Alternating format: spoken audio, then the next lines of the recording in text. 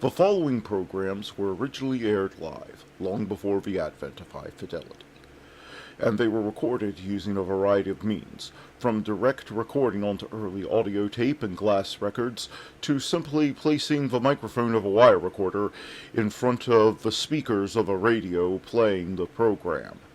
I hope, however, that any variance in audio quality will not take away from your pleasure in listening to these, some of the all-time favorite shows.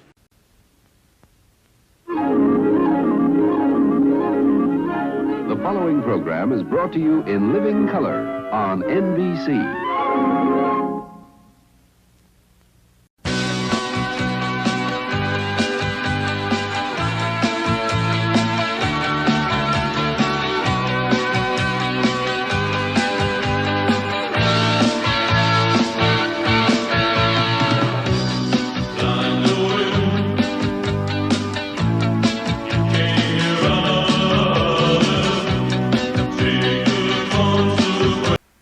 Next guest will give you the laughs, just don't ask him to lend you money. It's Jack Benny coming up next.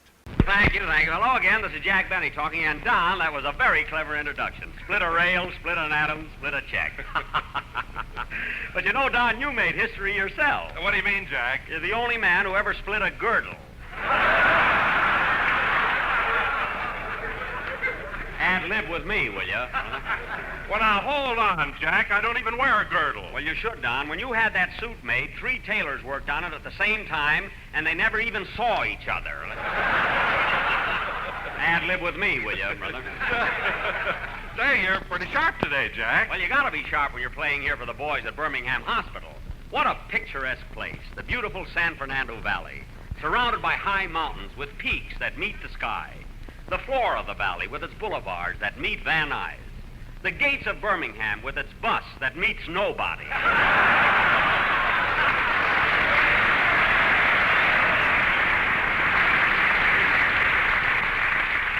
The fertile soil. Wait a minute, Jack. I thought the bus service out here was excellent. Excellent. Don, a soldier in Hollywood had the 7-year itch. They sent him to Birmingham by bus, and it took so long that the itch got off at Sherman Oaks.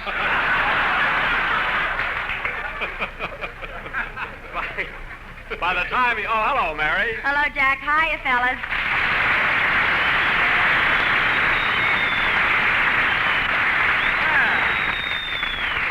Say, these boys really gave you a terrific reception, Mary. Well, maybe that's because they know me here, Jack. You see, I'm a member of the VACS, the Volunteer Army Canteen Service. Oh, the VAX. Yes, a lot of my friends belong to it. We come out to the hospital 2 or 3 times a week and go through the wards with cigarettes, candy, apples, oranges, bananas, and the boys really go for them. Gee, why didn't I think of... Jack, we don't charge them.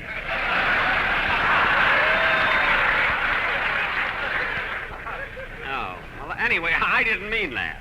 You know, Mary, I came out last week and went through the wards playing my violin. Well, Jack, I think that was very nice of you to play your violin for the boys. Thanks. Mary, did you say you gave the boys apples, oranges, and bananas? Uh-huh. Where do those tomatoes come from? I was so embarrassed there.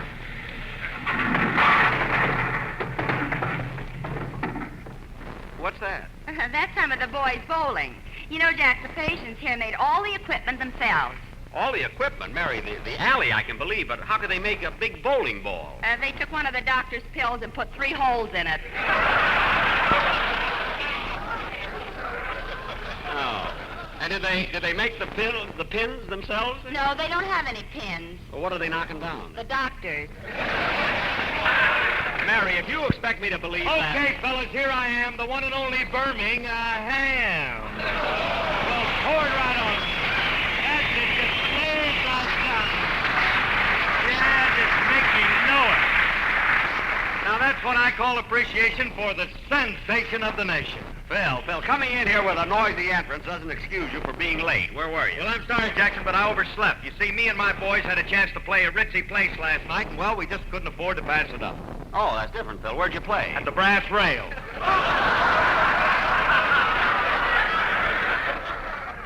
The Brass Rail. Phil, your band has 18 men. I mean, how could a place like that afford to pay you? Well, they gave us a pretty good deal, $15 and all we could drink. Oh, well, that wasn't so bad. Well, the guy wants us to come back next week, but the deal isn't quite as good.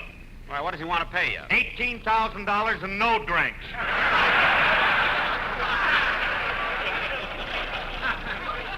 Well, the guy's got to protect himself. Anyway, Phil, you ought to be ashamed of yourself only making those kind of deals. What do you mean? Last week we were offered $200 and all we could drink, and we turned it down. Where'd they want you to play? At A-Door. A-Door? Phil, that's a dairy. Hey, Jackson. Why in the world? Hey, What? Jackson, wait a minute. Ain't you going to ask me what kind of music we play at a dairy? No. Well, then I'll tell you anyway. A cow, a boogie. Oh, Harris, you got to stop eating that alfalfa, kid. Phil, oh, brother. Phil, you ought to be ashamed of yourself. Say, Jack, you mind if I say something? Don, everybody knows that Lucky Strike means fine tobacco. Oh, I don't mean that, Jack, but talking about dairies reminded me that they've developed a process whereby they make clothing out of milk. Well, what will them cows think of next? Quiet, Phil. Say, Mary, didn't you tell me you had a dress made out of milk? Yes, Jack, it's called Aerolac. Well, why didn't you wear it today? I couldn't. I wore it last night to the Palladium. A soldier asked me to jitterbug, and you'll never guess what happened. What? He whirled me around the floor once, and my dress turned to butter. Butter? Oh, my goodness. Well, what did the soldier do? Nothing. He gave me 8 points and took me home.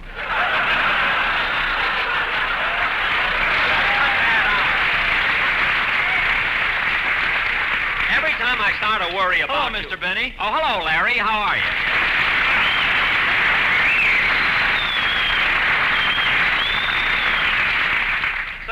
Say, Larry, what's that you've got in your hand there? Oh, it's a fan letter. I just received it this morning. Well, you're going places. Come on, kid, don't be modest. Read your fan letter to us. Okay. Dear Mr. Stevens, please send check for the fan you bought last summer. Larry, just sing your song. If he comes in here next week with a washing machine letter, I'll hit him right on the head with it.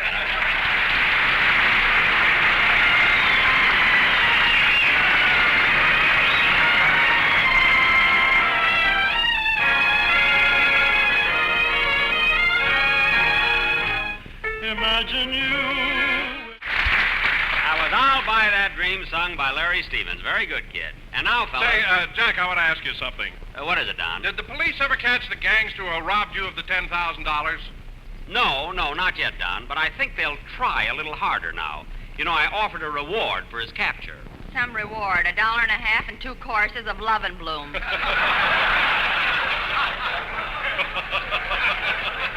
Mary, don't be ridiculous. Ha No, really, I offered him more than that. I know, but who wants a lock of your hair? Anything that's scarce nowadays is valuable. And live with me, will you? That's a deal. Jack, didn't I read where the gangster came back last week and beat you up? The gangster beat me up? Mm-hmm. He didn't even hurt me. Oh, no. What about that military punch he gave you? Military punch? Yeah, he hit you on the chin and your brain took a 3-day pass. It was only 3 hours. What a lousy time I had. Hey, Jackson. What? Look, Jackson, when you get into a fight like that, you got to be tricky. What? Well, when I'm in a fight, I tell the guy his shoelace is untied, and then when he looks down, boom, I clip him. I tried that, Phil. I Well, said to the gangster, look, your shoelace is untied. Well, what happened? He said, well, you're down there, tie it.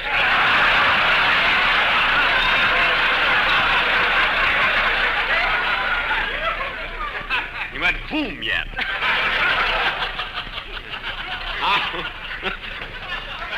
How do you like that?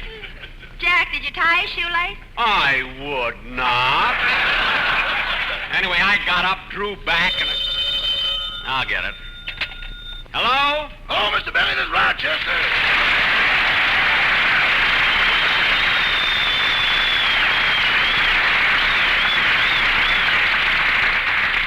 Where are you, Rochester? I'm home, and I called to tell you that the gangster who robbed you was just here. Oh, my goodness, he's after me again. Tell me everything that happened. Well, I heard the door buzzer, opened the door, and there stood the hold-up man. So I invited him in. Invited him in? For heaven's sake, why did you do that? Boss, there's something about a man with a gun in his hand that brings out my southern hospitality.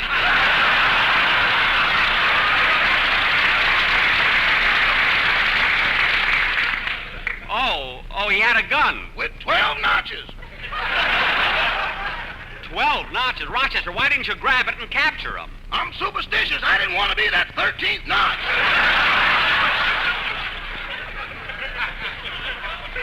Rochester, where was your courage? It must have been somewhere around the house. It wasn't with me. You know, Rochester, I hate to think of you being a coward. Yeah, depressing, ain't it?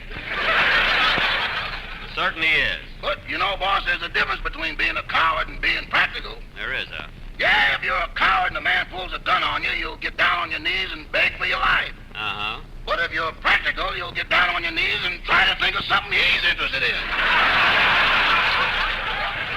That's what I thought. Anyway, you should have made some attempt to capture him. You know, boss, I hate to bring this up, but last week you had a mighty good opportunity to capture that gangster yourself. Rochester, he took me by surprise. Well, I didn't have no appointment with him.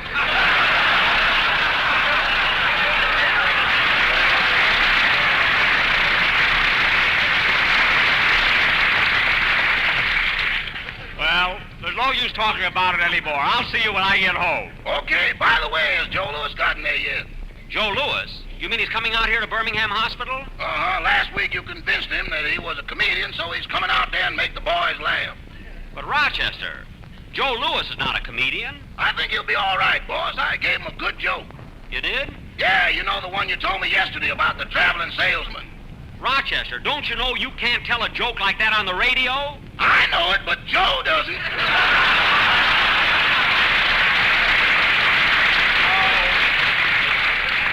Oh, for heaven's sake, we'll do the best we can.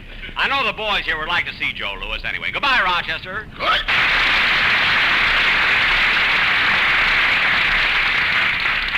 Everything backfires. I tried to get Joe Lewis as a bodyguard, now he wants to be a comedian.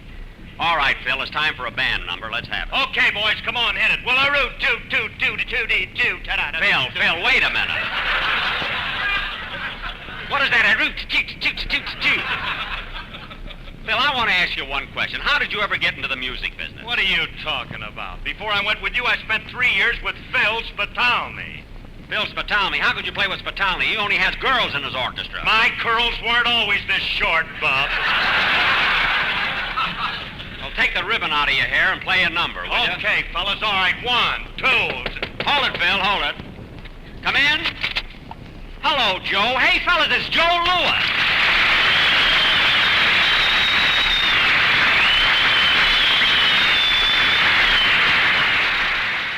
Chester told me you were coming up here to be a comedian, make the boys laugh. Do you think you can do it? Oh, sure. You know I used to be in the Army. Yes, I know. I was a sergeant. A sergeant in the Army? Yeah, a sergeant is the rank between a private and a general. Oh, well, what about majors and colonels? They're mixed up in there someplace.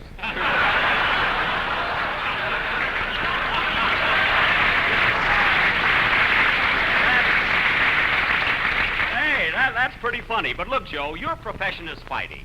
Now, why don't you leave the comedy to me? After all, it took me 25 years to become a comedian. It's the same as fighting. Now, how long did it take you to become a champion? 10 seconds. Oh, yes, I see. Look, that's when you won the championship from Jim Braddock. But, Joe, here's what I want to find out. You really only lost one fight, and that was the first time you fought Max Schmeling. How did he ever get you in a position to knock you out? He told me my shoelace one time.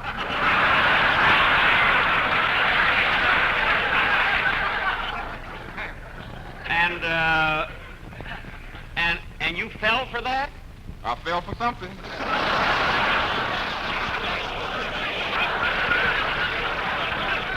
Yeah. But, Joe, you really gave it to Schmeling on that second fight when you knocked him out in the first round. How did you do it? I wore shoes with zipper on them. You really tricked him, didn't you? Say, Joe, I've always been a great fan of yours. Double up your fist and let me take a look at it once, will you? Okay. Just look at that fist, Jack. Doesn't that remind you of a Lucky Strike cigarette? What? So round, so firm, so fully packed. You're right, Don, and it leaves them so free and easy on the floor. Yes, sir. Hey, you want to know something, Jack? When a fighter gets knocked down, the referee should stand over him and say, LS, MFT, LS, MFT. Don, what good is that? The guy doesn't get up and ask for a Lucky Strike cigarette. Really? Well,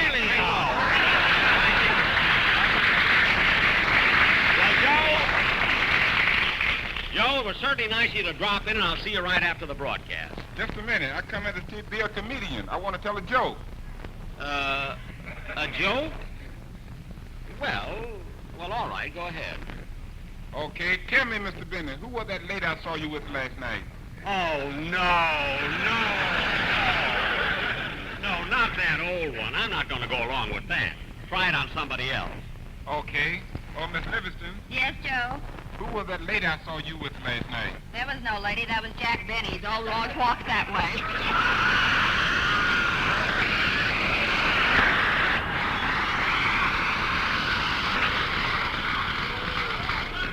That's swell, thanks.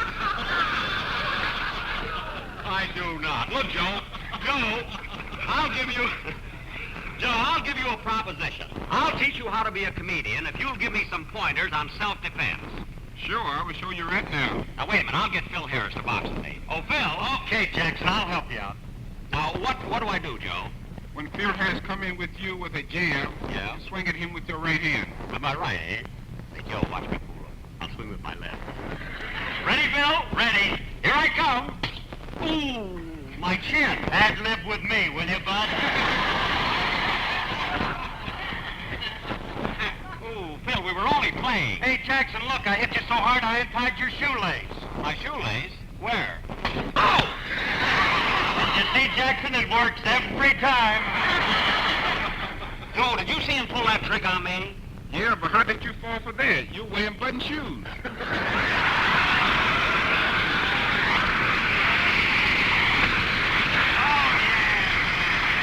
on, Joe, I want some more instruction.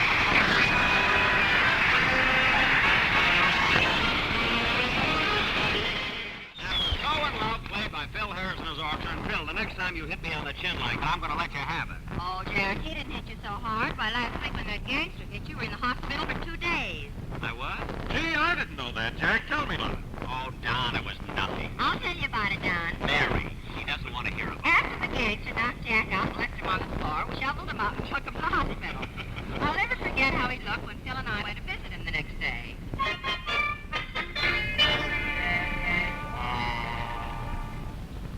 How do you feel now, Jack?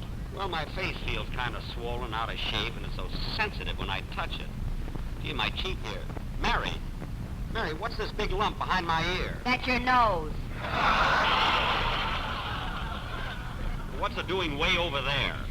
Gee, my face looks awful. You'd look a lot better, Jackson, if you'd wear pajamas instead of that nightgown. That's so. And with that nightcap on your head, you look like you're waiting for a Little Red Riding Hood. Never mind. Oh, drama, what a flat nose you have. Phil! Cut that out. Everybody comes in here with jokes. No fruit. Fine people. Well, and how's our little patient today? Oh, are you the doctor? What do you think I am with this thermometer? A spy from Florida? Look, doctor, I wanted... Come now, stick out your tongue. Ah. Stick your tongue out a little farther. Ah. Farther. Ah. The knees. Most of the patients can't even touch their chin.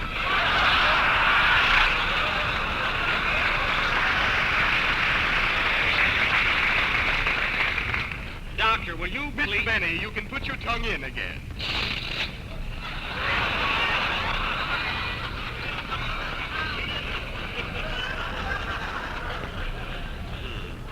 What a time for the window shade to go up. And now, Mr. Benny, I want to listen to your heart. Now, let me adjust this stethoscope. Mm-hmm.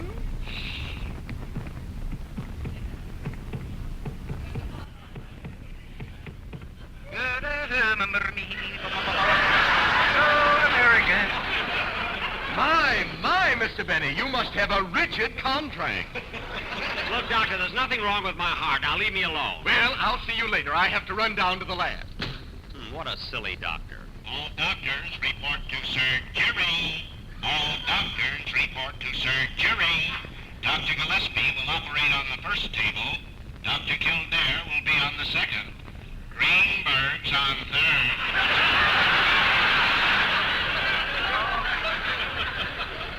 Somebody ought to tell him the game's over. I got to get out of this place before anything else happens. All right, everybody out. We must have a little privacy here. The patient's gone through a great ordeal. We'll leave in a minute, nurse. And now, look what I've got. And it's all yours.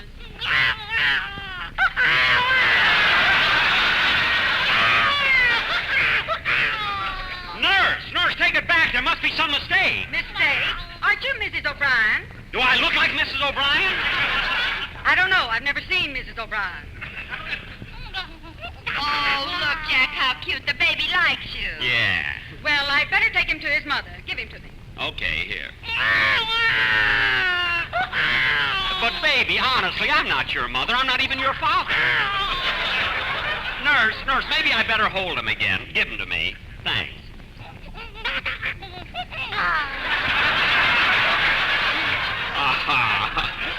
Nice little fella there.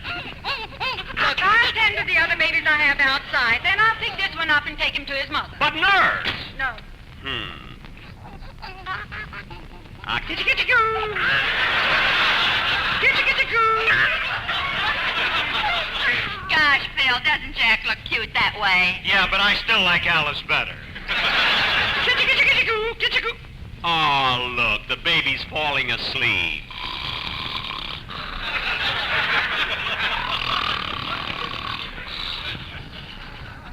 Baby, turn over on your side. I wish the nurse would take him and get him out. Well, here I am again. Look, doctor. Now, you have nothing to worry about. I just got your test back from the laboratory, and it shows Well, I diagnosed your case all wrong.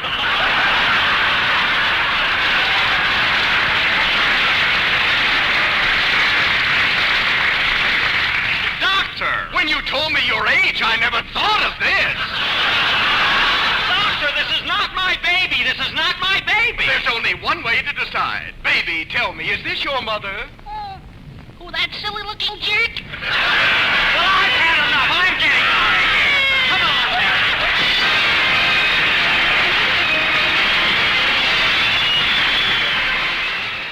Hospital, and I'm glad that the boys who couldn't be here in the auditorium could hear our show over their bedside network. I also want to thank Joe Lewis for being with us on these past two programs. By the way, Joe, I think I've got the idea of self-defense now. You have? Yeah, watch, I'll show you. Oh, Larry Stevens. Yes, Mr. Benny? Come here a minute. Now, put up your fist. Like this? Yes. Hey, Larry, your shoelace is untied. Where? Right there. Well, that's all right. I have to take them off tonight anyway. What a lousy sport he is. Good night, folks. Lights Out is up next on nightly old-time radio shows.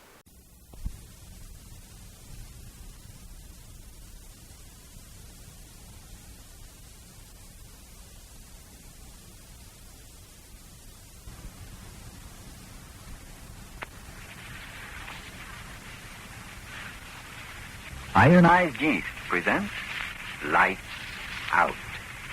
Everybody.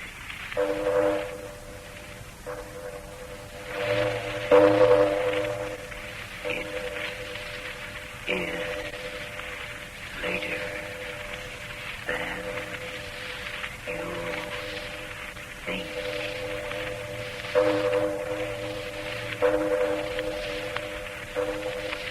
Lights Out brings you stories of the supernatural and the supernormal, dramatizing the fantasies and the mysteries of the unknown. We tell you this frankly, so if you wish to avoid the excitement and tension of these imaginative plays, we urge you calmly, but sincerely, to turn off your radio now. This is Arch Obler. I want to urge you particularly to stay with us after the play is over tonight, for a reason you won't regret. Today we have a simple story. As simple as a bullet hole through a man's heart or a knife to his heart. But first, Frank Martin. Why do we hear more and more about the importance of vitamin B1 and iron? Because by getting more of these two substances, thousands who needed them have gained glorious new pep and strength and pounds, new enjoyment of life.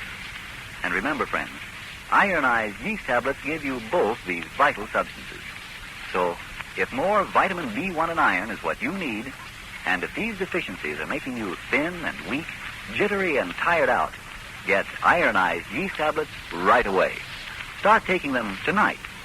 See if you're not surprised at the wonderful difference in the way you look and feel and act. That's right. It's the one and only ironized yeast tablets you want. And now, lights out. Everybody.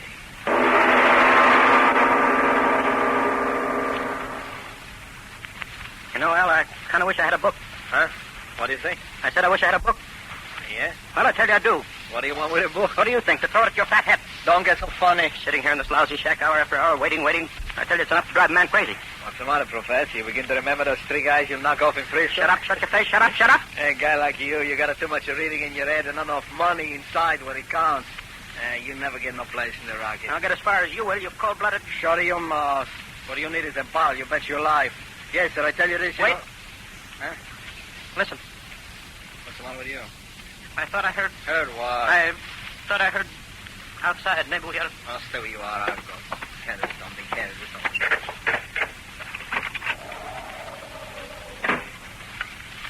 Nobody there. I thought I heard... You hear nothing, see nothing. I suppose not. You got the jitters. You're trying to give them to me, huh? I tell you, I thought I heard something. Well, stop thinking. This place is perfect hideout. Nobody know about it but you and me and Duke. Duke, when the devil's he? Well, don't worry, Duke will get here. But will he? What do you mean, will he? That's a lot of dough, $50,000. Oh, you think maybe Duke pull a double cross, huh? I'm not saying he will. I'm just saying that $50,000's a lot of money. Listen, 10 years in Alcatraz, I was in the same cell block as Duke. You know that? Well? Well, I get to know that guy inside and out. I know every idea he got in his head. And I suppose double-crossing isn't among those ideas, eh?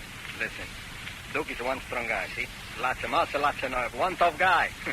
He got so much nerve and so much muscle, there ain't no room for the double cross. Yes, I suppose you're right. Sure, I'm right. I'm always right. That's why you and me and Duke is in the big dough now. I'm always right. And just because I'm right, in a little while, we three are going to have another 50 grand to split up, see? How do you like that, Professor? Splitting up dough, I always like that. Sure, I never seen nobody like the dough the way you do. I bet you still got the first dollar you ever make in the Rockies, huh? Wait. What's the matter now? You got the jumps again? No. Listen. Oh, that's just the dame. Oh, yeah. She got a lot of whips in her, eh, Professor? 3 days. Yeah, a lot of good is going to do as soon as the Duke gets here, eh, Professor? A lot is good is going to do it. Stop. A lot of good.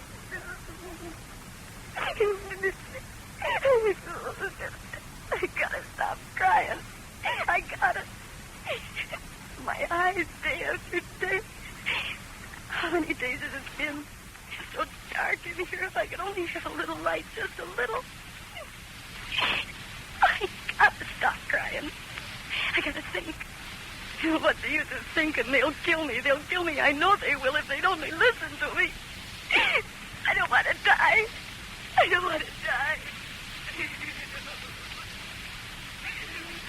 Crying. That dame's making me sick. Why doesn't she stop? Been going on like that for days. Don't worry, Professor. She stopped crying pretty soon. You bet your life. You wait till Duke gets here with a 50 grand. Yeah? And maybe he won't. Oh, what do you mean he won't? The boss said he pays 50 grand for knocking off this double-crossing dame. And 50 grand is what we're going to get. 50 grand? Yeah, and it's cheap at the price. So if that dame blew off her mouth like she said she's going to do, the boss is going up to Alcatraz for 20 years. 50 grand for saving 20 years out of a guy's life. Plenty cheap, I bet you lie. But that dame, she's got a lot of friends. What difference that make to us? Nobody ever tied us up with the others we knock off for boss before, did they? No. You leave it to the dude. He's one smart guy. When he finds the shack over the river, he find a gold mine. You knock him on the head, you drop him in the river, under the ground they go. They never come up again, bet you lie. Yes, that's true. They never do come up, do they? No, not in 1,000 years. The river on this ground, she runs deep and fast. Nobody we ever throw in ever come up again. Nobody. When I press my ear against the wall, I can hear the water running like it was a river under the ground. There used to be a river near the house when I was a little girl. I used to play near the water, and there was sun and light. I I gotta see the light again. I've gotta. How long have I been here? I never see anybody. I never hear them. Just the water running far below.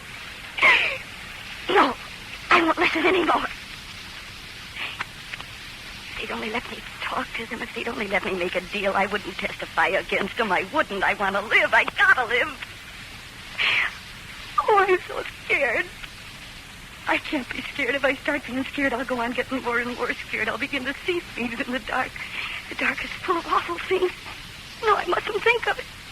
I'll go crazy thinking. I mustn't be scared. I mustn't be scared. Okay, Professor. 4 for you and 1 for me. Read 'em and weep. 2 pair. King's up, huh? You bet. Wait a minute. Hands off the cash, pal. Read these cards and weep. Oh, my God. 3 queens. Thank you. He draws 4 cards. He gets 3 queens. Hey, you got a luck. Am I? Sure. Meeting up with me and Duke. Duke, where in the devil is he? Oh, you start that again. I tell you, Duke, get here. 1 o'clock. That's 3 more hours. Yeah, but what if he doesn't get here? I told you before. The dame goes in the river, we scrum out of here. But Duke said not to touch her until he got here. Yeah, but me, I ain't taking no chances waiting around there anymore. Only time dames, they don't talk is when they're under the ground or under the river. Yeah. 3 hours from now, if the Duke come back with the boss's door or not, in the river that dame goes, and that's that. And that river, she cover up everything. Everything. You bet. Thought I was smart. Smart getting into the racket. Easy money. Yeah. Smart. And now they're going to kill me. Oh, my head, it hurts so. I must be going crazy. No, I mustn't think like that. It's so quiet in here. If I could only hear someone saying something, saying anything, I wouldn't feel as if I was going crazy. I wouldn't think that all the world is dead and I'm alone. I hear something. No, it can't be. I hear voices. People, they've come to help me. Listen, everybody. Listen, here I am. Here I am in here. Listen to me. Help me. Help!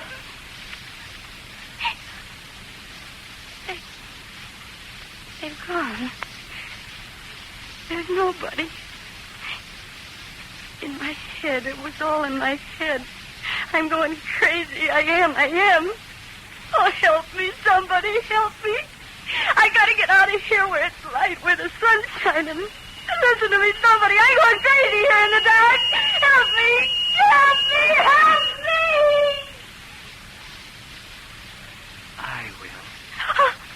I will. Voice. I hear it again in my head. I will help thee, my lady. No. There's nobody here. I tell thee I will help, my lady. There's nobody here. I know there isn't. No door open, no light. I come to thee from darkness. There's nobody here. I know. No, the place is so small. They're not here. They're here. No. There's no one. No one. I tell thee I will help thee. But I hear that voice so clear. Look before thee, my lady. The fear should not be thine. I can't quite make out who are you? My name, perhaps thou hast heard the name before, is Philippe de Martival. Philippe.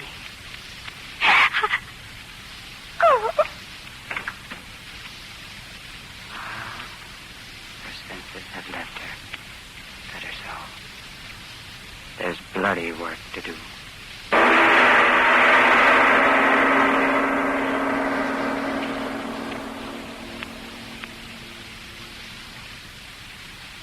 Ladies and gentlemen, I think you and I and everyone else at this point would welcome the reality of an interruption about something that is real. The reality of taking a deep breath and listening to the problems of keeping healthy in wartime. Meantime, girls, are you short on vitamin B1 and iron? Are these deficiencies what's making you say, I never have any fun anymore. I've lost weight and I'm so jittery and tired out all the time. I just never want to do anything these days. Honestly, I don't know what to do. if more vitamin B1 and iron is all you need, do this. Try ironized yeast tablets. They give you both vital substances, and believe you me, they are vital. Because when you don't get enough vitamin B1 from the food you eat, you may lose your appetite, not eat all you need. Or what you do eat may not do you the good it should. And when you don't get enough iron from your food, you may be weak and pale. You may feel only half alive. Sounds reasonable. And you say ironized yeast tablets supply both vitamin B1 and iron? Right. It's ironized yeast and its wonderful two-way help that's been of such amazing benefit to so many, many men and women with these deficiencies. So try ironized yeast tablets if you need more vitamin B1 and iron. Then see if before long you aren't saying... It's a thrill to look so good and feel so good. I've gained pounds. My jitters are gone. My friends say I'm like a new person. How glad I am I tried ironized yeast tablets. And now back to Lights Out and our story of the girl and the gangster.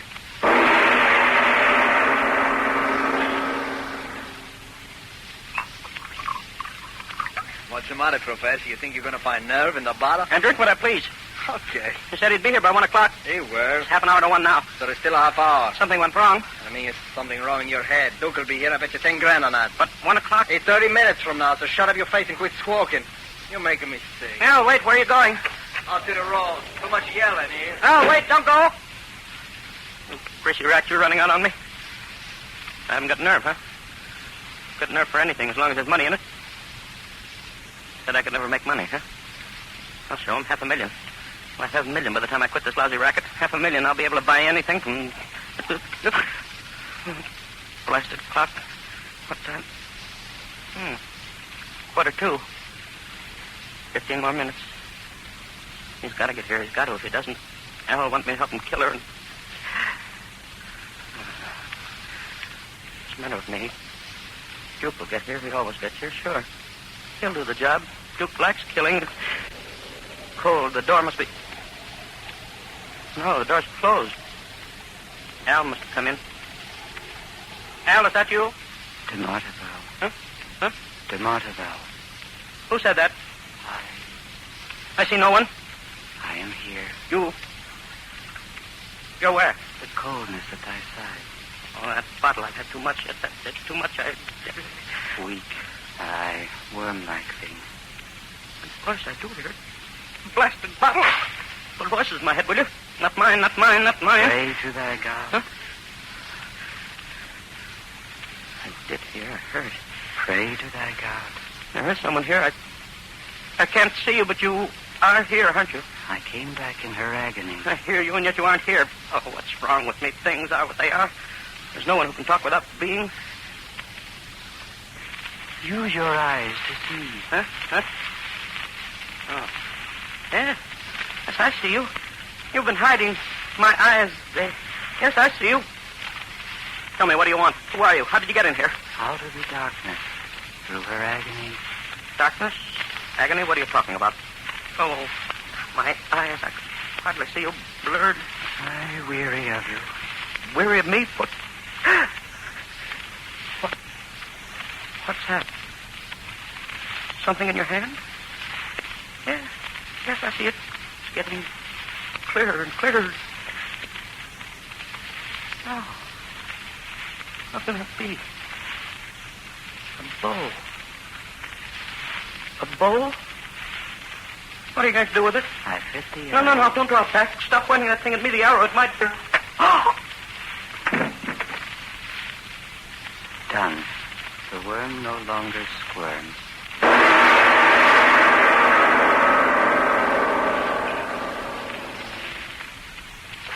Hey, Professor, I think the Duke is coming. I begin to see the headlights on a car down the road about a mile away. Hey, Professor, what's the matter? You don't... Well, if he ain't here, Professor? In the other room, I bet, hiding under the bed. Well, I think I go in and... And not to what's the use. What? Wind. The door, she's shut. What's the matter with me? I don't get the jumps. I'm afraid of nothing. Hey, Professor, come on out of that room there. Wake up. I want to talk to you. There is little time for talk. Who said that? Professor, that you? Oh, yeah, I see you. What for you hide on the floor? Come on, you get up. Get up or I'll kick your face in. Come on, get up. Professor, who do that to you? To Martival. Stand where you are. Yes. I got a gun on you. Stand still or I kill you. Yes. All right now, wise guy. I'm going to find out what you look like. Come on in closer to the light. No. Listen, smart guy, I don't know how you get in here. I don't know what your racket is. You listen to me. My name is Alcilotti. Maybe you heard that name before, huh? No. No, yes. Talk of words. Who are you? What are you doing here? Come on across to the light. I grow weary. You grow what? What are you talking about? Come on closer to the light, I tell you. Oh, now, keep your hands up. Up, I tell you. What do you think you're doing? Keep them up, I tell you. You're crazy. I got a gun on you. I'll blow you full of holes.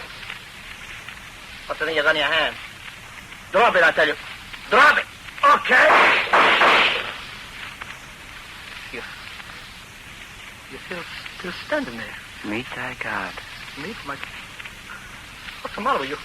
What are you set up for? Who are you? I get it. You got a bulletproof vest on, huh? Okay, wise guy, you ain't got no vest on your head. I'm gonna blow... No, wait. What you doing?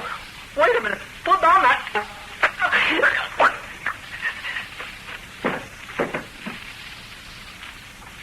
So, the worm, the rat, one more.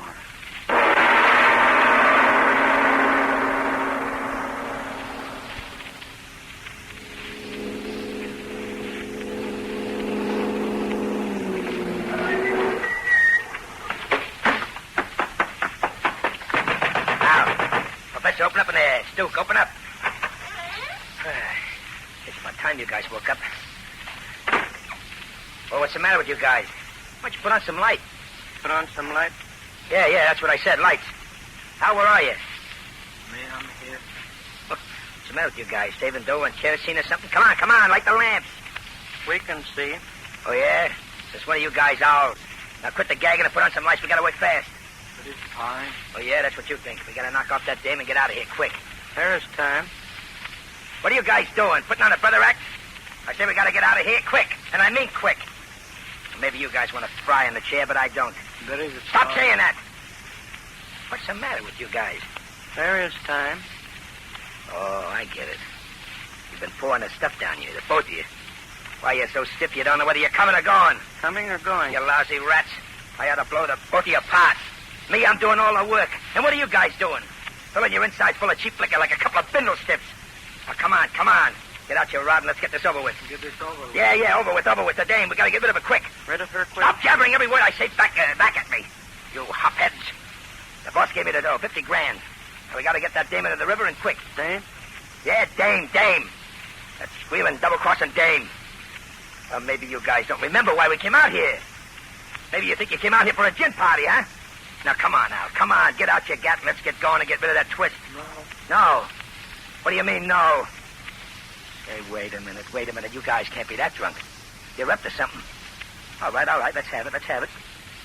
Well, let's have it. What are you up to? What are you trying to pull? Come on, let's have a light in here. Let's see what you mugs are looking like. Well, are you deep? Light a candle. Light? Okay, I'll light one myself. But I'm warning you, mugs. Don't start nothing. My rod works in the dark just as well as yours. Where's that candle? Well, answer me. Where's the candle? Okay. Just wait till I get a light. I'll make you guys talk. Yeah. Here it is. The match. Yeah. There. Now I'm going to see what's eating you guys. Okay, now, Al, I want you... Al. How will I... Oh, there you are. What are you doing standing there against the wall? Yeah, and you, Professor. What's the matter with you guys? Why don't you say something? Well, quit staring at me without saying nothing. Okay, I'll come over there, and I'll show you... How? Professor. George. Who did it to you, Al? Who did it? What? The Martival. Who said that? Answer me, who said that? I see you standing there. I see you did this to Al and the Professor. You did it. Why? Why did you do it? No, stand where you are. I got a gat on you. Now talk fast or I'll blow you apart. Come on, tell me why you did it. I came through her agony out of the darkness. What? What'd you say? When you die, I return. I die? You expect to knock me off too, huh? Stay where you are. Stay where you are, I tell you. There. That'll stop you. You're going to kill me too, huh? Well, why don't you do it now? Guess still standing there. Gosh, you're dead. Like dead. But they talked to me when I came in before. And they must have been dead then. How could they have... No, stay back, I tell you. You're dead. And dead. And dead don't talk. Don't move. What are you pointing at me? What are you going to do with that thing? Don't point it at me. I ain't done nothing. I ain't... Oh!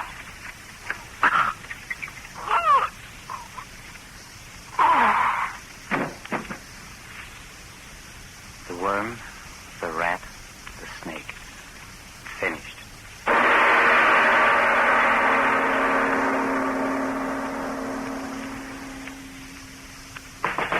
Open up in there. Come on, Duke, Al, whoever else is in there. You haven't got a chance. Come on, I'll be coming in now. All right, boys, come on. Careful, boys. There they are. Put them up, you. Put them up over... Chief, what is it? What? Look at them. Oh. Dead. All three of them. And each with an arrow through his throat.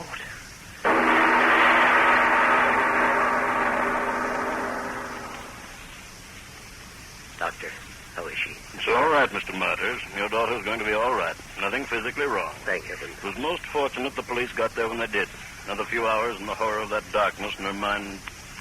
Well, I repeat, it was most fortunate. But I heard through the door. If you're referring to her cries, let me assure you that it's nothing. It was nothing but hysteria, a reaction to her horrible experience, that's all. But she'll be all right, you can believe me. My poor little Ruthie. I hadn't seen her for years. To find her again this way. Oh, Mr. Martyrs, there's something I would like to ask you if you don't mind. That's all.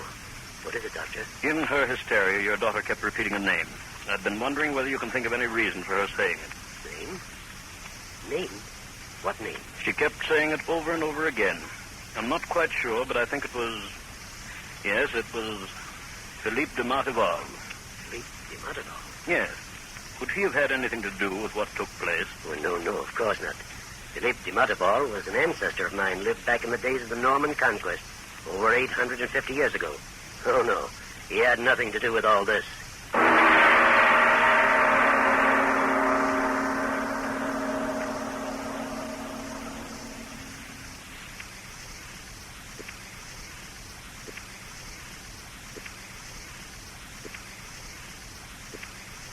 Hey, man, how about we check in with Fibber, Magee, and Molly next? That sounds good to me. The Pet Milk Program with Fibber, Magee, and Molly.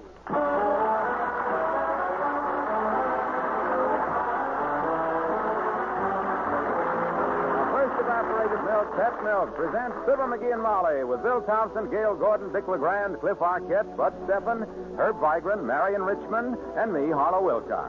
The show is written by Phil Leslie and Keith Fowler and directed by Max Hutto with music by the King's Band and Billy Mills Orchestra.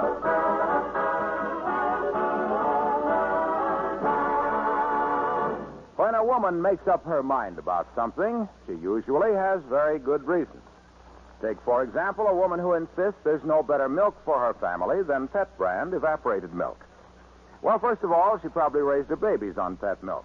And she figures, and rightly, that a brand of milk so safe for baby must surely be good for all the family. She knows, too, that Pet milk is good, sweet country milk with more than half the water removed by evaporation.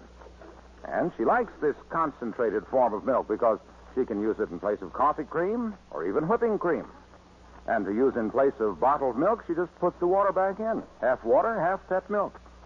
She also knows she can buy Pet milk for less than half what she'd pay for coffee cream, less than 1/3 what whipping cream costs, less even than the price generally asked for ordinary bottled milk.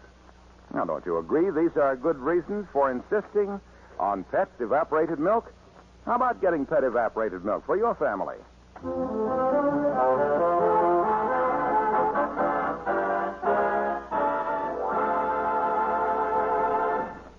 There's a fellow in Wistful Vista named Mort Toos. He's sick today. There's another fellow who's going to handle Mort's job for the day as a department store floor walker. He's telling his wife about it now as we join Fibber, Magee, and Molly.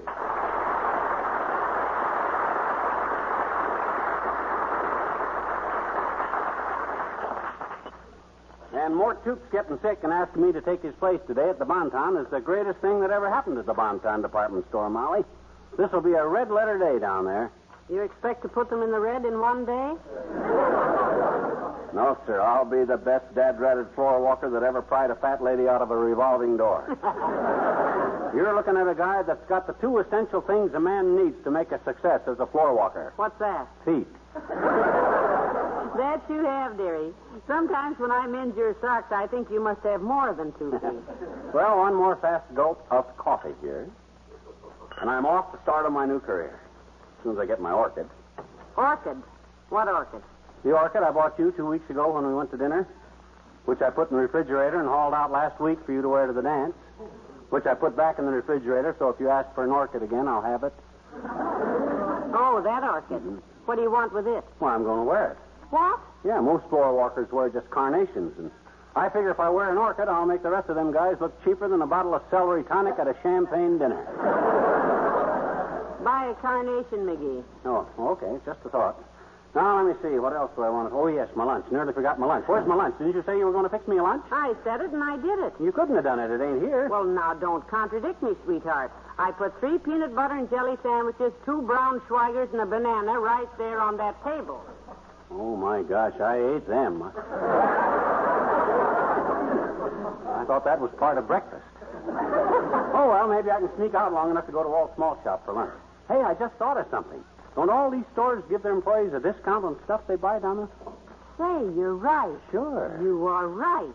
I remember Mabel Toop saying that Mort got 20% off on everything he buys. 20%? Huh? Yeah. Gee, that's great. Well, look, why don't you come with me to the Bonton and do our Christmas shopping, huh? A wonderful idea, dearie. 20% off is a fifth of the whole cost, you know. A fifth? It is?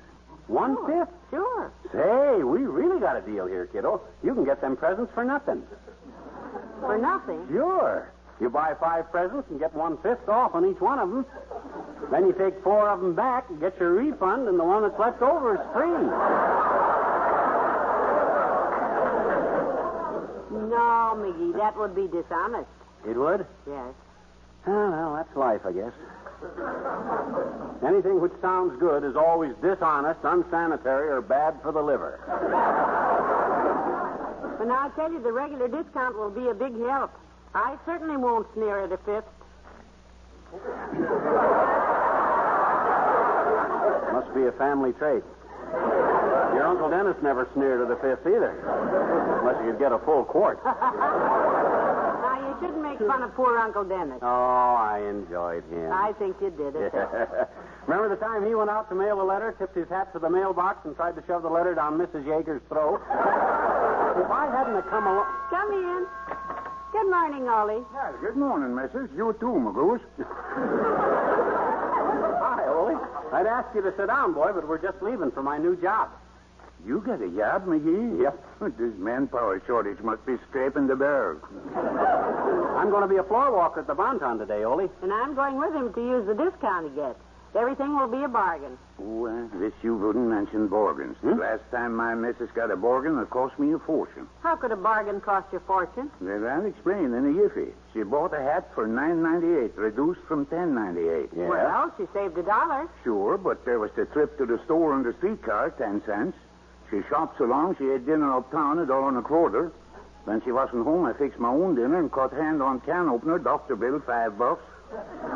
Then she come home on streetcar, 10 cents. Say, this really adds up. And I'm used at the beginning. Oh? When she come home, I'm so mad, I say I don't like the hat. The missus stomp her foot, clock fall off a shelf and break, new glass, 2 sex beds. She have more words, and she says she go home to her mother in Milwaukee. She call her mother on long distance, $16.40. Her mother tell her to stop acting foolish. The missus bang up the phone so hard she break receiver, repair bill, $7.50. Now we're in the big money. Bet there's more. Ooh. The missus throw herself on the sofa, cry all over the upholstery, cleaning bill, $12.83. I can't stood to see her cry, so we make up and I took her to movies. Tickets $2.20, popcorn 30 cents. Total cost of bargain $58.41. Well, at least he had a nice hat. No, she was so excited over Van Johnson, she forget and leave the hat on the seat at the movies.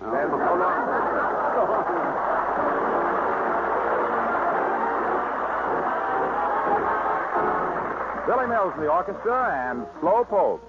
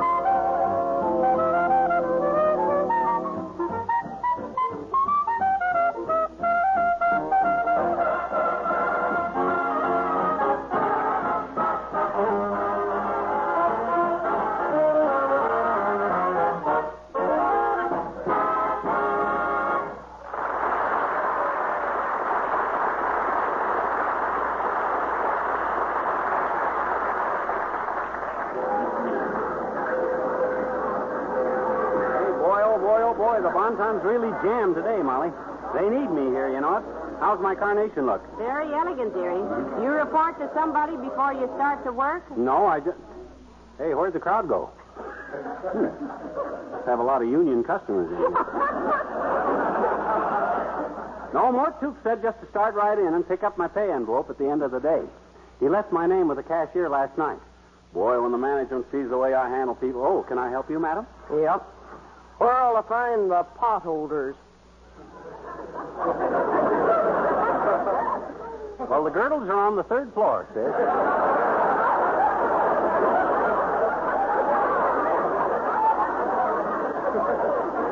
Anything else I can do for you?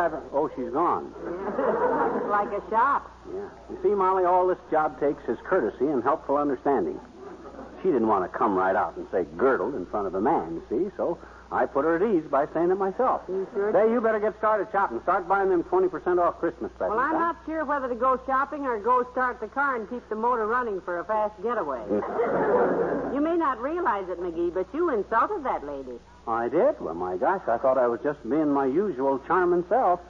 That's the trouble. You were. Oh. Well, here comes a shopper with a question in his eye.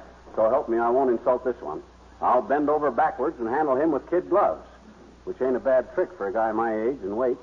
Pardon me, I'm looking for a lamp. Could you tell me where to find them? Certainly, sir. The merchandise in this store, sir, is arranged in alphabetical order for your convenience, sir. Good.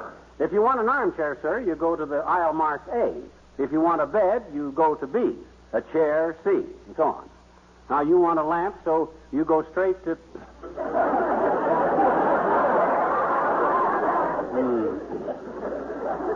Sure you wouldn't settle for an armchair, Bud? Oh, Skip it. I'll go find it myself. I'll go warm up the car motor, dearie. No, sir. You go shopping, Tootsie. Don't worry. I'll make out. Well, all right. I'll look around. You do a good job now. Okay. Show these people how valuable you can be. Okay, Tootsie. Now, there goes a good kid. I'll make her proud of me today, which ought to surprise the daylights out of both of us. When I pick up that pay envelope with the $16 in it... Pardon me, sir. Don't interrupt me when I'm talking, Bud. It's not polite. Well, I'm sorry, sir. I thought you were just chewing a caramel. I'm looking looking for a TV set, and I wondered if you can give me an idea of prices. Well, we got them at all prices, Bud. From $1,000 down to something new on the market that sells for 50 cents. 50 cents a TV set? Well, it's practically the same thing. It's a picture of Francis X. Bushman, and you look at it through a piece of herringbone tweed.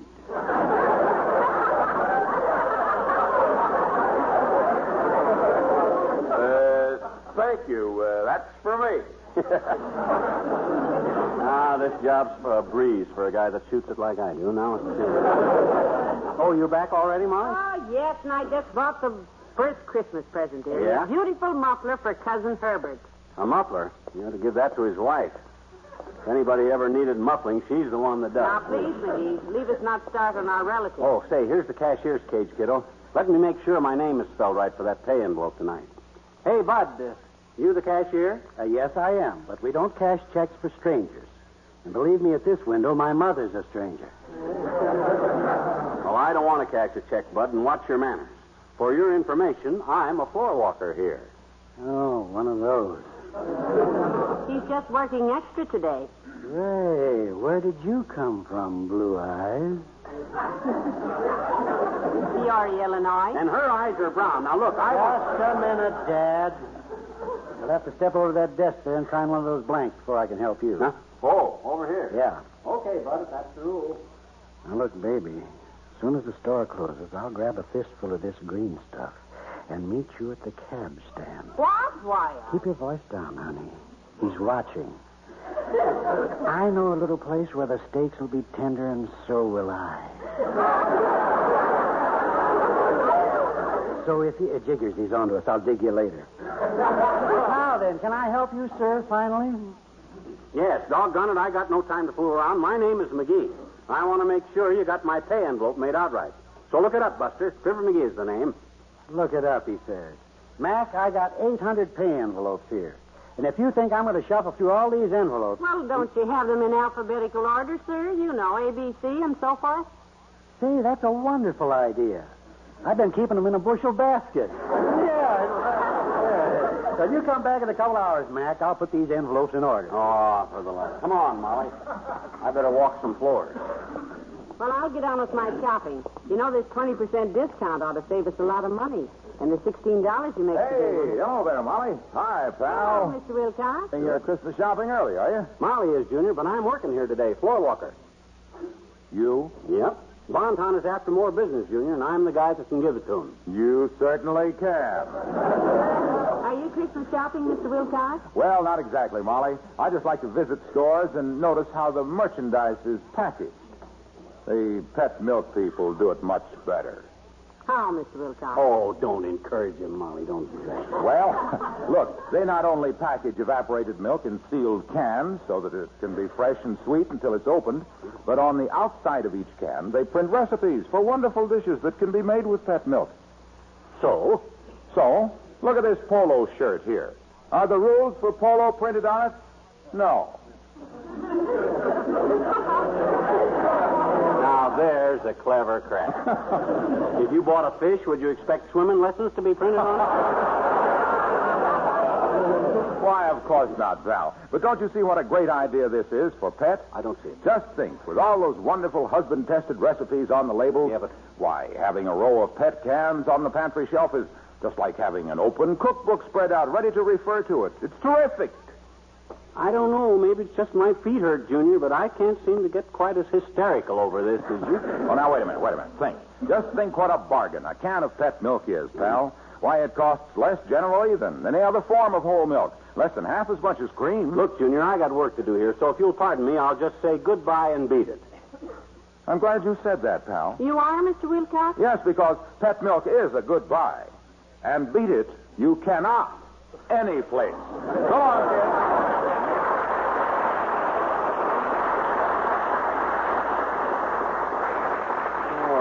Cannot. Oh, brother. I wonder who wrote that for him.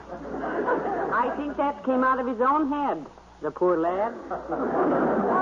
Well, I better get on with my shopping. I'll have everything sent to the will call desk, and we can pick them up when we go home, sweetheart. Okay, Tootsie. I better walk the floor some more, because the more floor a floor walker walks, the better floor walker the floor walker is, and I'm going to be the best at it. Excuse me, sir.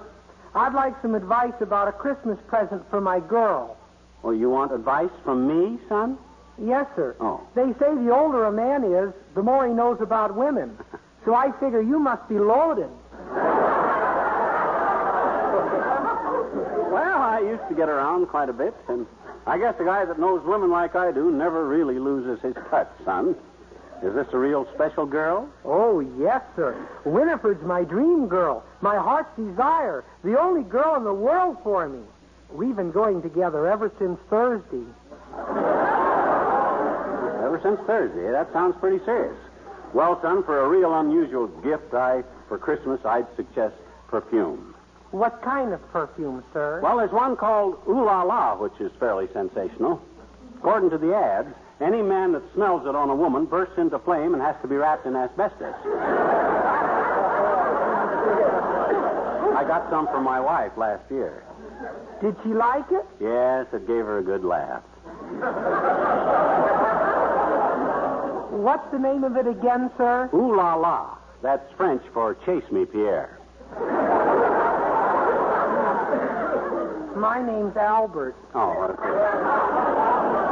Yeah, but I see what you mean. Say, I've got it. We got a brand new perfume in just today, son. It's called Yipe. Yipe? Yep, Yipe. It's a genuine imported type, French style imitation extract of simulated roses, son. That sounds good. It comes in a handsome plastic replica of a genuine glass bottle. It's unconditionally guaranteed to have an odor, and we got it on sale today at $2.95 for the pint size. Oh, Winifred will just love that, sir. Where is the perfume counter? I don't see it. Oh, it's right over that way, son. You can't miss it. Just follow your nose. Thank you, sir. Speaking of nose, I better stick mine into that cashier's cage yet. Hey, Bud, you located my pay envelope yet? Not just yet, sir, but I'll locate it shortly. Good. What was your name again? Oh, Magee. Fibber Magee. Look in the M's. Oh, of course. M. Yeah. Let me see now. A, B, F, K, no. A, B, R, P, no. A, no.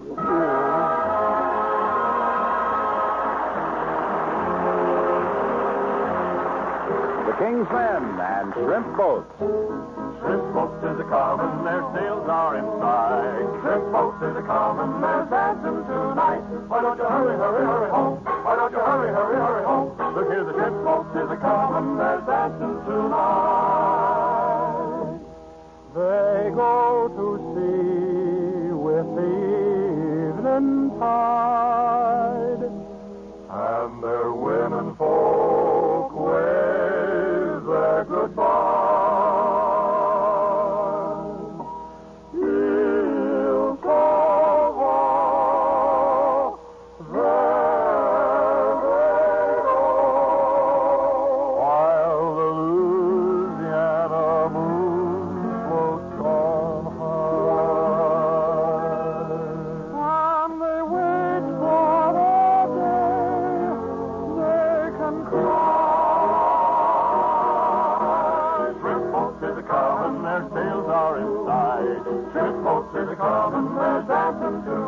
Why don't you hurry, hurry, hurry home? Why don't you hurry, hurry, hurry home? Look here, the shrimp boats is a comin', they're dancing tonight.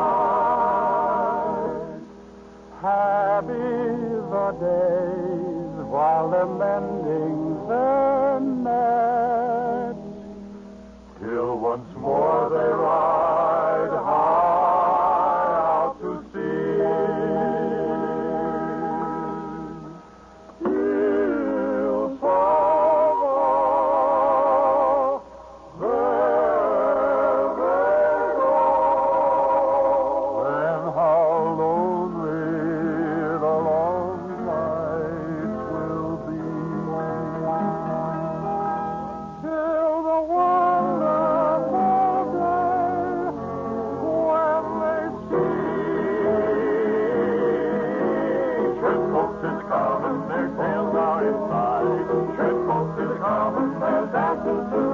Why don't you hurry, hurry, hurry home? Why don't you hurry, hurry, hurry home? Look here, the shrimp boats is a comin'. There's dancing, there's dancing, there's dancing, there's dancing, there's dancing, there's dancing tonight.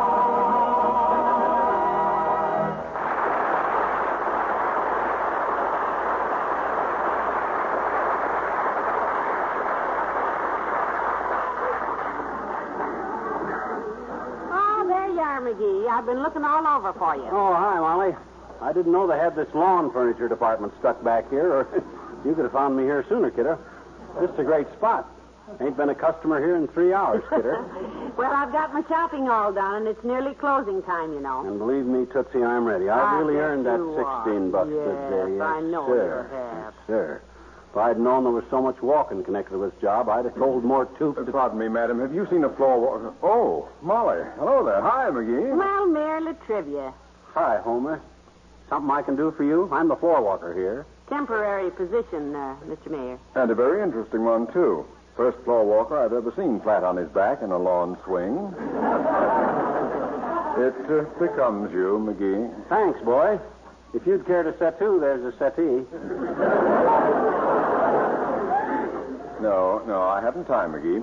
I was looking for the Christmas card counter, but Well, McGee will tell you where they are, Mr. Mayor, won't you, dearie? Oh, well, I don't... Oh, sure, boy. That's my job. Christmas cards, eh? Well, I'll tell you what you do, boy. You go down aisle 3 here to the hosiery counter. The hosiery. Then you turn left to the elevator. Elevator. Take the elevator up to the 3rd floor and turn right to ladies' hat. Ladies' hat? Then left to the 2nd aisle and 2 doors over to the men's room, and there they are. The Christmas cards are in the men's room? No, but there's always a bunch of floor walkers in there sneaking the smoke, and ask one of them, they'll tell you.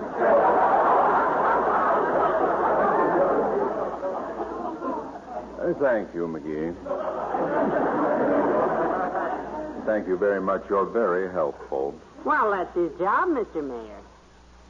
Yes. The next time you're down at City Hall, McGee, drop in and have lunch with me in my new offices. Oh, swell, boy. How do I find it? Go to the cigar counter and turn right past the pinball machine to the elevator. Mm-hmm. Take the elevator to the 3rd floor. 3rd floor? Turn left to the 1st hall. 1st hall? Then turn left again to the license bureau. License bureau? And left again to the 1st door. You'll find a sign on the door that says keep out. Just open it and walk in. Oh, just walk in, huh? That's your new office. No, that's the elevator shaft. Good day, Mike.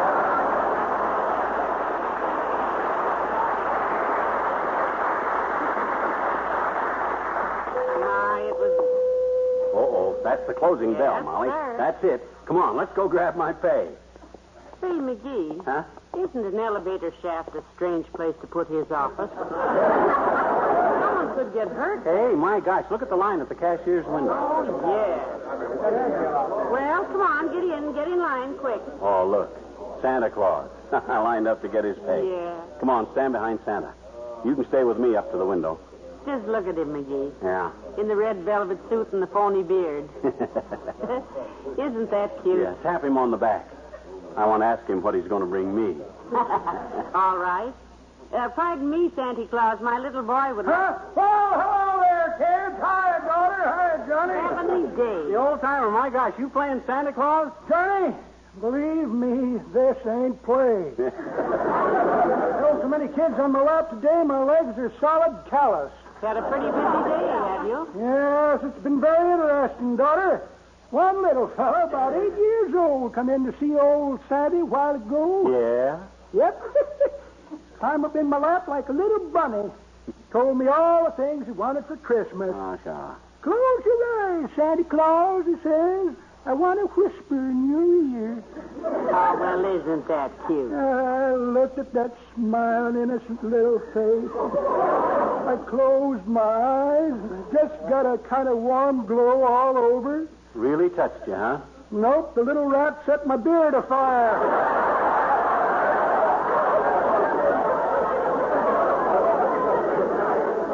Say, kids, you mind if I ride home with you when I get paid here? Oh, not at all, Mr. Glad to have you, boy. You usually bum a ride with Mark Toops, but Mark's home sick today, you know. We know. Yeah, that's what I'm doing down here at the Bonton, old-timer. I took Mort's job as floor walker for the day. Made myself $16. Is that so? Yeah. Took Mark's place, eh? Yeah. What are you laughing at? Nothing, daughter. Something just struck me amusing. You've been working here all day, huh? Yep. More toops? Well, I just told you. Come on, hurry up. Move up. We're next. Johnny? Huh? I got news for you. Huh? Big news. Huh? In fact, this may come as a scoop to you, son. More tubes don't work at the Bonton department store. What? What was that? What was it, huh? Mort works across the street at the downtown department store. Oh, no. Now then, what was your name again, sir? Mud, Bud. Come on, Molly. Let's go.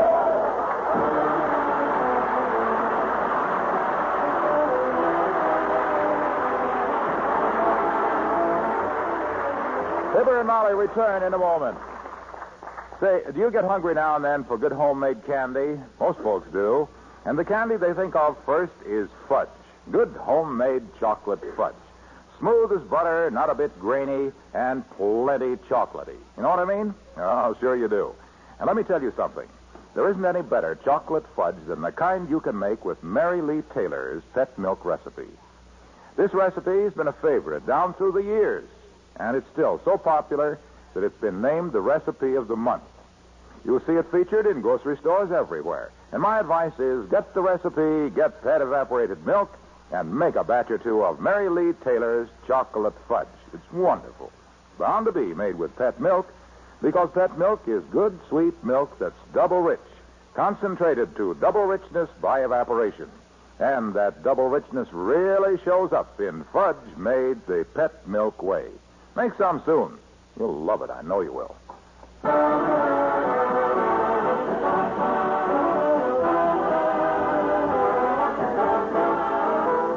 Well, this was quite a day, kiddo. Yes. I got an offer from the downtown department store to work steady. As a floor walker? Yep. At the downtown department store? No, the downtown wants me to work at the Bonton. What? Uh-huh. You mean the downtown wants you to work at the Bonton, and the Bonton wants you to work at the downtown because you work at the Bonton with such a help to the downtown that between the downtown and the Bonton... Molly, please, kiddo.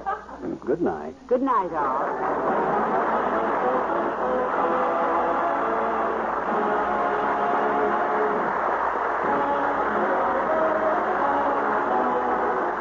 First evaporated milk, Pet Milk, brings you Fibber, Magee, and Molly each week at this time. Be with us again next Tuesday night, won't you?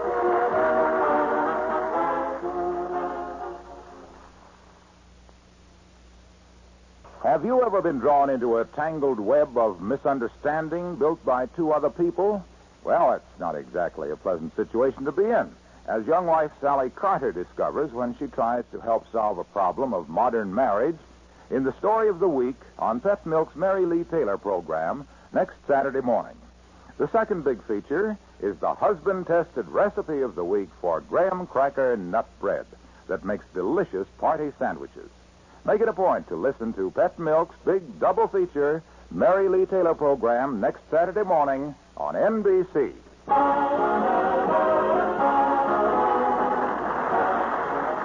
Next, it's Big Town, then Playhouse on Broadway on NBC.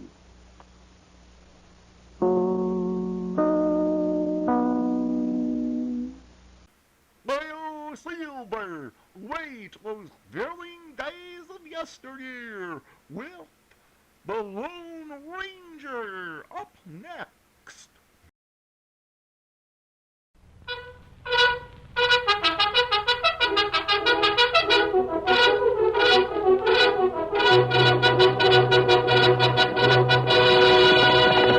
Hail, Silver, away! A fiery horse with a speed of light, a cloud of dust, and a hearty hi-yo Silver, the Lone Ranger.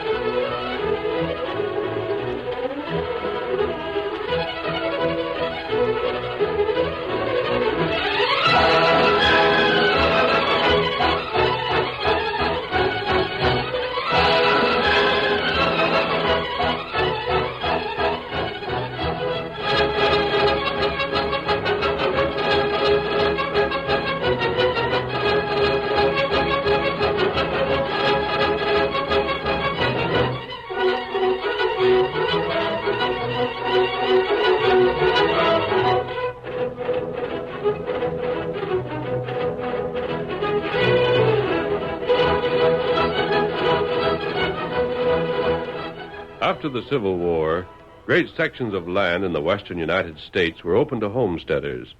This meant the end of the open range, and the cattlemen not only resented the coming of the farmers, but tried to drive them out. Bloodshed and violence might have followed if it had not been for the masked rider of the plains. It was he more than any other man who made an understanding between the two factions possible. Return with us now to those thrilling days of yesteryear. From out of the past come the thundering hoofbeats of the great horse Silver. The Lone Ranger rides again. Come on, Silver! We're heading for the range country! Hello, Silver! Away!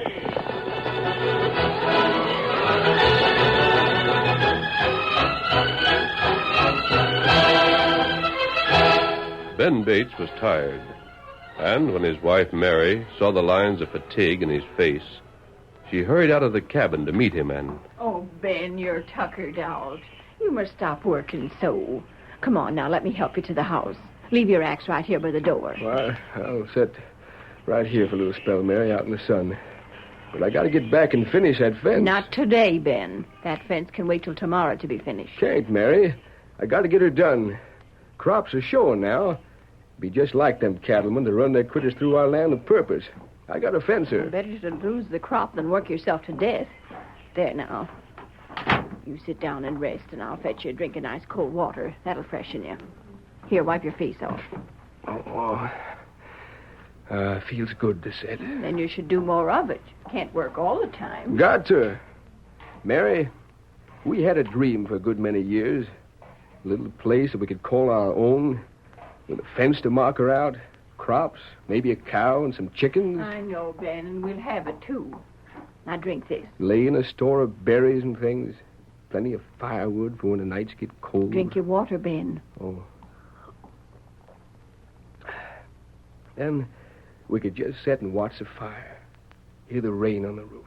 The wind howling around. We'll have it, Mary. We'll have it yet. Sure we will, honey. Where's Jen? Oh, we needed a few things from town. She went over to the store. Be back soon, I reckon. Pa! Pa! Jen, we were just speaking. Well, what ails you, child? It's the cattlemen, Pa. Pa Lodge Newsom's talking him up to things. Well, what do you mean? They've already told Jim Hastings to clear out of here. But Jim had a homestead, same as us. They didn't care about that. They told him to clear out or they'd clear him out. Oh, Pa, they can't make us give up what we worked so hard to get, can they? Not legally, they can't.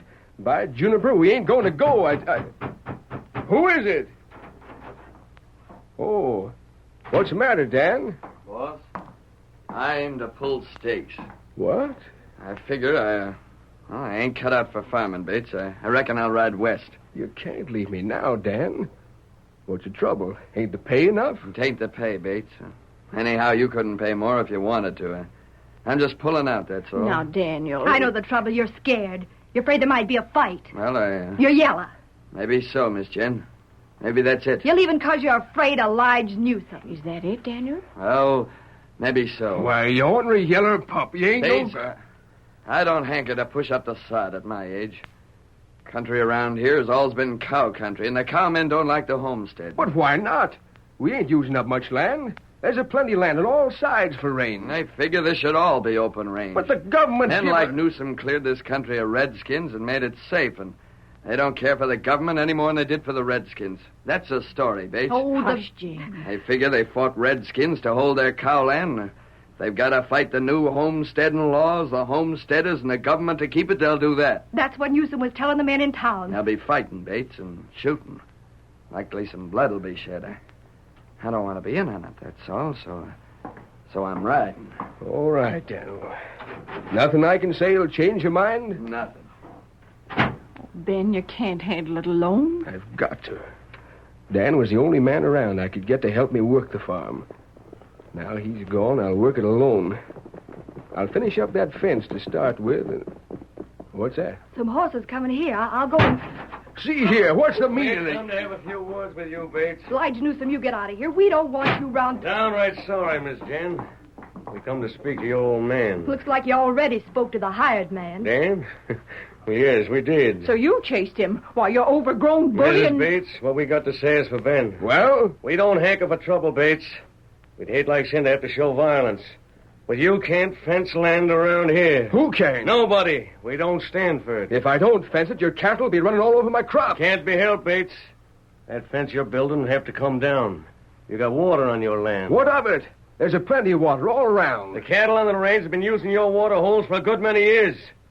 We don't aim to let them critters be fenced away from the water by no unwelcome sodbuster that moves in where he ain't wanted. I got this land from the government. It's mine. There used to be redskins that figured the same way.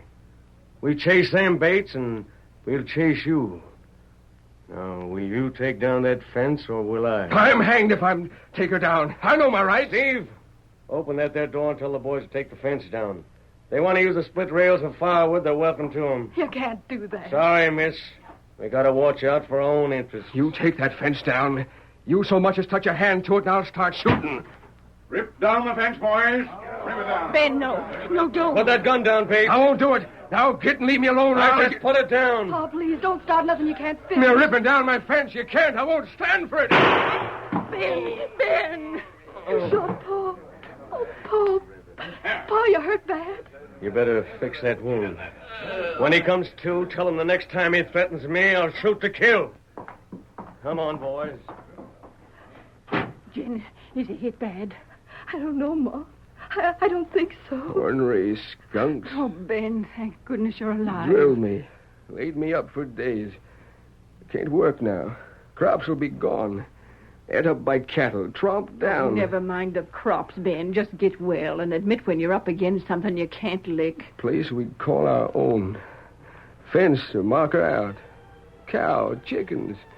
Store of berries. Sit watching the fire. Hearing rain on the roof. Snug and cozy. While the wind howls all round. Howls and can't get in. 'Cause we're snug and cozy. Our own place. Oh, Dad rat it all. Dad rat it all anyway.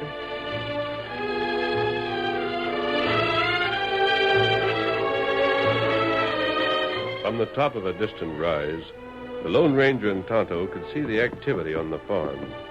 The Indian shaded his eyes, and then... Fellers, there. Take fence down. Taking it down? That's more trouble, Kemosabe. Man there got land all plowed. A homesteader, Tonto, and getting the usual treatment from the cattlemen. They've had a hard fight to make their homes and a harder fight to keep them. Come on, Tonto. Hi-yo, Silver! Away!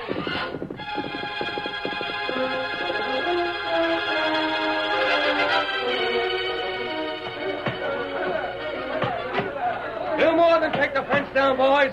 Drag every last stick of that there wood away with you. If this don't teach Ben Bates a lesson so he'll move out, we'll burn down his house. We'll keep homesteaders out of here. We'll show 'em. Let's burn the house down now. Look at what's coming. Hey, who are them two riders? One's an Injun. Hey, ain't one mask? What do they want here? Hold on, boys. Stop your work and get together. We'll see what's coming off here. What are you doing there, men? Getting rid of a homesteader? That's right, stranger. You want to make anything of it? Who is he? The name's Bates. Now, what do you want in here? What's the idea of that there mask? So Bates isn't welcome here. Has he proved up the land and been granted it legally? Mister, as far as we're concerned, there ain't no legal homesteading. What's more, we don't like strangers. Now, shove on. It seems to me that you're the ones that'll have to shove on. You're trespassing on private property, and you've stolen a fence. What? You'll bring back that fence and put it up as it was, and then get off the Bates property. Well, I'll be hog-tied. Say, stranger, just who do you think you are? That doesn't matter. You working for Ben Bates? Perhaps I am. Well, I know different. Now, get going. Get going before I get mad enough to start shooting. You'd be foolish to start shooting. Stranger, that's a plenty. Now, draw your gun. I'll have plenty of time to draw mine after you start drawing yours. That's enough. Oh! Hey! The stranger sure outdrawed Glide. Oh, my hand. My hand's busted. Thanks, mister. Thanks for doing that. Newsom shot my paw. He has? I ain't hit serious, stranger. Are you Ben Bates? Yep. Do I get a job working for you? Doggone stranger, I'd admire to have you. All right. You heard that, Newsom, or whatever your name is. I'm representing Bates now. I don't care who you represent. You're biting off more trouble than you can handle, and you better get while you got health. What about putting that fence back, Newsom? Put back nothing. We'll be back here tomorrow at this time, and you'll either be gone by then and the whole Bates outfit with you, or we'll come shooting. Come on, boys. This here calls for a meeting in town. Get up there. Come on. Get up there. Well, we're in for something now. That man Newsom seems to be the leader of the cattlemen. That's right. Now stay here with the horses for a minute while I speak to Bates. I don't know how he'll ever tell you how much good it done me to see you handle Newsom that way, stranger. Oh, mister, I could kiss you for it. Come in. Do come in and bring the redskin with you. Anything we got is yours. You seem to have been here for some time, Bates. Long enough to plow my land, start my crops, and build this house. Now Newsom and the rest of the cattlemen are making us move. There ain't a thing we can do about it. The cattlemen feel that they won this part of the country. I know. There's a lot to be said for their side of it, but... There are many places where the homesteaders settled and tilled the ground, found it wouldn't support crops, and moved away, leaving weeds where they'd been grazing. And that sort of thing has made the cattlemen hard. But what can we do? We figured when we got this land, it'd be worthwhile to cut all our strings and come out here. You've got to stay. I know. It seems we should stay, mister. Stay and fight it out, but we can't. That's all. It isn't worth it. Why? They'll burn the house next and likely kill Pa. They have killed some men who wouldn't move out when they're told. They already shot Pa once. How many of the men who were here do you know? Me? Well, I know most of them. I could name them. And that's what I want, their names. But what for? They've broken the law. Oh, shucks. I thought for a minute you had some sort of scheme for outwitting those cowmen. Outwitting them? Oh, licking the daylights out of them. You're talking about broken laws. That's right, Miss Bates. Well, there ain't no law here. Those men make up the law as they go along. They don't know anything but the law of might makes right. We can do one of two things. Stay here and die or get out. Now, let's wait a little while and see what happens. Partner, it ain't no use. I sure appreciate what you done. I'm for you, mask and all. But that pack of wolves will be back. I suppose they will. What's that? When they come back, let them come. You come quick. What is it, Tonto? Oh, Pa, this is it. Look, there must be a couple of 100 head of cattle. They're stampeding cattle this way. Bring the horses close to the house, Tonto. Come on, Silver. Come on, boy. They're driving the cows right out of the fields. That's the end of all Pa's plowing. The dirty polecats, the snakes. Look at that cattle. It's being drove right toward my crop. Listen to me, all of you. Watch those longhorns. See what brands or ear notches they have. We want to know whose cattle that is. It don't matter whose it is. It's the end as far as I'm concerned. Let me get my gun. I'll shoot some of those critters anyhow. No shooting. Do what I say. Find out whose cattle that is. Look at my land. Look! It's torn up for keeps.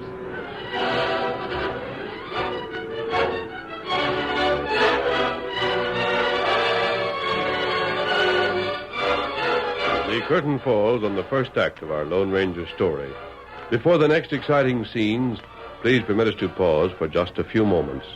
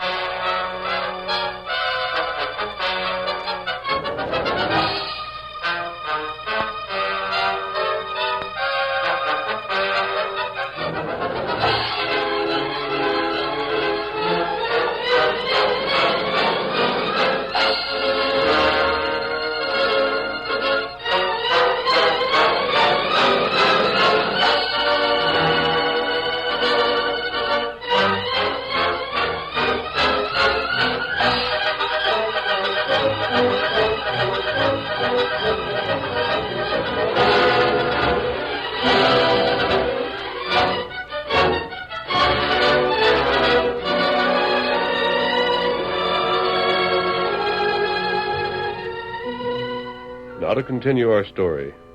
The day after Ben Bates's fences had been torn down and his crops trampled by a stampeding herd, Lige Newsom and his friends gathered in the cafe. It's the best I ever heard. Hey, boys, we're to be arrested. Sheriff, tell the boys what you figure to do, eh? I've got to put you all under arrest, and you got to go before the judge and have a hearing. If the facts, as charged, are true facts, then you'll have to be punished according to the law. Ain't that the limit, boys? Bates thinks the judge and jury made up of you boys are going to jail us for taking down the fence and for driving cattle on his plot of ground. When will that trial be, Sheriff? Well, Lige, right now the judge is downright busy. And I don't figure he'll be able to hold court till along about the first of the year. Let's have it quiet in here. I've been waiting for you, stranger. You and that mask of yours and that fancy shooting. Steady, Newsom. I'm not here alone. Dada, get to the right side of the room. Keep your guns handy in case anyone tries to draw. Me watch him. Stranger, as the sheriff, I demand you unmask and hand over those guns. Sheriff, in this court, you'll take instructions from the judge. The judge? Come in, Bates. Bring the judge. You men have heard of the circuit judge. He hasn't been here before now, but you've all heard of the fair decisions of Judge Plumley. Judge Plumley? It's much easier to hold court in this cafe than to move all of the prisoners to the meeting hall. You can use that table, Judge Plumley. Very well. You're Judge Plumley? I am. You can put away the guns now, my friend. I've only had one instance where there was a gun used in my court. Look here, Your Honor, Mr. Judge Plumley. We never needed you. Order in this court. You'll address the court when you wish to be heard. The rest of the time, you'll refrain from causing a disturbance. That means shut up. What is this, anyhow? Who are you? I'm Lige Newsom. Oh, yes, one of the defendants. Well, one more outburst and you'll be fined $20 for contempt of court. Now, I began to explain that on the one occasion that a gun was fired, the careless man who fired it went to prison for 5 years. The charge was attempted murder. We don't need no outside judge here. Sheriff, I have ways of seeing the law as I interpret it carried out.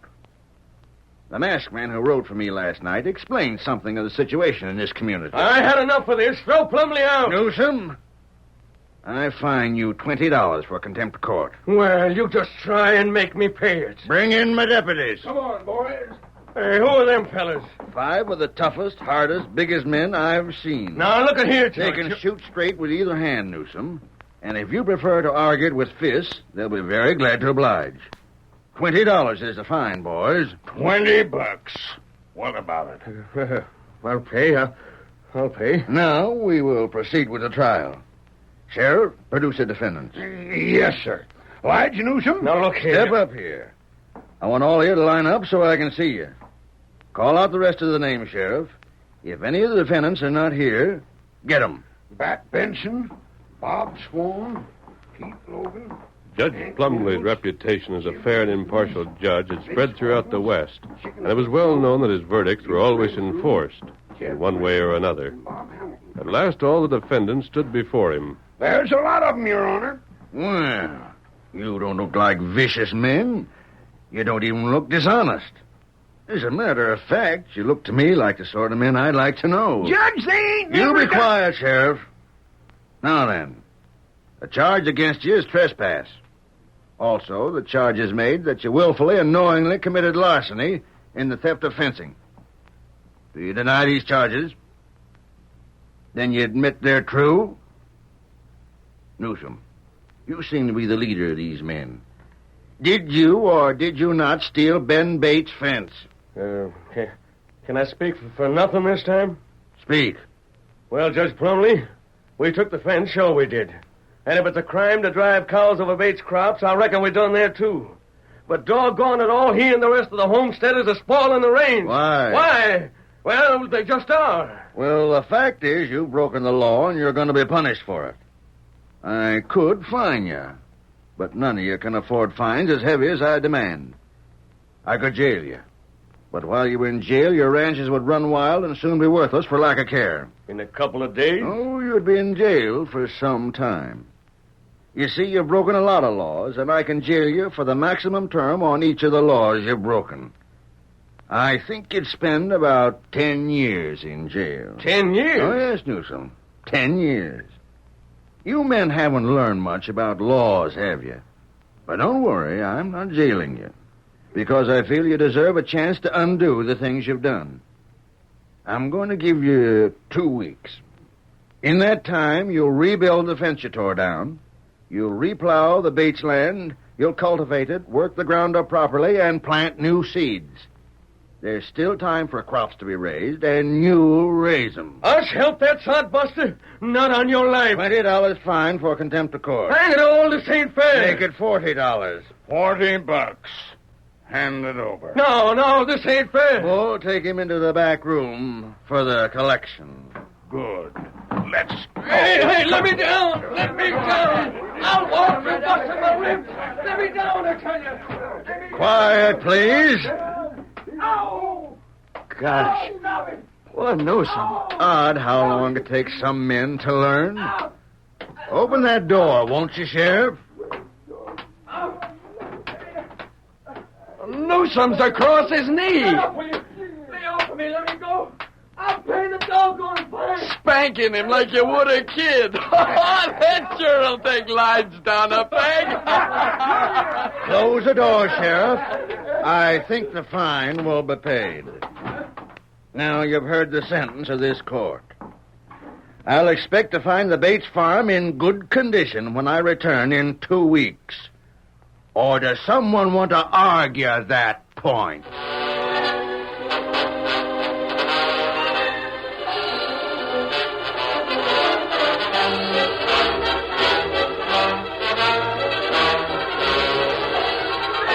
The following day, the cattlemen arrived at Ben Bates' farm and started rebuilding the fence under the direction of Bates himself. The Lone Ranger and Tonto worked with them, and by noon the job was half completed. The men trooped into the house, crowding it to capacity, and sat down to their meal. Mary and Jen kept their plates filled. Say, Bates, some of this is food I never ate before. Why, we growed it all, Newsom, back in the East. Mary preserved it. By ginger, it's first rate. Sure, it's a mighty big change from nothing but beef and beans, ain't it? Like? Sure is. Well, pie when you're ready for it, boys. I could eat these here victuals till I can't stand. Most makes working all morning worthwhile. If we work fast, boys, we'll get that fencing all done by sundown. Oh, that doggone fencing. And tomorrow we can start plowing the land up again. No, I ain't never done no plowing. Mean to say you can't handle a plow? I ain't said I couldn't. I said I never had. You'll learn how. I'll show you tomorrow.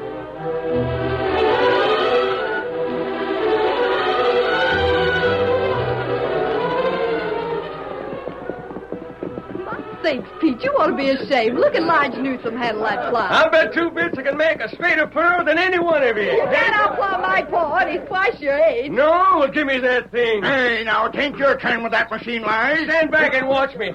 Get along there. Come on, get along. Get along. How's this, huh? You're making a mess of it, Lige Newsom, I declare. Now, let me just get the hang of it, and I'll show you. Come on, man. Come on. Take it forward, Lige.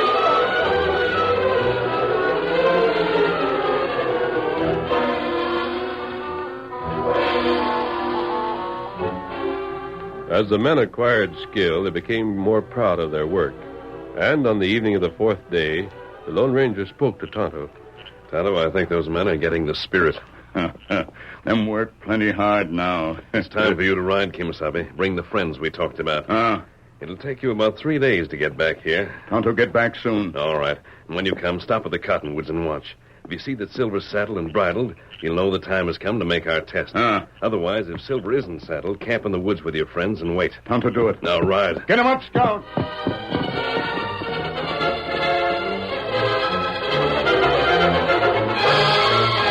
Ben Bates was worried.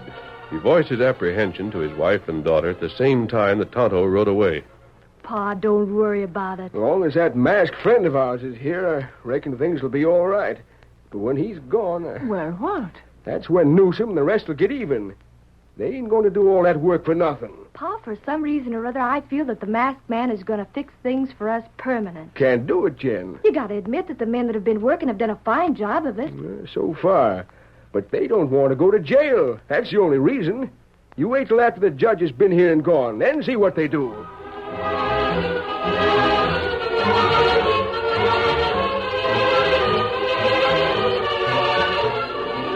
During the next few days, the men worked as hard as ever, and at the end of the week, the job was finished. Ben's acreage had been finally worked and planted, and gave promise of a rich harvest. I never seen a finer field in my life. You never seen a planted field, Lige. Look at there where I worked it. Don't it look right slick, though? Fellas, I don't know how I can pay y'all. Oh, I don't know, Bates. I reckon I sort of enjoy this here job. It ain't like handling cattle. With cattle, there ain't much to see.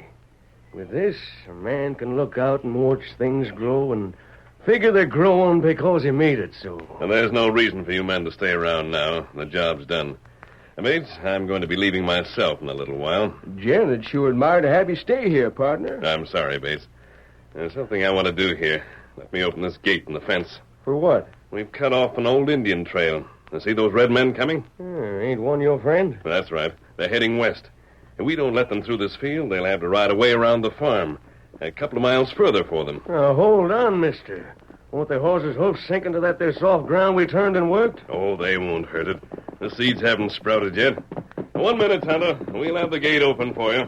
That's good. Wait a minute. What do you think you're doing? Stand aside, Newsom. Let the Indians through. I'm hanged if I will. What? After all we done and the way we worked that field and got her looking like a big hunk of black velvet, I ain't letting no one go through. But it won't hurt It'll any... mark her all up with horses' hoofs. No, sir. I got a personal interest in seeing this dread-ratted crop amount to something. And Ma Bates has promised to fix some preserved parsnips and things. You redskins, clear out! That's it, lads. Go on, Injuns. You heard them now. Get. We go.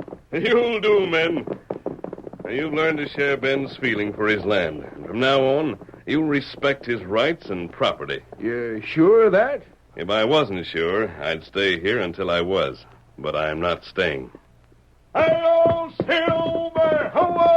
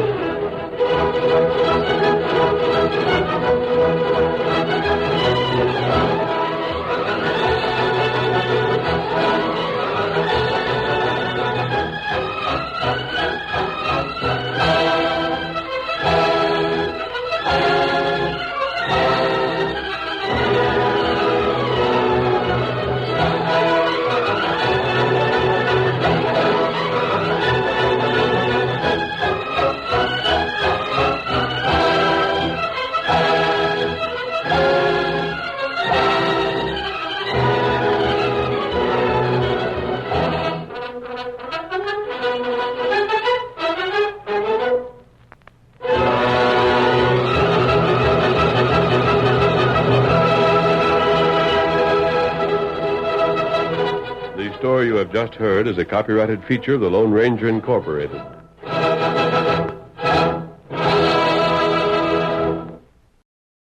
Night Beat is coming up next on Nightly Old Time Radio Shows.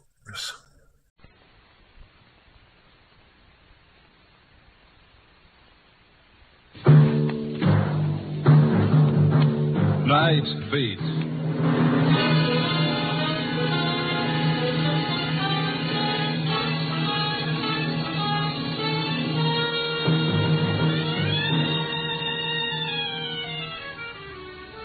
Hi, this is Randy Stone. I cover the night beat for the Chicago Star. Stories start in many different ways. This one started, strangely enough, with the flame of a match, whose feeble glow lit up a lightened face in the darkness. A frightened face, twisted by an agonizing fear of death.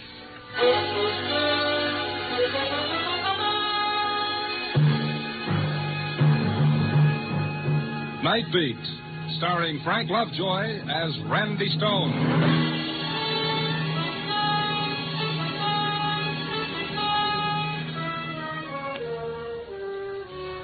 The night is a thief, some poet once wrote, that steals the colors from the day. It's kind of pretty if you like words, but for my dough, they're not exactly true. Because there are colors at night. The burning red of passion, the angry green of jealousy, and the ugly, terrifying black of fear. This was one of those nights when pickings were slim. I'd cover the town from Henry's bar in the Mart, out to Hyler's on the North Shore, and back downtown again with nothing to show for it.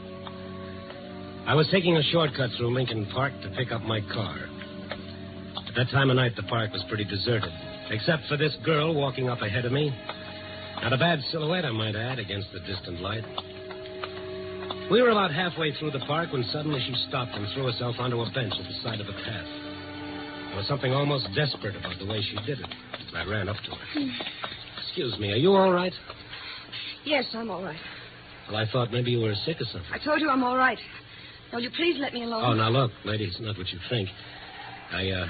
Well, this park at this time of night, it's no place for a girl to sit around by herself. I don't need any help. Just go away. Oh, sure, I'll get lost. I can see you're all right. Only you don't mind if I just sit here and smoke a cigarette before I go. It's a public park. I don't care what you do. Thank you. You care for a cigarette? No. Of course, in order to really enjoy a smoke, you've got to have a match first. I said in order to enjoy a smoke, you've got I heard you. Here. Thank you. Here. Keep the book. No, you better hang on to these. I won't need them. Well, you might need them later tonight. After tonight, I won't need anything. Oh, now, wait a minute. That's no way to talk. The only time you're not going to need anything, sister, is after you're dead. Why did you say that? What? That about being dead. For no reason. Why? Because after tonight, I will be. The girl jumped up and started running. Here was a kid that was afraid. Afraid of death or afraid of life. But then, isn't everybody? I turned the matchbook over and looked at the ad on the cover. Penguin Club. A little all-night jump and jive place over on Clark Street. That's one I've been missing lately. On a hunch, I ambled up North Avenue in that general direction, turned up Clark a ways, and there it was.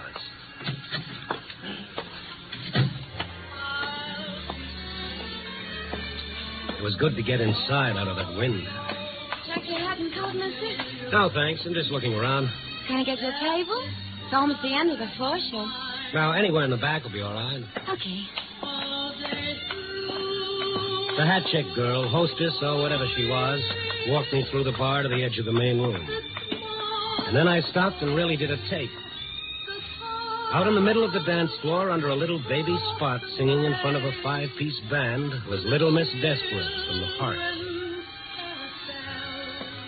Nice voice, don't you think? Yeah. Who is she? Oh, that's Franny. Fran Fowler. Haven't you been in here before? Not for quite a few months. Of course, she hadn't got much experience yet. From out of town, Someplace over in Wisconsin. Not bad looking, huh?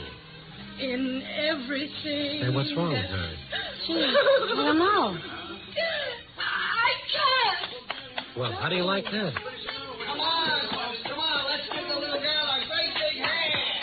Nothing like a real sad song to light up a real sad act, especially for a real sad tomato like tomato. No. It's all in fun, so let's dance now. Come on, you lucky guys and girls. Get over here, move around. I figure you got some alive one, huh? Hello, Tommy. This is Tommy Mason. Ain't he the one? Yes, he's quite the one, all right. Gee, Tommy, you sure covered up for Franny, all right. Never let down. Keep 'em going all the time. That's show business. You know how it is, mister. Oh, yes, I've heard. The show must go on. It's a news thing. You gotta keep 'em laughing. Honest, mister, he's this way all the time. What a joker. Now, look, about that girl. Franny? Yeah, Franny. What seems to be the trouble? Well, that's hard to say, pal. Maybe she just found out she ain't no Dinah Shore, and she sure ain't.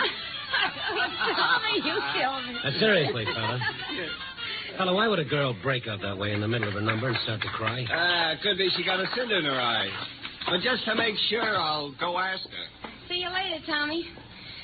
Come on, fella. How's about buying a girl a drink? Oh, sure, in a minute. About this Franny. Look, do we have to talk about her? I thought you came in here for some fun. Maybe I get my fun wondering about people. What time's the next floor show?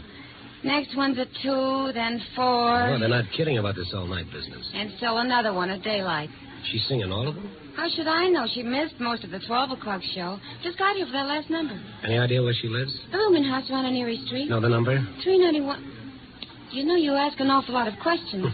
Well, that's my business. I'm a reporter, Randy Stone. I might have known it. Look, you're not going to bother her tonight, are you? Of all nights? Tonight? This is the night that Charlie Dana's being executed down at Joliet. What's that got to do with her? Well, how would you feel? Look, Mr. Stone, she's human. This is the night her boyfriend's going to die.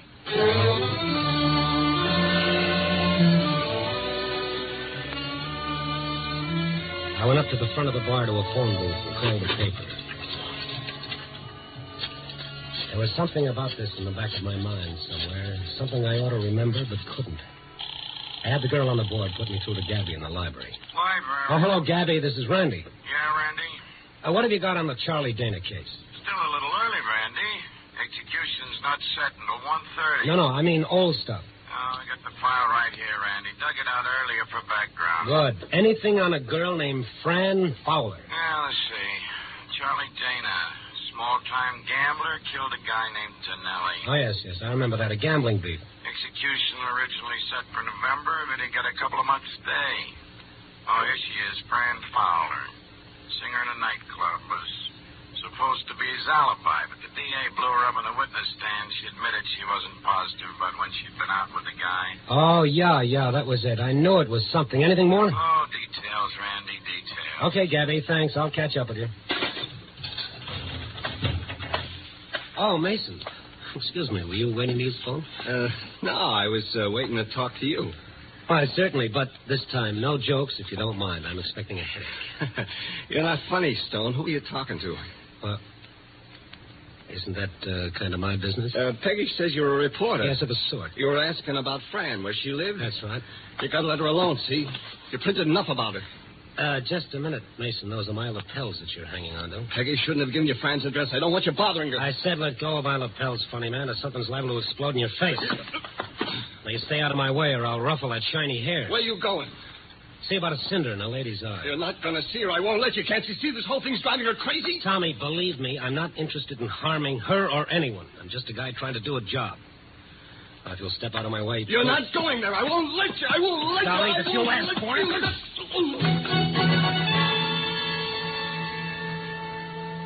My, that's a real nervous fella. Now that he'd made such an issue out of it, going around to see Fran Fowler was a definite must on my schedule. I picked up my car and drove over to Erie Street. 391 wasn't much different from any of the rest of the rooming houses on the block. I got the number of her room from the mailbox and started down the dingy corridor to room 8. I knocked at the door, but there was no answer. I knocked again, and then I smelled gas. Hey, anyone in there? Miss Fowler! Fran! I put my shoulder to the door, and the flimsy lock snapped open. I rushed into the gas-filled room, holding my breath until I could smash open the window and let in some air. And then I saw Fran Fowler, the girl from the park, lying across the bed. And on the table beside her, one of those 2 burner gas stoves with both jets wide open. I turned them off and started shaking the girl. Miss Fowler, Franny, come on, get up. You got to get out of here. Look, am I going to have to carry you? Put me down. You little fool, this room is filled with gas. Smell my purse. Where? On the table. Okay, I've got it. Oh. Fine thing, with a gun in it. Give that to me. Outside, baby, outside.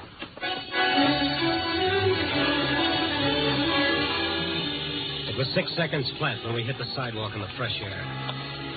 I put Fran on the front seat of my car and then ran around and climbed in behind the wheel. I headed out to Sheridan Road along the lake. The cool, clean air felt good in my lungs, and I could see Fran drinking it in, realizing now how close she'd been. I didn't make her talk until we were a long way out of town. Then I pulled over to the beach side of the road and killed my motor. We, seem to keep bumping into each other in the strangest places tonight. I guess I should say thanks. No, not at all. I'm the one who should say thanks. I still haven't returned your matches. Please don't make fun of me. No, I'm not. You see, I know now who you are. Charlie Dana's girl. Why don't you say it? In my book, you're just a kid I met in the park. What time is it? It's 1:45. Then... Yes, it's probably all over by now.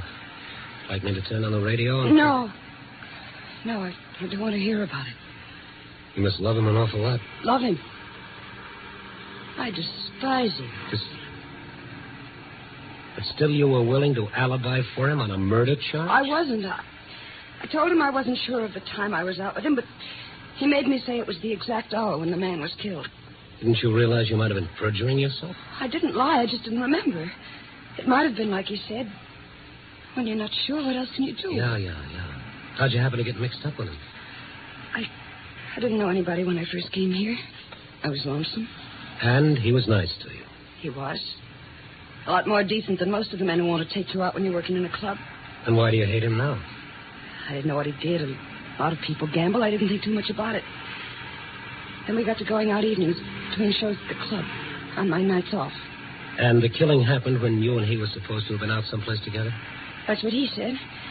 He wasn't arrested until a few weeks after the trouble. I couldn't remember if I'd been with him during that particular time or not. Well, it's all over now.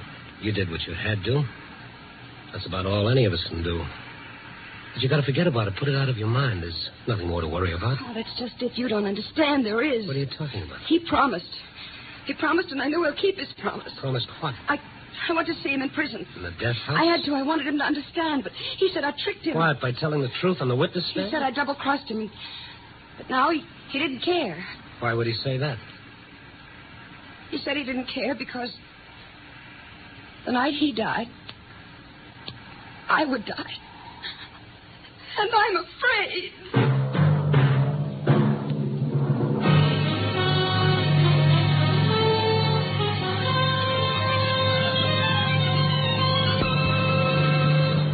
You are listening to Night Beat, starring Frank Lovejoy as Randy Stone.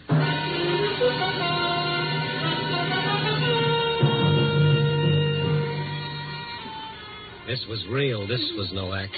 The sound she made would tear you to pieces, like some pitifully frightened animal who'd lost everything in the world. I let her cry it out. After all those months of strain, she'd have to get it out of her system. He said the night he died, I'd die. Sure. So you were scared. Who wouldn't be? But don't you see, that's just a cruel boast made by a cheap hoodlum who's trying to hurt you, make you feel responsible for his own plight. But he meant it. I know he did. Well, maybe he did at the time, but you got nothing to worry about now. You had nothing to do with it. He paid for his own crime. Now he's dead, and you're still alive. He'll keep his promise. How can he? He's dead. I know you think I'm crazy. No. But has anyone really tried to harm you? Oh, but this wasn't the night he was supposed to. Yes, I know. The execution was originally set for November. It was that night in November. I hadn't been afraid before. I thought it was like you said, because it was bitter. But all that day I was upset. I told him at the club I couldn't work, and late in the afternoon I got a note from Peggy saying why didn't I go out to her cabin at the dunes for a couple of days. Nobody would bother me, no reporters, and I could get a good rest. So I drove out there that evening. It was quiet. Nothing around. Just empty sand dunes and her cabin all alone on the edge of the lake. I called Peggy at the club to let her know I got in all right. Oh, hello, Fran. Where are you calling from? Why, from your place. My apartment? No, your cabin. At the dunes? It was swell of you, Peggy, to let me come out here. Well, of course, Franny. You're welcome to use the place, but I don't quite know what you mean. Well, your note this afternoon telling me to come out here. I didn't write you any notes. Oh, come on, Peggy. You did. You even told me where the key would be, under the flower pot. But, kid, that's where we always keep it. Everybody knows that. Peggy, I... Now, don't worry about it, kid. One of the girls probably sent you the note and just hasn't had a chance to tell me about it yet. I should have thought of it myself in the first place. No, wait, Peggy. I'm scared. Well, what in the world of? You remember what I told you about what Charlie said the last time I saw him? It was about tonight that he said when he died... Cut it, Franny. Now cut it before you drive yourself Peggy, back. I'm all alone and I'm scared. I don't know what to do. Franny, you got to hang up right away. You shouldn't be out there all alone tonight. Get in your car and come back to town as fast as you can. I'll wait for you here. All right, Peggy. All right. I hung up the phone and ran out of the house to my car. I turned on the ignition key and stepped on the starter. It wouldn't start. My car wouldn't start. I looked at the gas gauge. Empty. Somebody had drained the gas out of my car. I got out in a panic and started toward the highway. But there was a car out there, parked behind a big sand dune. I turned and ran back to the house. It was like some crazy, frightening nightmare. I didn't know what I was doing, but somehow I managed to get inside and lock the door. And then suddenly I was at the telephone. Operator, answer me. Operator, you've got to answer. I want the police. Operator, please help me. Someone.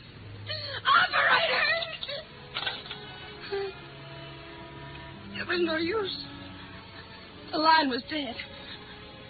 While I was outside, someone had pulled the wires away from the wall. Crawled over to the window. Looked out to the highway. There was a car out there. Its lights were on. But as I looked, they went out. And now, I was alone. In the dark. With him out there.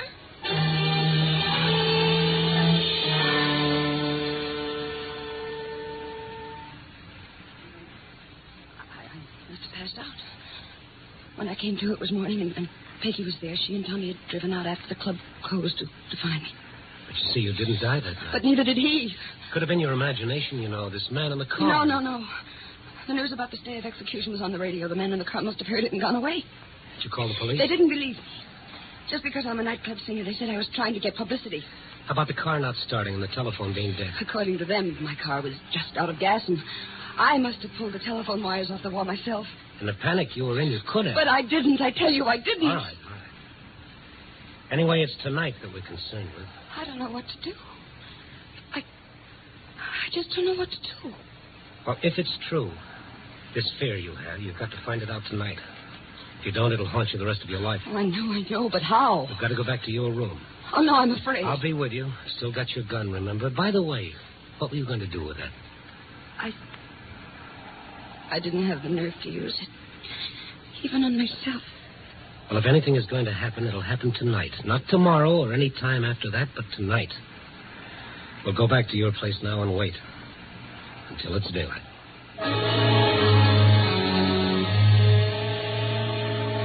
I drove Fran back to the rooming house on Erie Street. There were no lights on anywhere in the building. We tiptoed down the empty corridor to Fran's room, listened at the door a minute, and went in.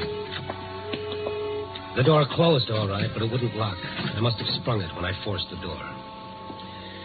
We settled down and waited. For what? Once I thought I heard steps on the sidewalk far out front. It was that still. And then I did hear steps, slowly coming down the hall. There's someone in the hall. Keep it down. He stopped outside the door. Don't move. Who's a knocking at my door? Who's a knocking at my door? Who's a knocking at my door?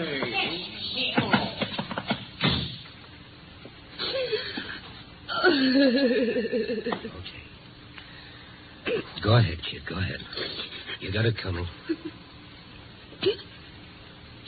I'm sorry. I'm all right. Nothing to be sorry about. I was kind of scared myself. It's a funny thing about fear. It's catching. Look out the window. It's almost light. And this all night has gone for good. You see? It was all in your mind. Things you were frightened of. It was nothing, really. You won't be afraid if I go now. No. I've caused you an awful lot of trouble. Oh, now you cut the howdy. You'll get me going. And the kids at the club, I guess I should go back there and let them know I'm all right. What the doctor ordered for you was a little shut-eye. I'll stop by on my way and give them the word. Good night. Good night. Oh, here's your gun. You might want to pawn it for a couple of pair of nylons.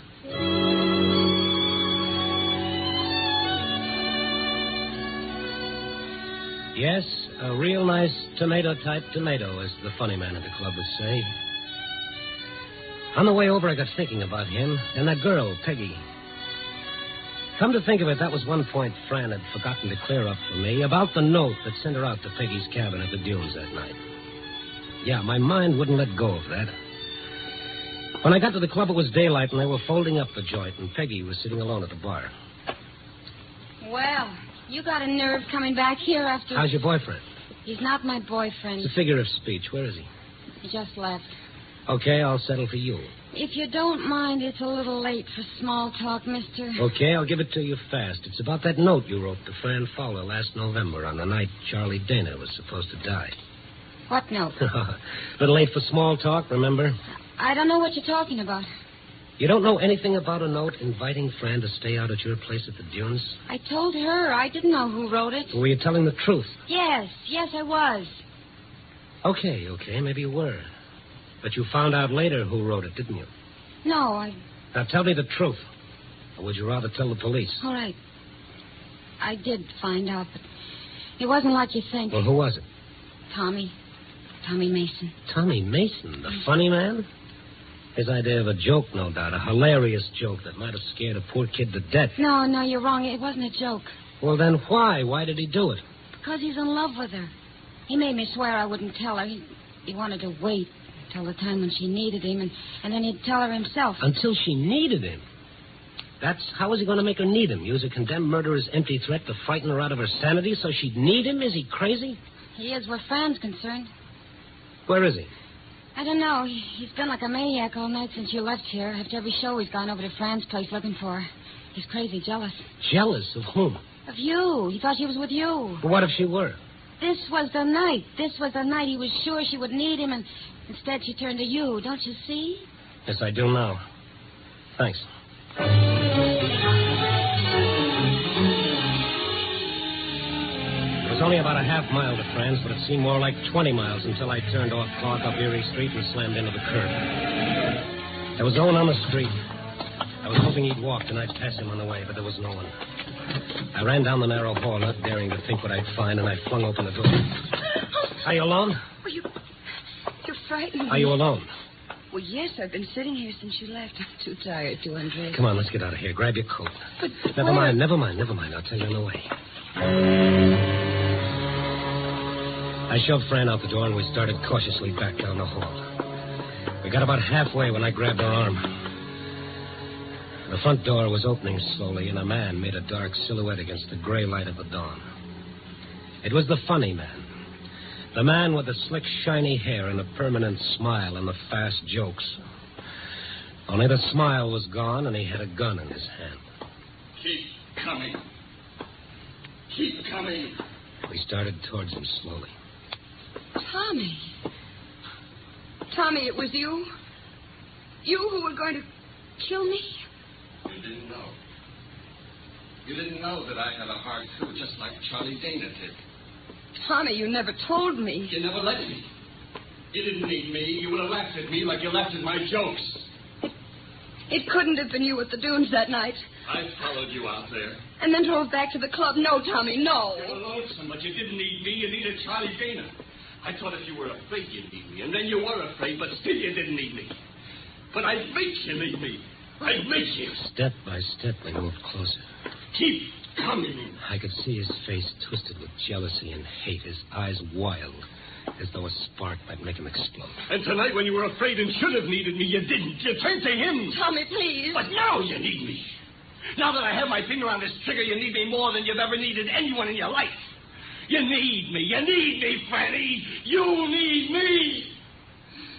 Say it. Say you need me.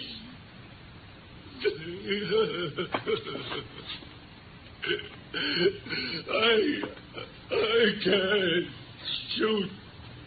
I can't shoot. He started to shake, and I ran forward and grabbed his gun. Look out. Drop it. It's all right. I've got the gun. I can't. Is he hurt? Not to what he will be.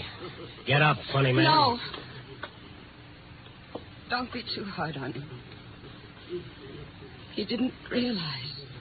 No. I guess maybe he didn't. It's funny, isn't it?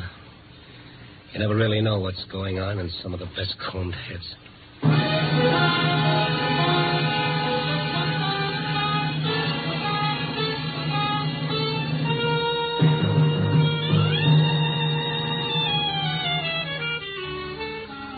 Well, that's the way it goes. A little later than usual this morning. The day shift has already moved in and let the night crew wander off to their own private little beds. Well, at least I got to see the sun come up. And here I sit, still trying to make it all add up. But no matter how I figure it, the only answer I get is, you never know about people. But bless them, maybe that's why we love them. See that man walking towards you with a smile on his face? What's he smiling about? Or is it just so you won't notice how he's screaming inside? Ooh, the trouble with me is I haven't had my coffee yet. Coffee, boy.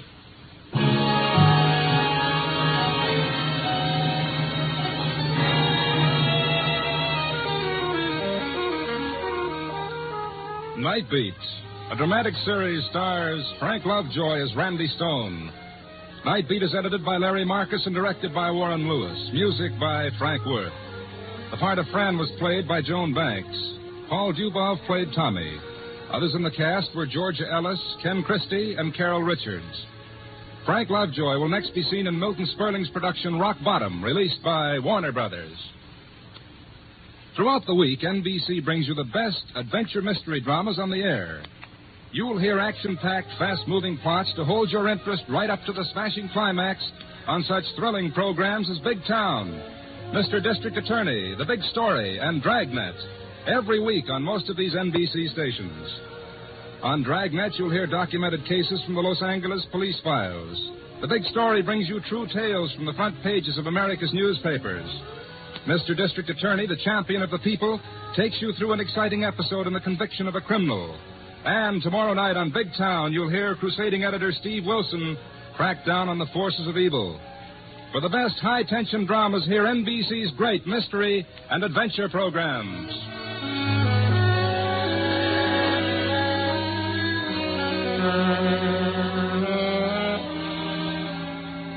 Listen next week at this same time and every week as Randy Stone searches through the city for the strange stories waiting for him in the darkness. The stories that come out of the shadows to find their way into Night Beat.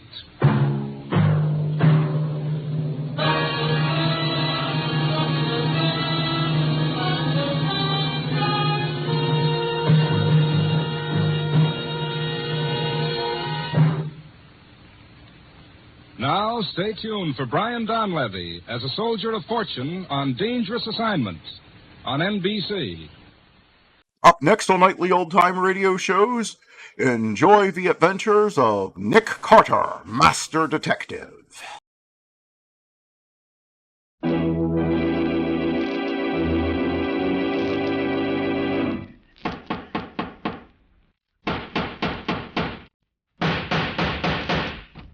What's the matter? What is it? Another case for Nick Carter, Master Detective.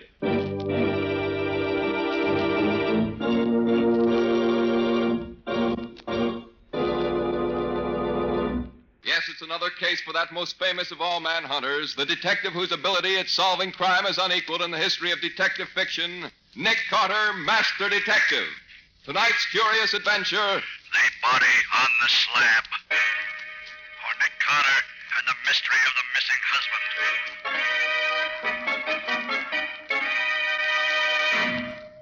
But, Mr. Wallace, people disappear every day in a big city like this. Such things are really no concern of mine. They're a matter for the police. But, Mr. Carter, it isn't just anybody who's disappeared. It's my husband. I'll pay you anything to find him. Well, I suppose it can do no harm to listen to the story. All right, Mr. Burnett. Where was the last place you saw him? In a sort of saloon gambling house on West Street, down by the waterfront. A two-story house, very run down. Wait a minute, Burnett.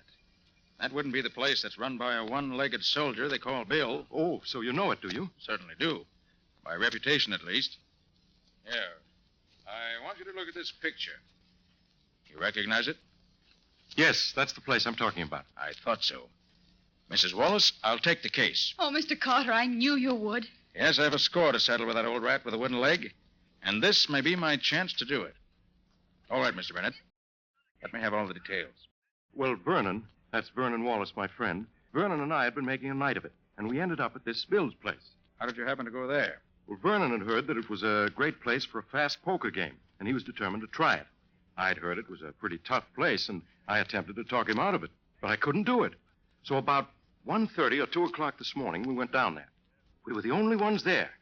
To make a long story short, Vernon and that old guy who owns the place got into a game, and no matter what the old guy did, Vernon won. I was afraid for him in a dive like that, and I tried to get him to quit and go home with me. But he refused. He told me to get out and leave him alone. And Vernon hasn't been home since then. And he hasn't been seen anywhere since then. Afraid that he never left that place alive. Well, See. The place to start looking for clues is certainly the Old Soldier's Tavern. I'm going down there tonight. I know enough tricks with cards so that I can be sure of winning. And maybe old Pegleg will try to treat me as he treated Vernon Wallace.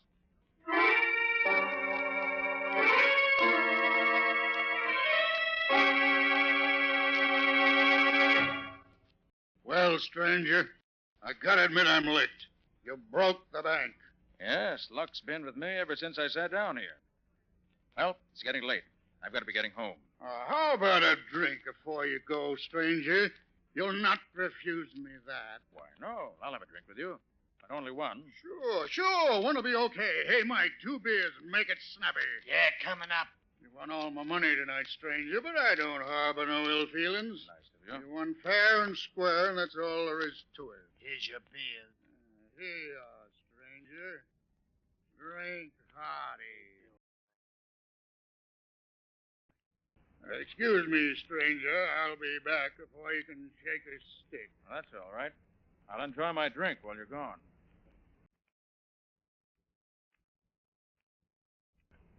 Stranger, Mike and I've taken a fancy to you. We don't want no harm to come to you. Look, why don't you stay here all night? Mike's got an extra bed upstairs he'd be glad to let you have. Then tomorrow you can go home and nobody'll bother you. Well, if you let me pay for the use of the room and bed, I believe I will stay. Good, you're a smart man, but we couldn't take no money for doing you a favor. Here, Mike, show the gentleman his room. Yeah, sure. Will you follow me, mister? Sure. Go ahead. I want to get to bed. I'm tired all of a sudden. Give me your arm, mister. No. I'm all right. I don't need any help. Well, I'll come along just to be sociable. I don't want to be sociable. I just want to go to sleep. Well, here's your room, mister. I'll leave a candle on the table for you. Okay. Thanks very much. Good night. There you are, stranger. Sleep tight. Yeah. We'll see you later. Yeah, we'll see you later. Yeah, I'll see you later. Good night. I gotta go to sleep. I'm awful tired.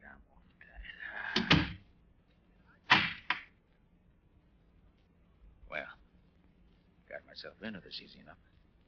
Hope I'll find it as easy to get out again when the time comes. No light, but a candle. One it'll do to give me a look around. Instead of this bed. It doesn't look too comfortable. But... Oh. Blood. Let's see. The man were lying on this bed. That blood is just about where a dagger would go through his heart. If the man were drunk enough or had been drugged, he'd never know what hit him. Well, let's look a little around here. I wonder what's in this closet. Locked. Well, that won't keep me out long. Not as long as I still have my keys with me.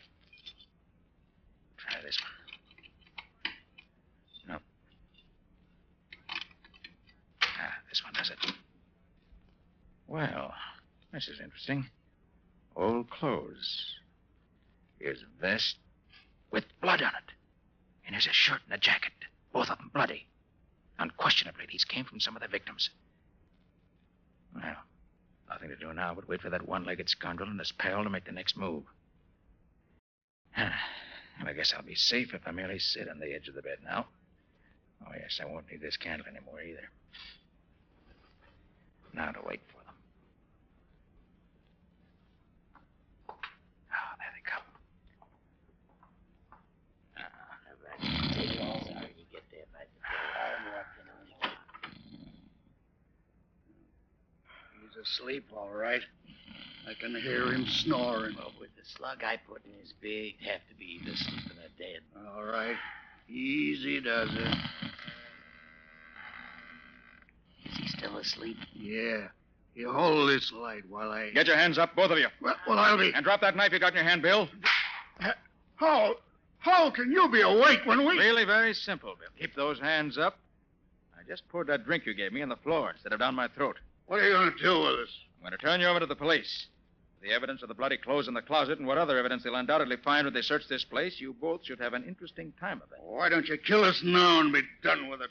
Because I want some information first. Why should we tell you anything? Because if you do, I shall probably be able to get your sentence reduced somewhat. If you don't... I got you. What do you want to know? Last night, a young man won all your money. He hasn't been seen since. You mean that fellow with the little mustache? I do. You murder him the way you tried to murder me? I didn't do nothing with him. Maybe I wanted to, but I didn't. Isn't it a fact that this chap's friend tried to get him to leave you and go home? Yeah? And when he wouldn't go, the friend finally went off without him? No, that's a lie. They left here together. What? You trying to tell me one of them didn't leave before the other? No, they went out together. You know where they went? How should I know? There was a taxi waiting right outside the door here. Seemed to be waiting for them to come out. Then the guy with the money gets inside, and his friend sits in front with the driver. Oh. Friend sat in front of the driver, huh? But you know that cab if you saw it again? Sure, it had a big dent in the back of the body. Painted with red lead. I've seen them around this part of the city before. I see. Well, Bill, as soon as I can turn you and your pal over to the law, I'll have Penny find that taxi with the dent in the back. Trail seems to lead direct to him.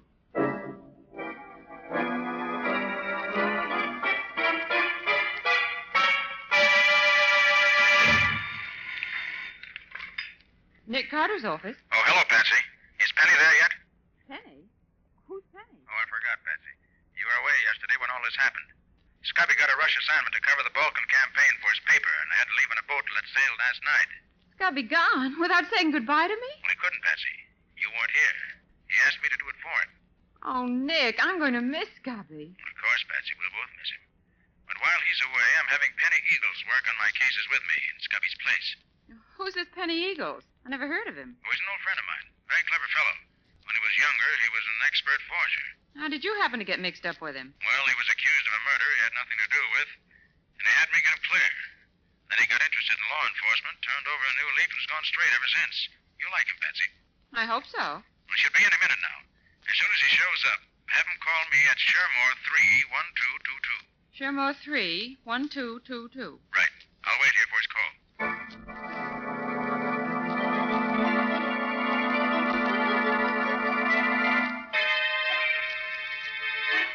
You're right, Penny. That's the taxi we're looking for. And I know that driver. You do? Yes. John Hagan, ex-convict and confidence man. Friend of yours? Hardly. Seen him in court several times, but he's never seen me. What's he been doing since you've been watching him? Well, all afternoon and the early part of this evening, he's acted like any other cabbie. Taking whatever fares he could get. But the latter part of the evening, he's been fussy about who rides in his cab. How do you mean? Well, I've seen several parties try to take his cab. But all he's picked up in the last 2 hours were 2 drunks, and oh, were they pie-eyed. I see. I think I know what he's looking for, Penny. And I'm going to give him just the kind of a passenger I think he wants. Wish me luck. But, Nick, what are you going to do? Well, so long, old fella. I gotta be getting home now. I'll see you tomorrow, maybe, huh? Okay. So long, but don't take any wooden nickels. Okay, pal, that's fine. Don't take a wooden nickel. I had to. Hey, taxi, mister? Huh? Taxi? Taxi, Hey, mister? what do I want a taxi for? I got a Well, car a of my friend own. of yours I- told me to come for you and take you home. Oh, friend of mine, huh? Oh, well, that's all right. It's okay. Where's the door? I can't find Hey, what's the address, mister? The address? It's the corner of 2nd and 5th. And don't bother me anymore, bud. I gotta get me some sleep. Okay, sir. drive on, McDuff.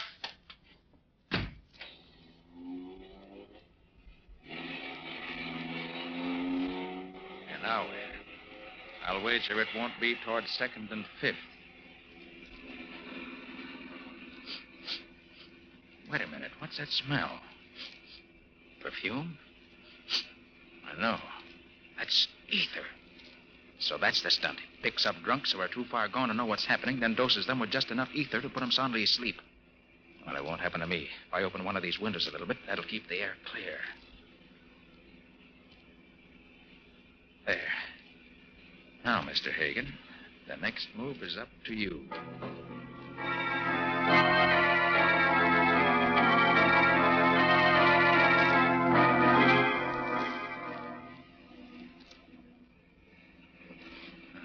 Certainly plenty deserted, way out here. Wonder how much further we're going. I better get this window shut again so he won't suspect anything.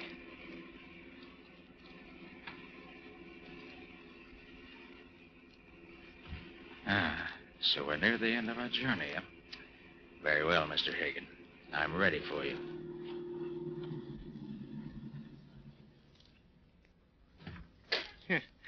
Sleeping like a babe, ain't you? Well, let's see what you got in your pockets. Then I'll dump Make you out. a move, Hagan, and I'll blow your brains out.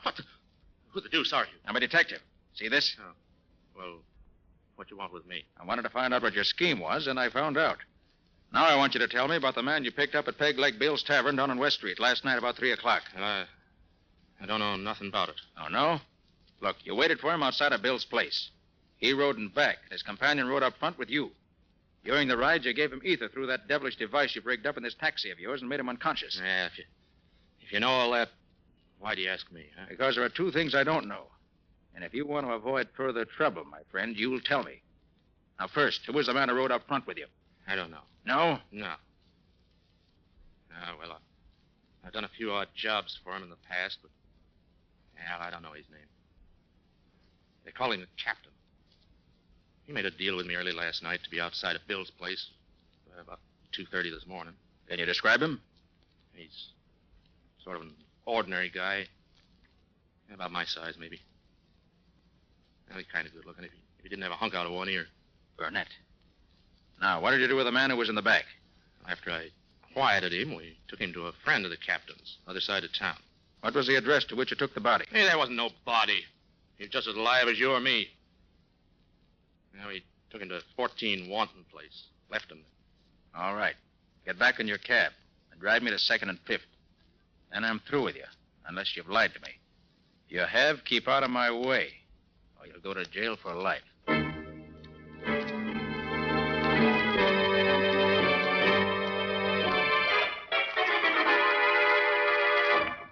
This is where Mrs. Wallace lives, Patsy. Well, I hope she's home. But, Nick, what do you expect to find out here? I don't know, Patsy. The thing that puzzles me about this case is why Burnett wanted to do away with Wallace. The bell, will you? Mm-hmm. It wasn't the money that Wallace won that tempted Burnett, as he could have taken that while Wallace was unconscious. No, there's a stronger reason. You hope Mrs. Wallace can throw some light on it. I hope so, Patsy. If she can only help me in that way. Oh, hello, Mr. Carter. Won't you come in? Thank you, Mrs. Wallace. May I present my assistant, Patsy Bowen? How do you do, Miss Hello, Bowen? Mrs. Wallace. Please sit down. Thank you. Thank you. Tell me, Mr. Carter, have you found out anything about my husband? Well, nothing definite, I'm sorry to say. We have learned, though, that he fell into bad hands, but we don't know what happened to him after that. Arthur assured me you'd find out the truth if anyone could. Arthur? Oh, you mean Mr. Burnett? Yes. Yes, he's been so kind to me. He's done so much to cheer me up. Well, except for his kindness, I'd have gone crazy. You've known him long, Mrs. Wallace? All my life. We were brought up together. And then, too, he and my husband have been business partners for, the best of friends for years. You think a great deal of him, then? Yes, indeed. Mr. Carter, at one time, before I met Vernon, I would have married him if he'd asked me. Then I met Vernon and really fell in love with him. But even after I married Vernon, Arthur continued to be my best friend. I think very highly of him. You're lucky to have such a friend, Mrs. Wallace. But he could never take my husband's place. You must find Vernon, Mr. Carter. If it's possible to find him, Nick will do it. Yes, Mrs. Wallace. You may rely on me for that. Well, shall we be running along now, Patsy?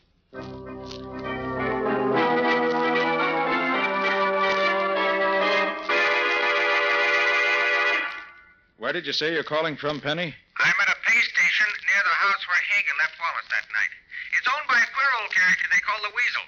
He works in a crematory about a mile down the road. I see. Well, Hagen's story seems to be straight enough. A couple of guys in a saloon near here says they saw the Weasel and another guy carrying a man-sized bundle into the Weasel's place about daybreak a couple of mornings ago. And it hasn't come out again, as far as I can find out. Well, did you learn anything about the firm of Wallace and Burnett? Yeah, I picked up a lot of rumors, Nick, but not many facts. Here's how it goes. Burnett ruins the firm and throws the blame on Wallace. And those who know don't think that Burnett lost much money when the firm failed, but Wallace did. So I was right. What else? Well, Burnett was the one who started Wallace gambling and drinking. Wallace is a nice guy, but he seems to be the weak sister. But nobody seems to know what Burnett's got against him. Well, by putting together what Mrs. Wallace told us and what you've learned, Penny, I think I begin to see the answer. I think that... Hold it, Nick. The guy who looks like Burnett is going into the Weasel's place. Good. Don't let him get away from you, Penny. I'll meet you there as soon as I can.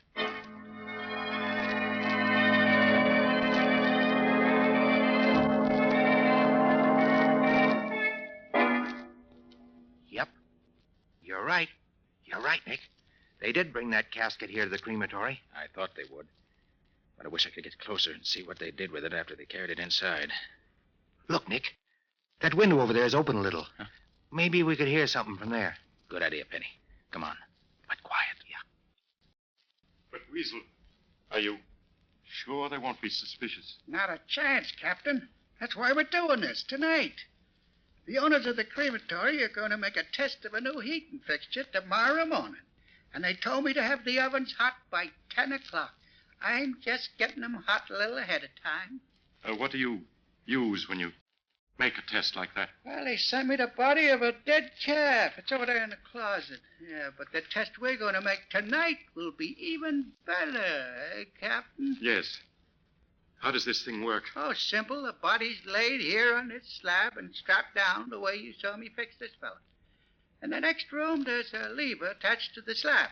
When the lever's pulled, the slab slides into the oven. The door closes behind it, and the destruction of the body begins. Do we have to watch it burn? You can't see the slab nor the ovens from the room where the lever is. How long does it take to reduce the body to ashes? 6 or 8 hours. It'll be all over by daylight. Even if the body isn't... You mean even if the body ain't dead yet?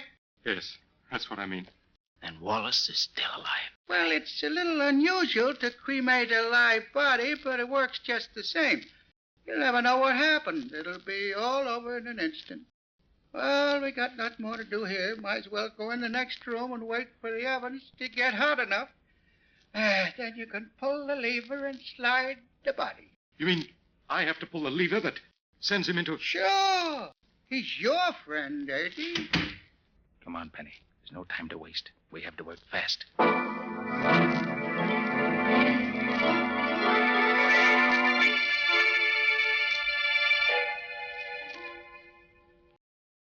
Mr. Burnett to see you, Nick. Oh, yes. Come in, Mr. Burnett. I just want to take enough of your time to tell you that Vernon Wallace's body was found last night. Really? Where was it? Floating in the river. Mrs. Wallace has identified it by a ring and certain other articles found on the body. Must have been a terrible blow to her. She's badly broken up, naturally. But I hope to be able to console her, in part at least, for her great loss. I'm sure you will. Will this repay you for your trouble? Oh, amply, Mr. Burnett. And thank you. Good. Good day, Mr. Carter. Good day, Mr. Burnett. But if you think I'm going to drop this case now, Mr. Burnett, you're crazy.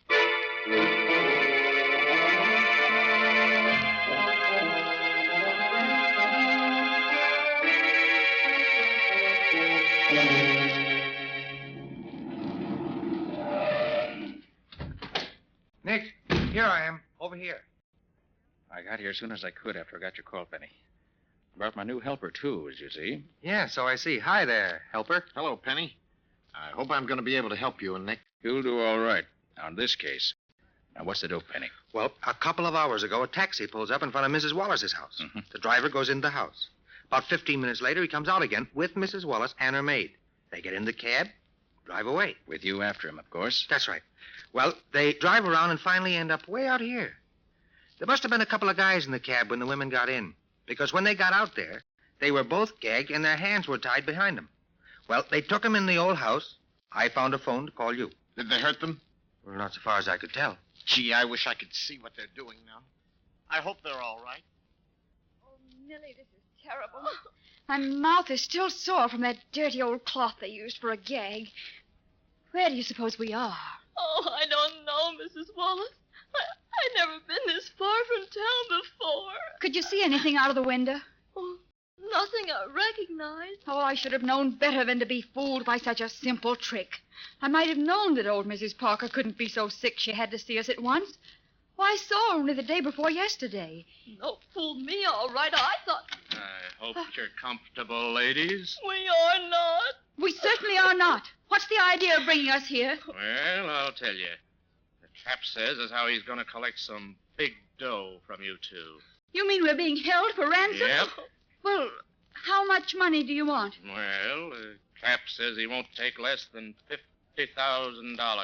Oh, Mrs. Wallace, we'll never get out of here. Nonsense. He must be insane to expect me to pay him that amount of money. Well, he says he won't take a cent less. Well, he won't get it. Never. And he's a dangerous man. You better not get him mad at you. I'll be back at 8 o'clock tonight for your answer. Oh, he'll kill us. I know he will. Be quiet, Millie. He won't kill us as long as he thinks there's any chance of getting the money out of us. But what if we can't... man at the window. It's Mr. Burnett. Oh, Arthur. Arthur, I hoped you'd come. Are you safe, Louise? Have they hurt you? No, Arthur. We're both safe. But how did you ever find us? I just climbed up the porch to the roof, then over to your window. Have they told you why they brought you here? Yes, they want ransom. $50,000. And they'll kill us if you don't save us. Not while I'm here. I'll see that no harm comes to you. But what can you do? You're only one against the two of them, and they're both vicious criminals, I know. Do be careful, Arthur. Louise, if I save you from these rats, do you think that you... Ask me later, Arthur. Not now, please. Very well, if you say so. Now tell me, what time are the men coming back again? Do you know? The man we talked to said they'd be here at 8 o'clock. That gives us just over an hour. Now, here's my plan. When they come, I'll be here...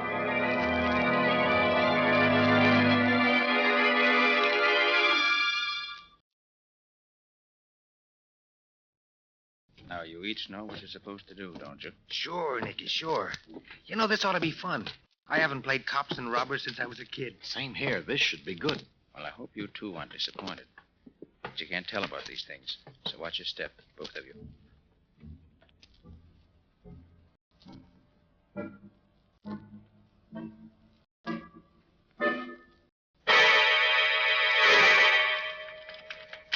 Here they are. Leave everything to me. Well, you made up your mind to pay the ransom the cap wants? We'll pay you nothing. Not a cent. You know what that means, don't you? It means that you better get your hands up, all three of you, if you want to live. Who are you? I'm here to save these two ladies from you and your gang. Oh, yeah? Let him have it, fella. Oh, I warned you.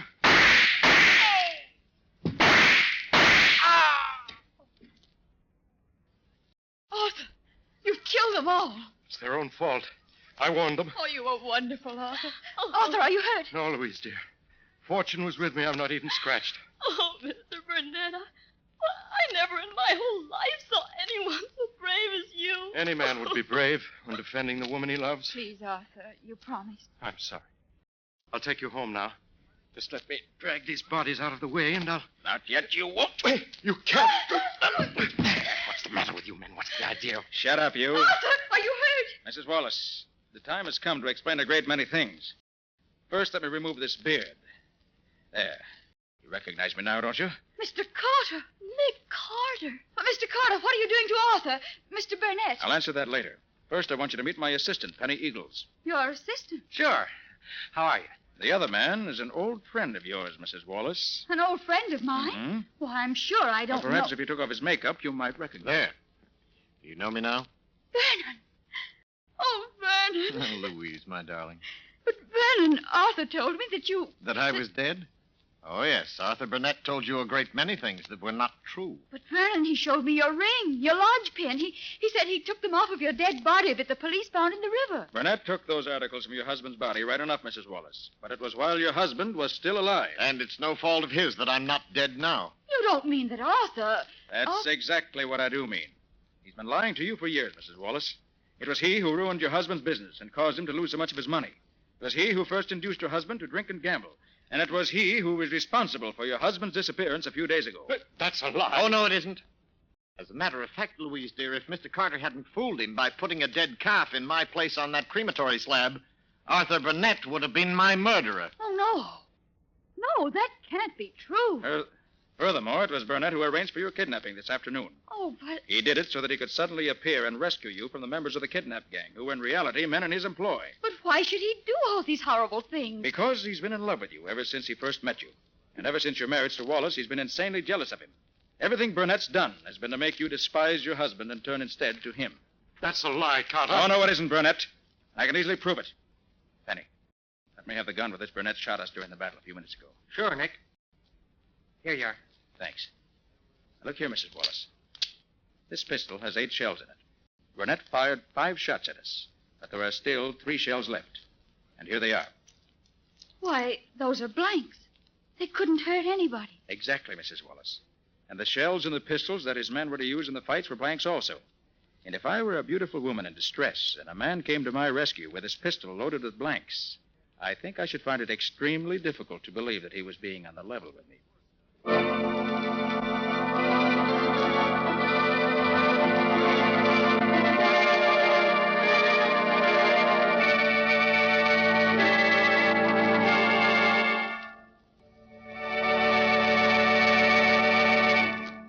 That was another strange experience of Nick Carter, Master Detective, called The Body on the Slab, or Nick Carter and the Mystery of the Missing Husband. Another of the curious adventures of Nick Carter, which are brought to you regularly at the same time by WOR Mutual. And now, Nick, how about a few hints on next week's story? It's a story of a body which was washed up on the beach, tied up in a sack. And the only identifying mark on the body was one of Nick's cards. I had to solve that murder to prove I didn't do it myself. And I found that the real culprit was the killer who used a clue that pointed directly to him to prove that he couldn't have done it. And the killer tried to drown both Nick and myself when the chase got too warm for comfort. But as you can easily see, he didn't succeed. So long until next week. So long, folks. And so long to you and Nick for now, Patsy. In the strange adventure you have just heard, Nick Carter was impersonated by Lon Clark, Patsy by Helen Choate. Original music was played by Lou White. The entire production was written and directed by Jock McGregor.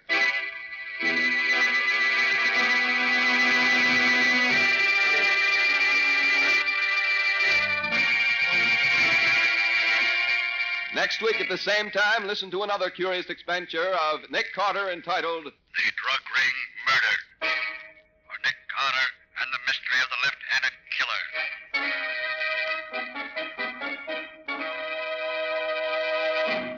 This story is a copyrighted feature of Street and Smith Publications, Incorporated. The Return of Nick Carter is produced in the studios of WOR and is broadcast over most of these stations every Wednesday evening at 8:30 Eastern War Time.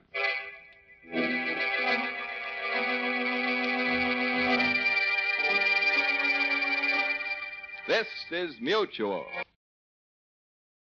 One of old-time radio's longest-running and most popular programs, CBS Mystery Theater, is up next.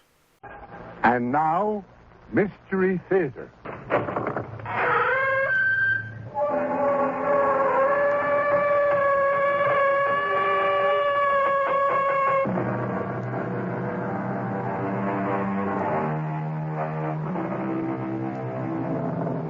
Come in. Welcome. I'm E.G. Marshall. Come in, settle down, and listen, for we're about to tell you a very important story. Have you ever looked at your children and wondered, what in the world are they thinking? What goes on in those tiny minds? You don't know, do you? Admit it. You haven't the faintest idea. Yet you were once a child. So why don't you know? I'll tell you why. You have forgotten, and try as you will, you simply cannot remember what it was like to be a child. I don't know the reason for this, but perhaps it's because being a child is not always the happy thing we think it is. Didn't you mind being shut up in that dark room, Bobby? All by yourself for such a long time? Was it a long time? 3 weeks. Is that a long time? What did you do, Bobby, all alone there? Oh, listen to the silence. Talk to the dark.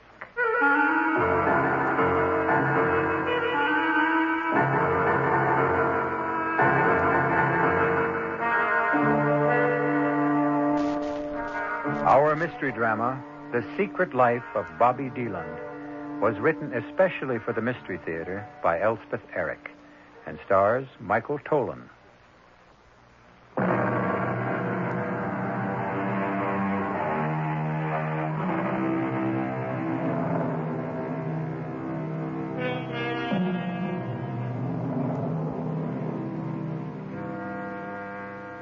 We said earlier that this story is an important one, not because our small hero is an important figure.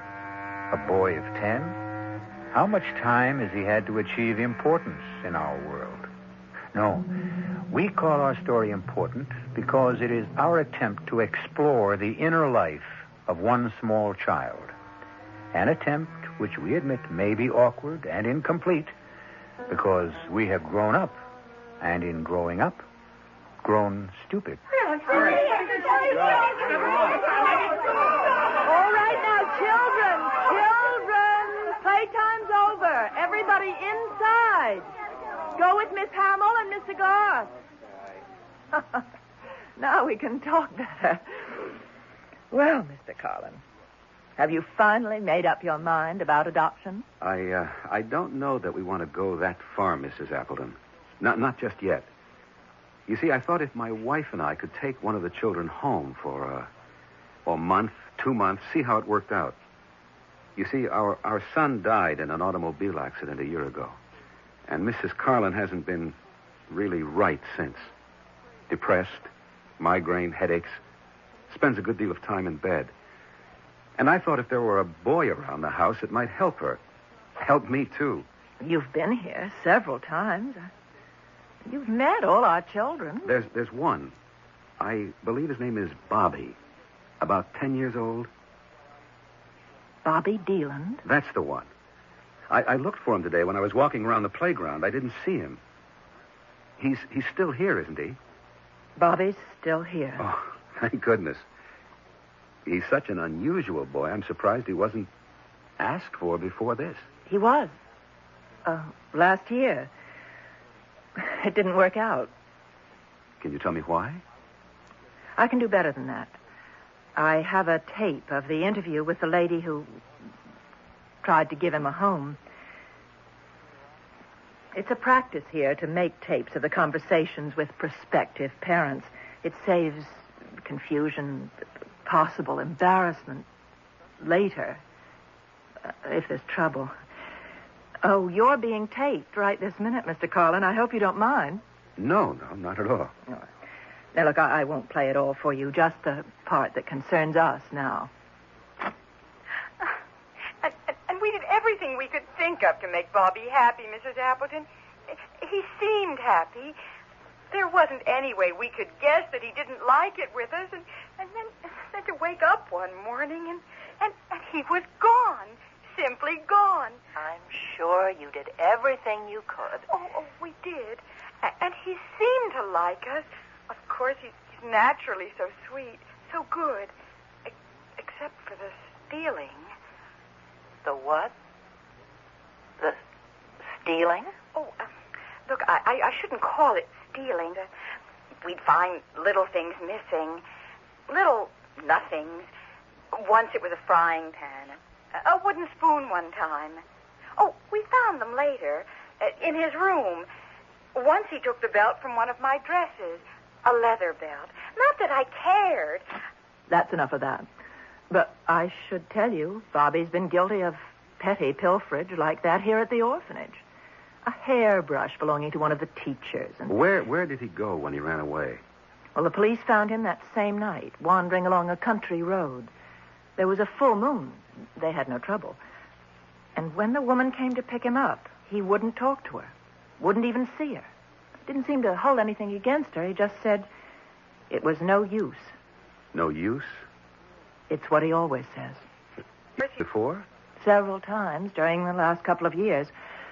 Look, I'm telling you all this to let you know that if you take Bobby into your home, you're not getting the usual child. No child is the usual child, Mrs. Appleton.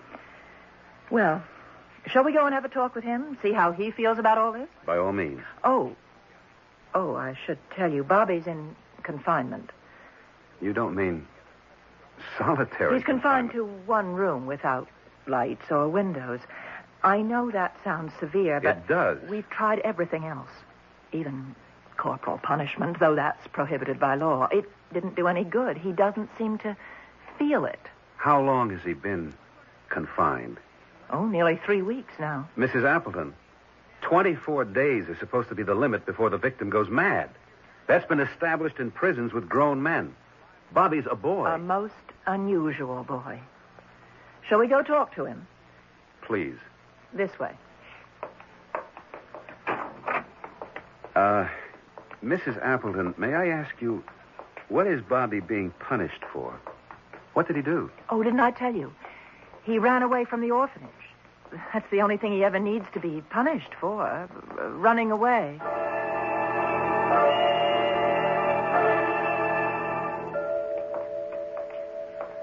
Mrs. Appleton, when Bobby ran away from here, was it at night?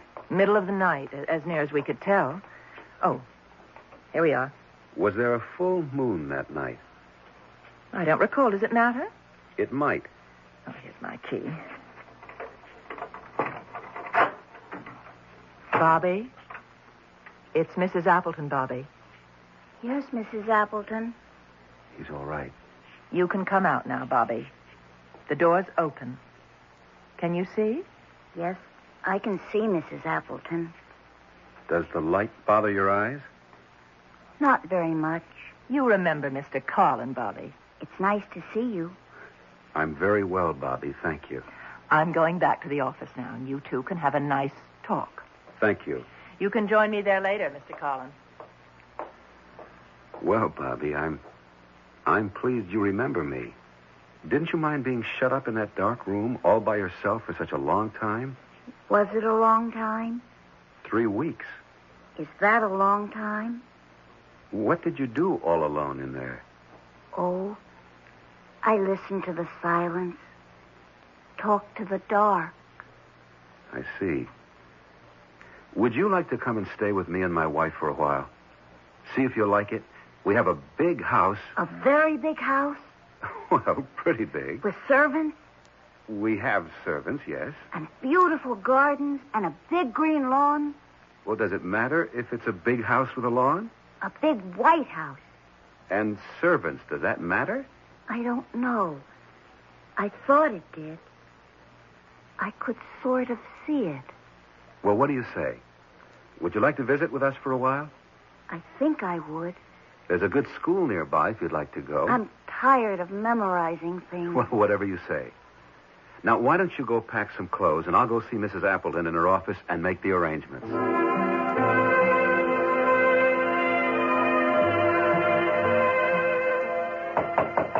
Come in. Mrs. Appleton, that's a remarkable child. Oh, close the door, will you, Mr. Carlin? Oh, yes. You've persuaded him? I'm convinced the reason Bobby can endure, even enjoy 3 weeks of confinement is because he's able to hypnotize himself. And not only hypnotize himself, but put himself into a deep trance. Almost anyone can be hypnotized, but only 1 in 20 can hypnotize himself. And I've never heard of anyone who could put himself into a deep trance state. Well, supposing he can, what's the advantage of it? Why, it means that he can reach his unconscious mind and perhaps unite it with his consciousness. A terribly difficult thing to do.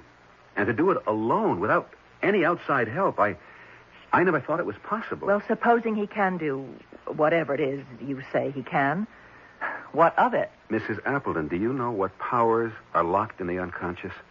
What forces, what instinctive knowledge, primitive memories? I've always thought of the subconscious as an untidy mass of very unpleasant emotions. It is untidy. But we've been taught the emotions are unpleasant because they lack morality and purpose, as indeed they do. Their only purpose being to express themselves. Most of us manage to live without expressing ourselves, Mr. Carlin. Yes, but supposing you find one solitary human being who refuses to live that way. You mean Bobby? Well, Mr. Carlin, if he's willing to go with you and you want him, I've checked you out and everything's in order. Oh, one thing, Mr. Carlin, I hope you're not going to talk to Bobby about his mother. Why not? Why shouldn't he talk about his mother if he wants to? Well, it's not really healthy in his case. He makes up outrageous stories about her. Such as what? Oh, that she was fantastically beautiful, that she married into royalty, a prince or a duke. Oh, children often fantasize that way. Last year he told us that she was a movie star, imagine. Who was she really? Oh, just a poor, pathetic woman on relief. I found that out from our records. I wasn't here when she brought him, but that was 6 years ago. He was only 4. They're unpleasant. The records say she simply couldn't afford to keep him. She's never been back? Never been back. Never called to see how he was getting along. Never sent him a present or even written him a note. Come in. Oh, Bobby. All packed to go home with Mr. Carlin? He has a big white house, Mrs. Appleton, with a big lawn and flowers and lots of servants. Haven't you, Mr. Carlin? Yes. I'm sorry about your wife. What? What about my wife? I'm sorry she's so unhappy. Didn't you tell me she's unhappy and sick sometimes? I don't think I did. You must have. Or how would I know?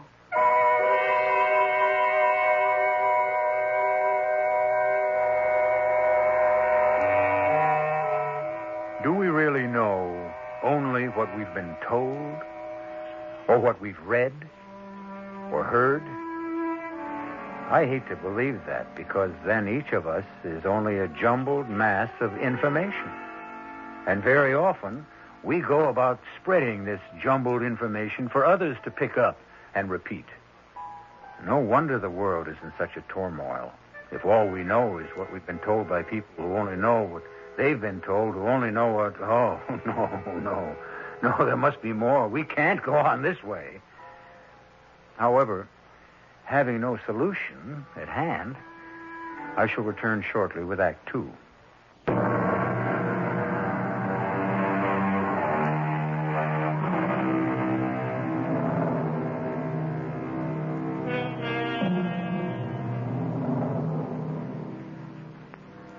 When one adopts a boy 10 years old, it is not only the 10-year-old boy who has been taken into the new home, it is also the boy who was once 9, once 8, once 7, and so on, clear back to the day an infant was born. And these early years are unknown, utterly unknown to the new parents. Just how unknown they are to the child is the subject of our story. We're almost there, Bobby. I know. You know? Well, I figured. You mean you felt it? That we were almost there? Something like that, I guess.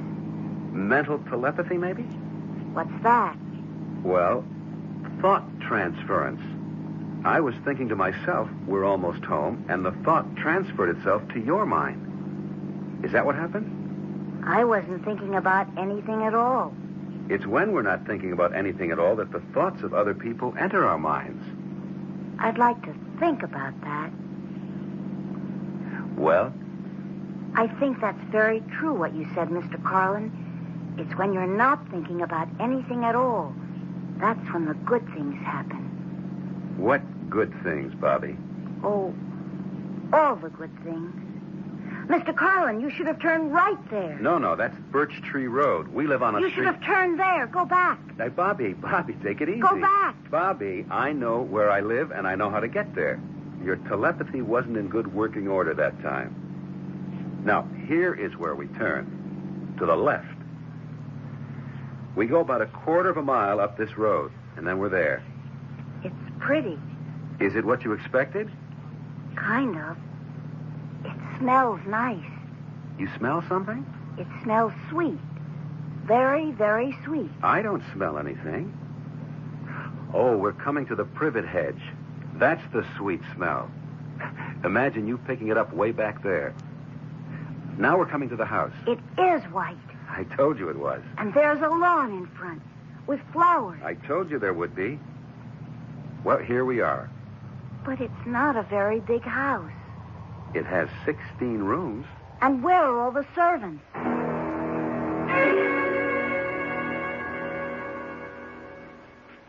Did you sleep well in your new room, Bobby? Yes, I did. It's a very nice room. Nicer than the orphanage? That was nice. But this is nicer. This morning, Bobby, I want to take you to meet my wife. Her name is Anita, if you want to call her that.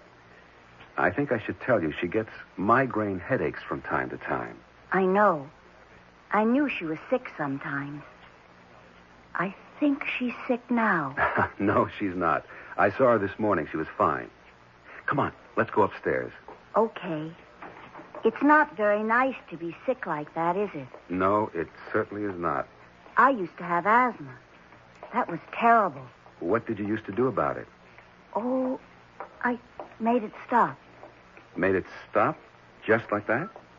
Sort of. It was a long time ago. Here we are. Anita, may we come in, dear? Come on. Anita, this is Bobby. Go away, please. She's sick. My dear, is it another migraine? Please. I can't. Bobby, we'd better come back later. She's sick. You'll meet her tomorrow. Come on. Mrs. Carlin. I'm here. I know how much it hurts, but I want you to know I'm here. And I want it to stop hurting. Please. Try to look at me, Mrs. Carlin. Bobby, don't. When she's like this, it's no use. I want you to give me your headache, Mrs. Carlin. I want you to give it to me. Look, Mrs. Carlin. Anita, look. Give me your headache. I want to take it away from you. I'm going to take it away from you. Do you hear me? I'm going to take it. You're going to give it to me. I'm going to take it. Yes, I'm taking it. You're giving it to me. You're giving me your headache, aren't you? Yes, you are. I know you are. Please give it to me. All of it. Yes. Oh, please. Oh, yes. Yes. Yeah. Yes. Yes. Yes. Yes. Yes. It's gone. All gone. Bobby? Bobby, where are you going? It's all right. All right. Bobby? I couldn't help Mr. Carlin. I had to throw up. Well, that's all right, son. That's all right. How is Mrs. Carlin? She says her headache is gone. Yes. Of course it's gone. She gave it to me. And how are you? I think I'm going to be all right pretty soon. I never knew before what a migraine headache was like. Now I know.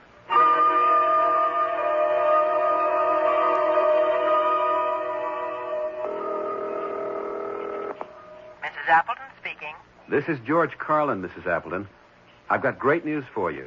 Everything's working out? 3 weeks now, and everything's going wonderfully. He seems very happy here, and heaven knows he's made us happy.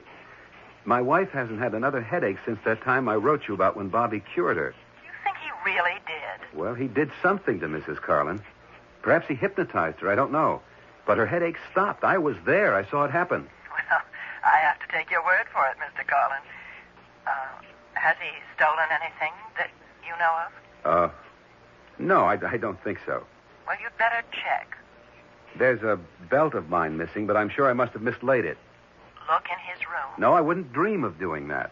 The boy is happy here, and we're happy having him here. Has he talked about his mother?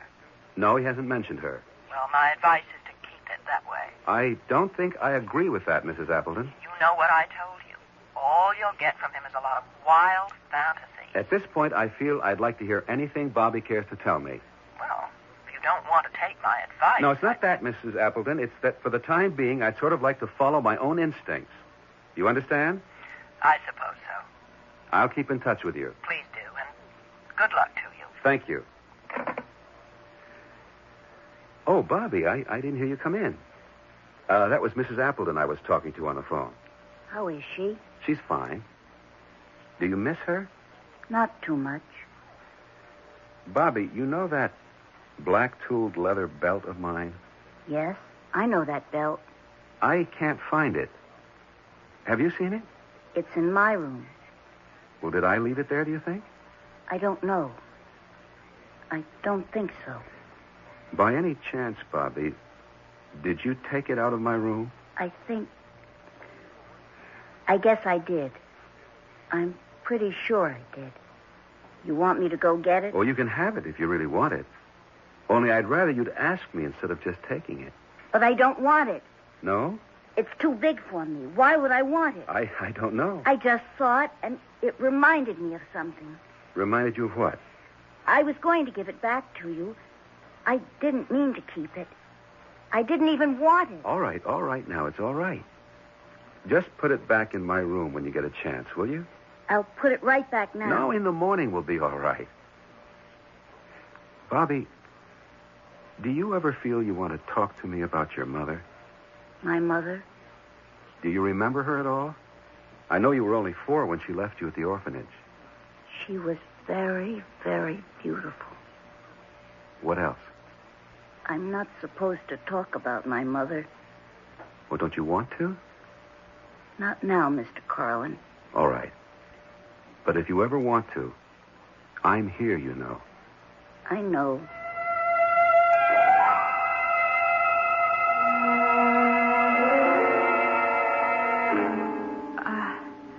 George. George? Hmm? Oh, what are you doing up? Can't you sleep? Not for hours. Oh, the moon is so bright. I don't wonder. No, it's not just the moon. I was thinking about Bobby.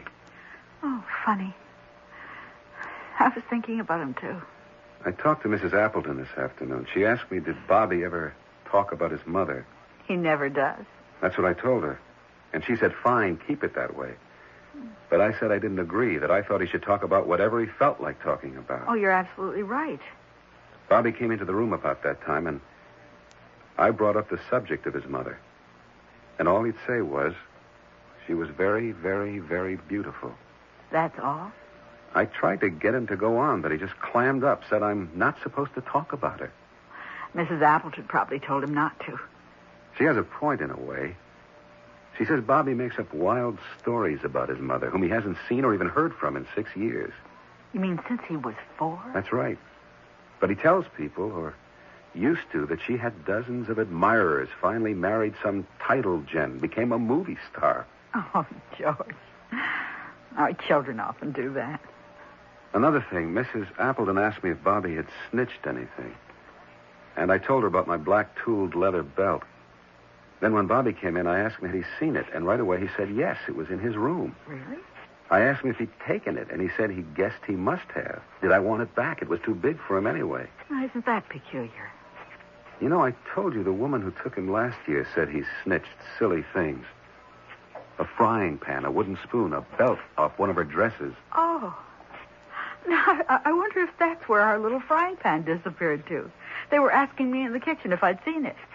What, there's a frying pan missing? Heavens, George, we have about 12 frying pans of assorted sizes. Is there anything else missing? No, nothing else. Oh.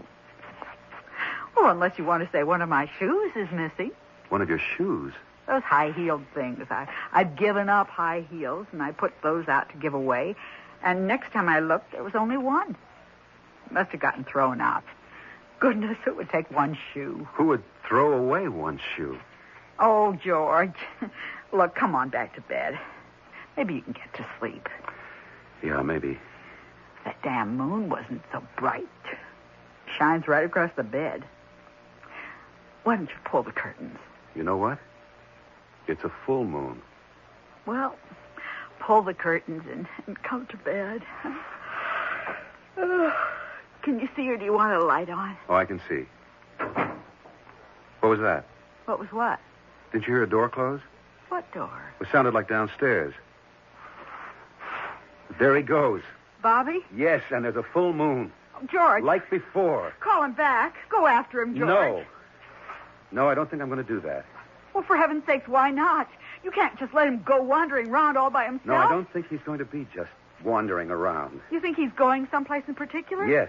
Where? I don't know. And I don't think he knows either. But someplace.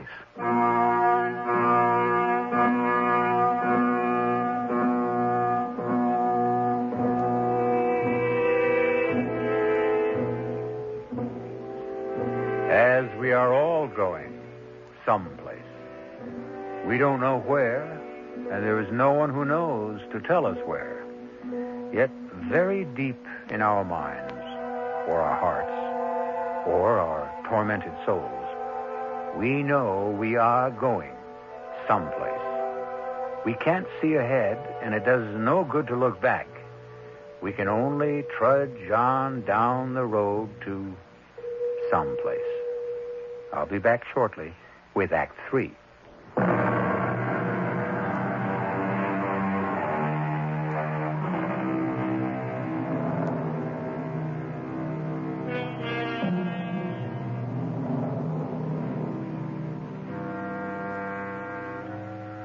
The full moon with which Act 2 ended has been wiped out now by the exploratory colors of the rising sun. And steadily down a winding road trudges a small boy, 10 years of age, steadily, purposefully, toward a destination he could not name were you to ask him. It is Bobby Deland. The thin little boy's arms start to wave wildly as a truck approaches. Stop! Please! Please stop!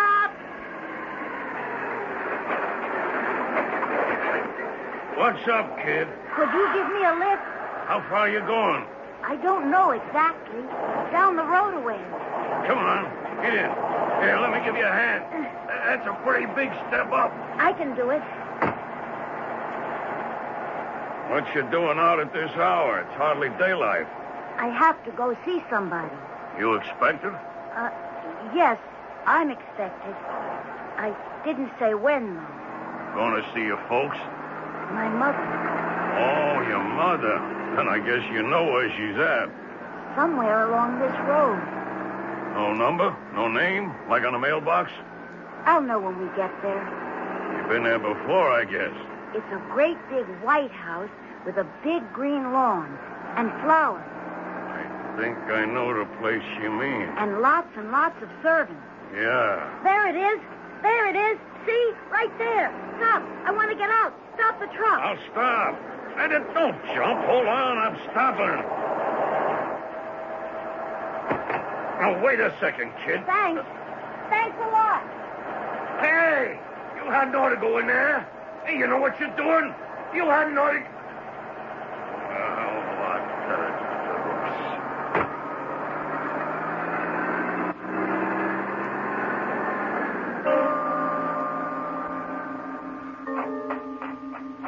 That's it. That's the house. This is the lawn. There are the flowers. But where are the servants? Where's my mother? You want to sit here, Baroness? Under this tree. Is that all right? I'll fetch you some coffee, and I'll be right back. Excuse me. Are you my mother's maid? Yes, I am.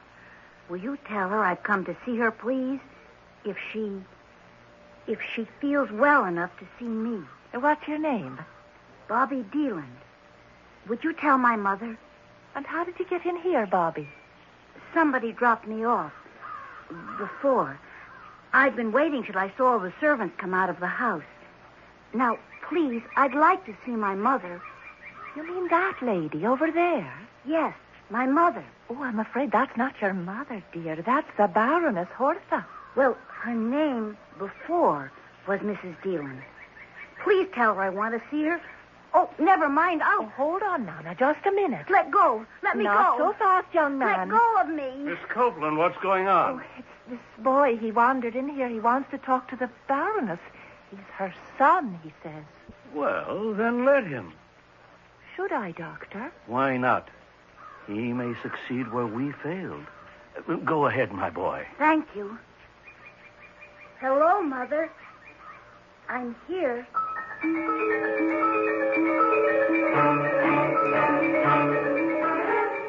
Hello, Mrs. Appleton? George Carlin. I wanted to tell you Bobby's been found. Thank you for not calling the police. Well, you know, I told you I saw him leave the house. I simply followed him in my car. It wasn't hard, so don't worry. What's that? Well, I don't think that's necessary, but if you want to... Look, can't you tell me over the phone? Well, all right. No, I'm not at home. I'm at the place where I found Bobby. It's on Birch Tree Road, not too far from where I live. A big white house, very big. Big lawn out in front. It's the Wesley Sanitarium. You know it? Well, I'm with Dr. Wesley right now. All right, we'll expect you. Mrs. Appleton's coming over, if that's all right, Doctor. Perfectly all right. She wants to tell me something, show me something. I don't know what. Tell me, Mr. Carlin, what made you think Bobby might come here? It was just a guess. But when I brought him home from the orphanage, he wanted to turn onto Birch Tree Road. Did he say why? He thought it was the road my house is on. Not that it had ever been at my house. All he knew about my house was that it was big and white, had a lawn with flowers and servants. He knew that because I told him. And I told him because he specifically asked. It seemed important to him, did it? Very. I was puzzled at that because he's not a snobbish sort of boy, quite the contrary. That insistence on a lot of servants. Now I begin to understand. Your sanitarium does have a lot of servants, as well as a lawn and flowers. But the boy's never seen the sanitarium, has he? He hasn't even seen his mother since the age of 4. Then how would he know? I suppose that when you dream about a certain person for such a long time and fantasize about that person the way he did about his mother. What sort of fantasies? Oh, wild ones. That she was much admired, much sought after, that she married into royalty, became a movie star. Hold on there. She did marry into royalty. You don't mean she's really a baroness? Yes, indeed. The Baroness Hortha. Well, I thought that baroness stuff was, part of her dementia. The Baron brought her here. The Baron pays her bills. He's not very high up in the royal lists, but he's a baron, nevertheless. The boy couldn't have known that. No more than he could have known Birch Tree Road. Now, about her becoming a movie star, the Baron told us that she made a motion picture a few years ago. Actually, that's where he met her. He put up the money. She starred in it. Well, that's impossible, isn't it? Someone would have known, seen the picture, recognized her. I don't know who saw the picture, Mr. Carlin. It was a pornographic film. No. The Baron has made a good bit of money on pornographic films, I'm told. She made the film? Starred in it. She married the Baron? He's devoted to her. Well, then what happened? About a year ago, she became severely depressed. It went further, into melancholia. Finally, she became very nearly catatonic, and he brought her here. She won't talk to him when he comes to see her. She's never spoken to any of us. It was about a year ago, as I understand it, that Bobby began to talk about a big white house with a lawn and gardens and a lot of servants. Could he have known that she'd been brought here? To a place he'd never seen, didn't even know existed? It's a rare person who has a faculty to sense what is going on. But if there is a great affinity between two people, I suppose a telepathic communication is, it's possible. Was there such an affinity between Bobby and his mother? After all, she abandoned him when he was 4 and never communicated with him after that. Communicated with him? I'd say by all the evidence she communicated with him the whole time they were apart. She may not have known she was communicating, but her son was, on the face of it, so sensitively attuned to her and her existence, he could pick up waves that emanated from her that she knew nothing about. Come in. Dr. Wesley, I hope I did the right thing. What's that? Well, I left the little boy with the Baroness. Is that all right? I think so. The Baroness has never shown the slightest sign of being violent. Quite the contrary. Well, she does seem interested in him. I mean, she looks at him. Sounds like progress to me. So then I should just leave them together? Where are they? In her room. I'd say leave them together. But leave the door open. Yes, Doctor. It will be astounding if she recognizes him, accepts him. It could mean she's on her way back. Dr. Wesley, this faculty you talk about, this rare ability to sense things, what is it? It doesn't have a name. Anyway, not a name that appears in scientific journals, but some clairvoyants have it, some mystics have it, some saints, I suppose. Many poets have it. It's an ability to reach far into oneself, to make contact. Do you know the poem called The Labyrinth? W.H. Auden wrote it. There are 4 lines from it that I quote to myself all the time. The center that I cannot find is known to my unconscious mind. I have no reason to despair because I am already there. Nice, isn't it? What does it mean? Oh, come, Mr. Carlin. You know very well what it means. That if we only go deep enough into ourselves, we will find the center that will stabilize us? Is that it? Give us peace? Is that it? The peace that passeth all understanding, because I'm afraid understanding has very little to do with it. To think that a 4-year-old boy could hold fast to the image of his mother through all those years. What else had he to hold fast to? And then find her by his own effort. Which only proves again, Mr. Carlin, we get what we want if we want it enough. Come in. Mrs. Appleton. I got here as soon as I could. Mrs. Appleton, Dr. Wesley. Please sit down, Mrs. Appleton. Oh, thank you, Doctor. Now, the boy's all right, Mrs. Appleton. You're not to worry. He's with his mother. His mother? He found her here, Mrs. Appleton. She's the reason for his running away all those times. Mr. Carlin, Dr. Wesley, I brought something to show you. Something for you to hear. And what is that? Well, when you called me last night, Mr. Carlin, I was so upset. Everything had been going so well, and then to have him run away again. Well, anyway, I couldn't get back to sleep. So I went down to the basement, and I rummaged around among the old files, and I found this. A tape? Yes. We keep tapes at the orphanage of all the interviews we have with prospective parents and with the people who leave their children for adoption. Well, this tape, this one goes back 6 years before I came to the orphanage. And it's a tape of... Oh, is it all right if I use this machine, Doctor? Oh, yes, go right ahead. All right. Now, I'll just play you the part towards the end. It's the tape they had running when Mrs. Deland came to leave Bobby. You gotta take him or I'll kill him.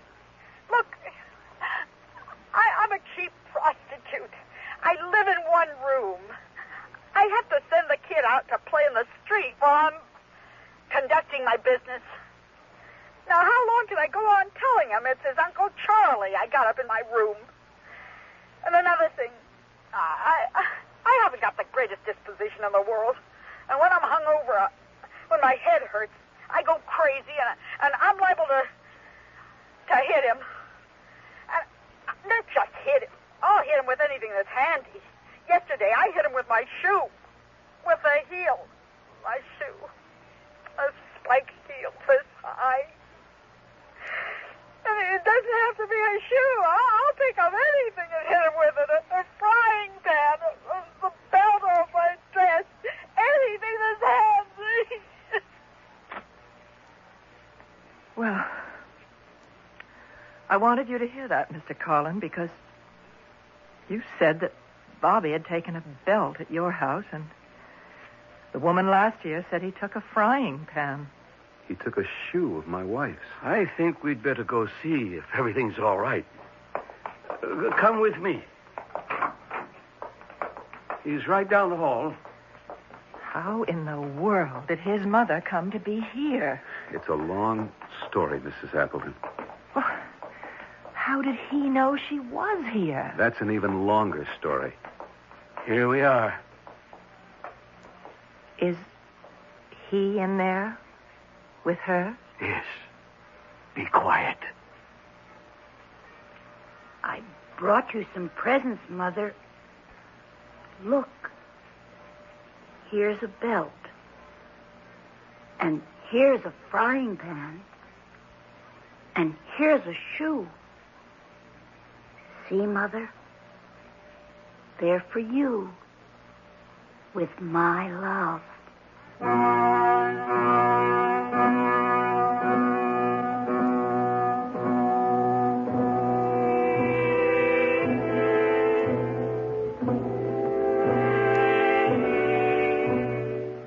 Mothers of the world, rejoice, for you are loved. Of course, in the human nature of things, you are simultaneously hated, and by the same person. For no emotion as powerful as love can flourish unadulterated. Side by side with love goes hate. It is, you might say, a package deal. I'll be back shortly.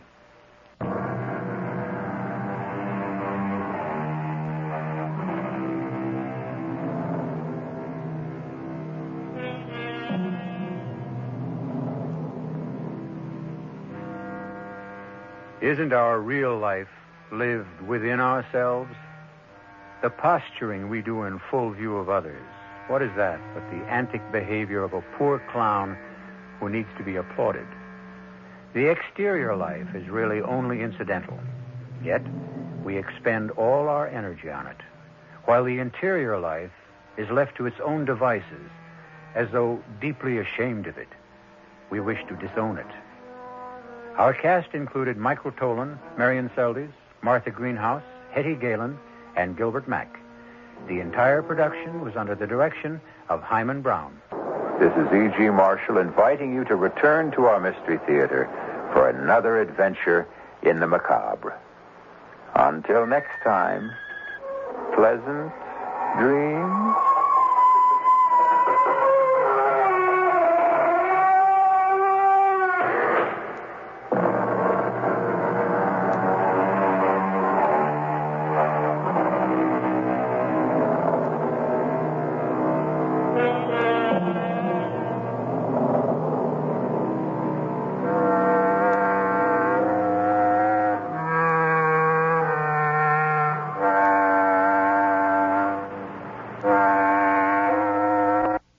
Now it is time to go back to Dodge City with Gunsmoke.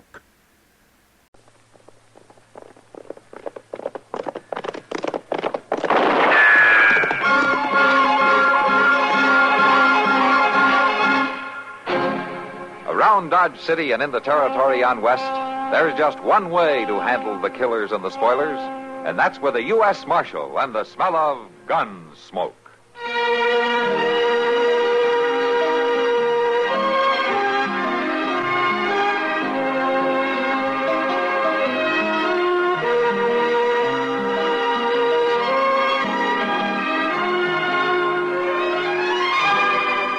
Gunsmoke, starring William Conrad, the story of the violence that moved west with young America, and the story of a man who moved with it. I'm that man, Matt Dillon, United States Marshal. The first man they look for and the last they want to meet. It's a chancy job, and it makes a man watchful and a little lonely.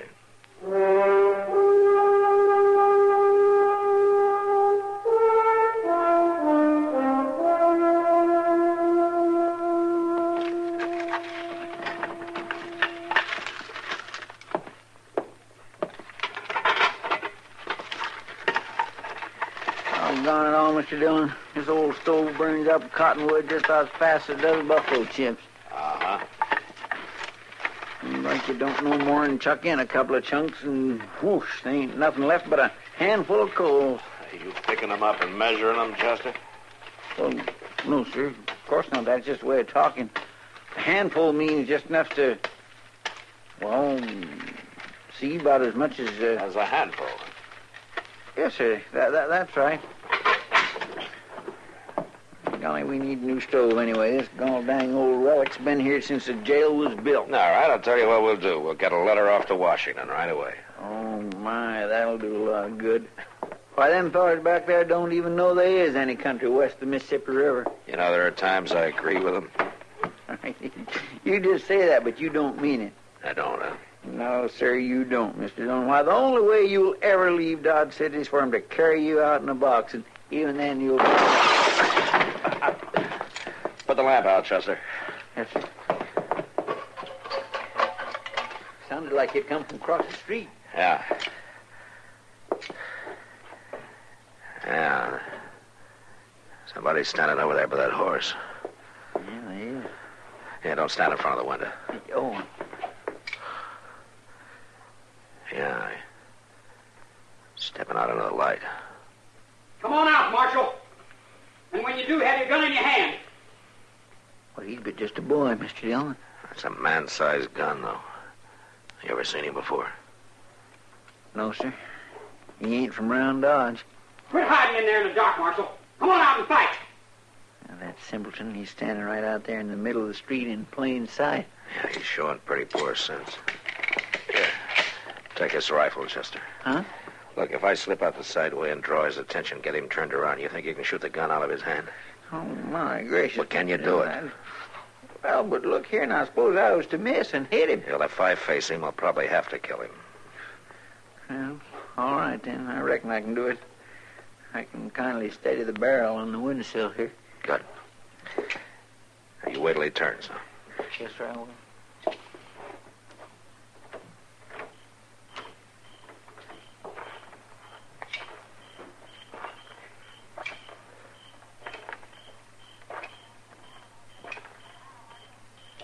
What's the matter, Marshal?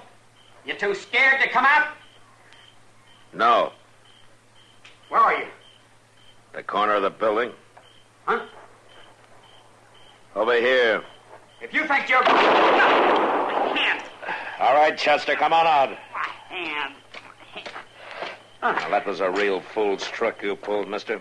And that was a sneaky one you pulled. You like to ruin my hand. I didn't hit him, did I, Mr. Dillon? No, you did fine, Chester. Oh, well, I'm glad. Did somebody send you to do this? No. I just wanted to get me a lawman. Now, is the law after you for something? It is now, I reckon. Matt? Matt, hey, you all right there? Yeah, I'm all right, Doc. Yes, well, I brought my bag right along with it here. And a couple of blank coroner's reports, too, just in case. Well, I don't guess you'll need them this time. You gonna lock me up? That's right. For what? Just talking? I didn't do nothing. You might do something, though, after you think things over. You might tell me who sent you to kill me. You can keep me in a cell forever, and I won't tell. Forever's a long time, Sonny. Huh? How'd you know my name? Just never mind how. What's your last name? Sonny what? Sonny Garnett. Where you from? Out west. Who you traveling with? Who'd you come to Dodge with? I ain't telling. Well, then you did come with somebody. Who? Where are they now? Who put you up to this? I ain't gonna tell you nothing. Okay. The jail's right ahead. Start walking. What do you think, Mr. Dillon? Well, I think we both better walk real careful, Chester. The kid missed, but his partner may not.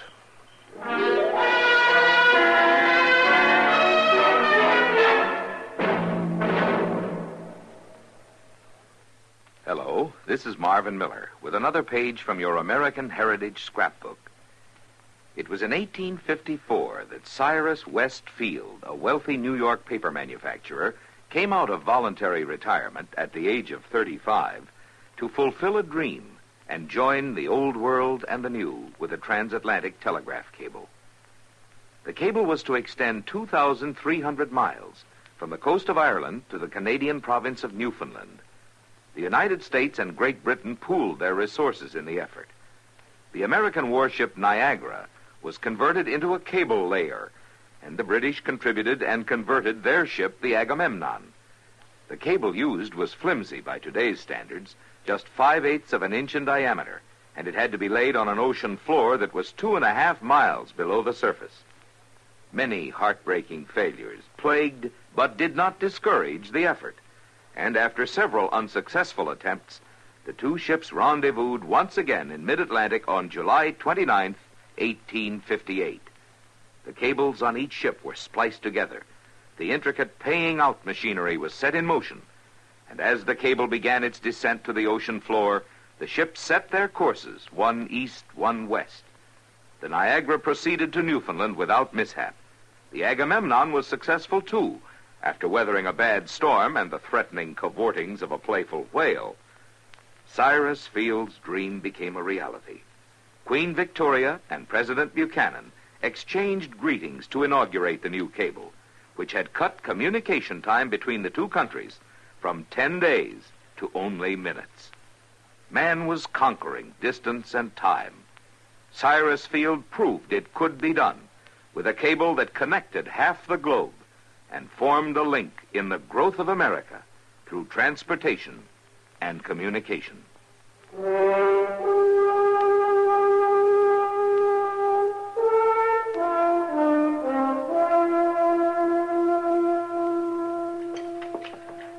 Now, wait a minute, Chester. I'll open the door for you. Oh, thank you, Mr. Dillon. I just can't seem to get the knack of toting a tray. I just don't see how them waiters does it so easy. Well, it's practice, Chester. We just have to get some more prisoners for you to feed.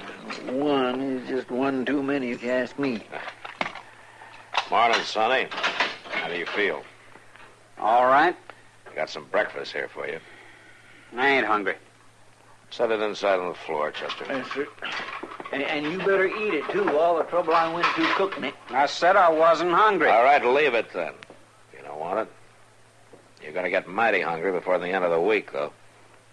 You got no right to hold me, Marshal. Oh, is that so? You got no reason to. Threatening to kill somebody's a pretty good reason. I didn't mean it. I was just joking. Joking? That's what I'm doing, too, Sonny. Keeping you locked up. It's just a joke. Now, why don't we let your partner in on it so he can laugh, too? I got nothing to say. Where's he hiding out while you're doing his dirty work, huh? Is he in town? Or is he camped out on the prairie somewhere? I told you once... Why are you stringing along with a coward, Because Sonny? I wanted to prove No, prove what? Prove that you're a man? By killing a marshal? I got nothing to say. Well, at least we know one thing now. He's an older man. He's probably wanted by the law. How do you know? Because that's the kind of talk every old outlaw uses on a kid when he gets a chance.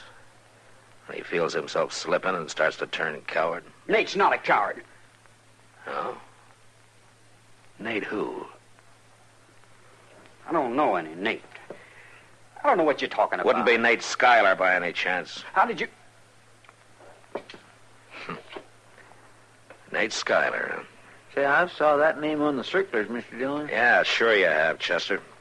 He's wanted in a half a dozen states and territories. For train robbery, bank holdups, murder. He killed a sheriff up in Montana only 3 or 4 months ago. He shot him in the back. That ain't so. Well, that's the way he operates. He gets the local law out of the way first, and then he moves in. Forevermore. So Dodge City's on his list, huh? And he's found himself a new easy mark. Is that right, Sonny? I don't know nothing about nothing. You sure don't, Sonny. Or you wouldn't be here. I won't be for No, long. forget it. Nate's not going to try to get you out.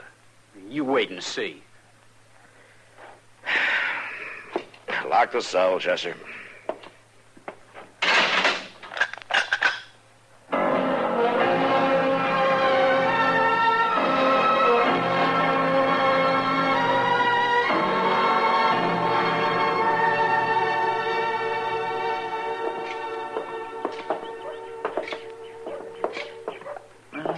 Gracious, just feel that sun, Mr. Dillon. I swear it's going to be spring now before we know it. Yeah, and then summer, and fall.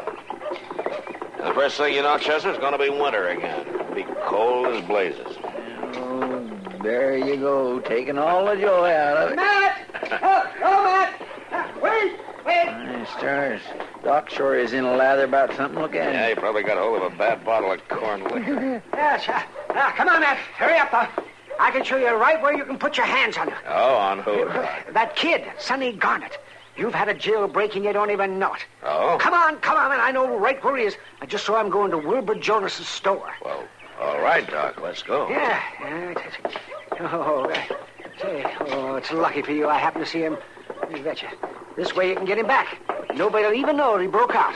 But come on, hurry up. He isn't going to stay there forever, you know. Oh, I hope not, Doc. If he does, there wasn't much point in turning him loose. Well, turning him loose? Yeah, about 3 hours ago. I had a couple of boys keeping an eye on him. Well, what in the world you do that for? Well, I hoped you might lead us to Nate Schuyler. Maybe he needs a little prod to start him moving. Oh, then I got my blood pressure all stirred up for nothing. It's good for you, Doc. Helps keep your heart beating. Oh, I'm going to go back to my office.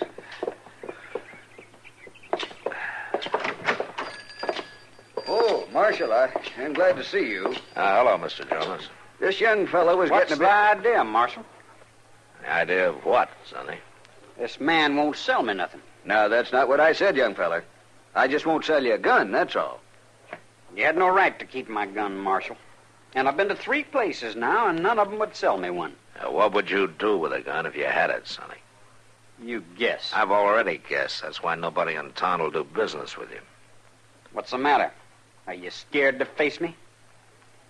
Not particularly. You was last week. You was scared to come out in the street. You had your partner shoot at me through the window.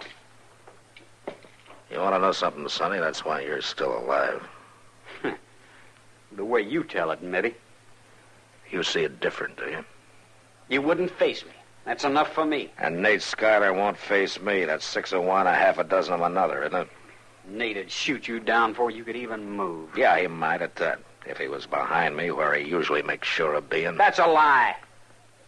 You lawmen just make up them things. You give a dog a bad name and then hang him for it. That's what Nate tells you, huh? I know what I know, that's all. Then you probably know about his other partners. What you mean? Of course, they're dead now, most of them. Same story as yours, more or less. They took the chances, and Nate took the money. More lies, that's all. Didn't he even tell you about their partner in Pueblo, the one he murdered? What you talking about? It was a bank holdup. As they started to leave, a guard shot Nate's partner. He hurt him bad, so he couldn't ride. Well, Nate was afraid to leave him there, afraid he might talk and tell where he was heading, so he shot him to death in cold blood. He rode right on out of town. It worked real fine, too. Nate got clean away. I don't believe it. You know, Sonny, I don't much care what you believe. I've given you about all the chance I'm going to. Now, you ask Nate about it if you got the nerve. Come on, Chester. Mr. Jonas. Bye, Marshal. I think I never heard that story before, Mr. Dillon. Well, Nate Schuyler's that kind of a man. It could have happened.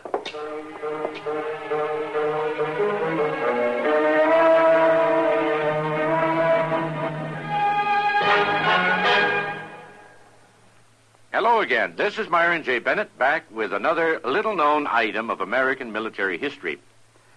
Not all the famous military sayings got said in the heat of battle, or even during a war, for that matter. And one peacetime remark not only made history in a different sort of way, but showed the stuff that Army engineers are made of. The United States vitally needed the Panama Canal for strategic as well as commercial reasons. But like the French before them, the best American civilian engineers were getting no place with the big cut through Panama when President Theodore Roosevelt turned in desperation to the Army in 1907. The man who got the job was Colonel George Washington Goethals of the Corps of Engineers. For over 6 rugged years, Goethals rode herd on the monumental task like a combination trail boss and military dictator, only to see a massive slide of mud and rock threaten the whole project at Cucaracha in 1913. But when one of his lieutenants threw up his hands and said, "What do we do now?" Goethals separated the men from the boys and spit his way into history with "dig it out again." That's how he came to be known as the man who stood up in Panama and the mountains stood aside.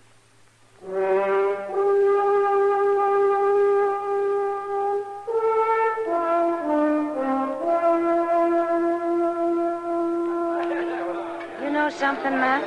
What, Kitty? In the last 30 minutes, you've said exactly 12 words. You've been counting, have you? Nothing else to do. I could get more conversation out of that stuffed moose head over the bar. Hey, what's bothering you, Matt? Nate Schuyler? Yeah, some. It'd help a lot if I even knew what he looked like. I had plenty of circlers on him, but no pictures. He could be any stranger on the street. I'd hoped that Sonny would panic and lead us to him, but I've prodded him every way I know how. He just won't move. Oh, crazy kid. I put out word tonight that I'm going to get up a posse in the morning to cover the whole countryside, but he still keeps right on hanging around town. Matt, what gets into a boy like that and makes him so blind? Anybody can see Schuyler's just using him. I don't know, Kitty. Let it happen so. A young kid drifting around on the loose, unsure of himself, wanting to grow into a man and not knowing how to. And then somebody like Schuyler says, "Go kill yourself a lawman, boy." And that's the way. And the kid goes along like a sheep. Schuyler ought to be hung. He probably will be if I ever find him. Well, maybe he's right here in town somewhere. I doubt it. Sonny doesn't act like he expects to run into him on the street. Of course, there's always a chance he'll get curious and come in to see what's going on. Mr. Dillon? Yeah, what is it, Chester? Mr. Dillon, the kid's over at the livery stable saddling up his horse. Huh? Looks like he's fixing to ride out. Well, let's go find out.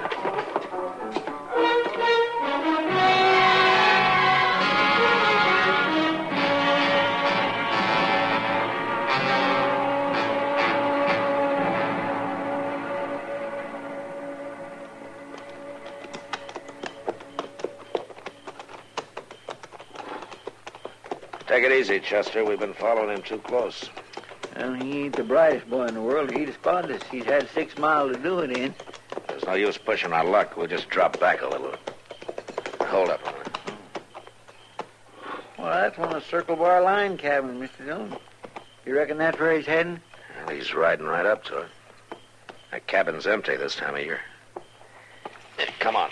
We'll leave the horses here.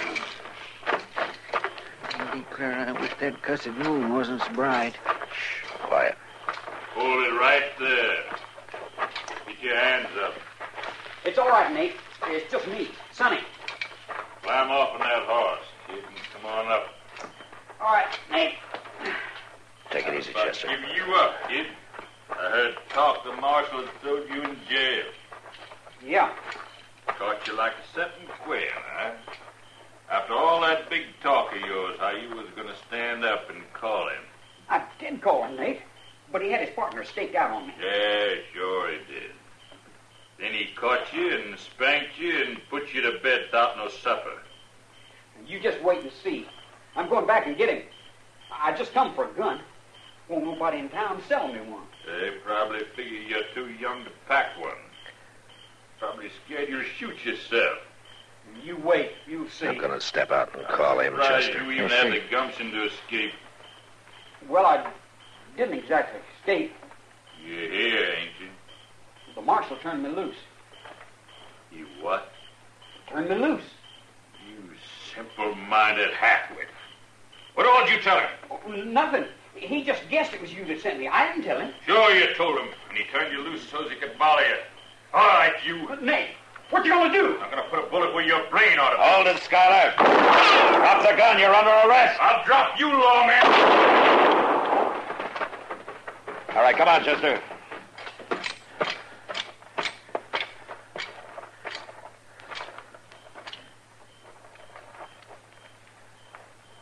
So that's what Nate Schuyler looked like. When he was alive, I mean. Yeah.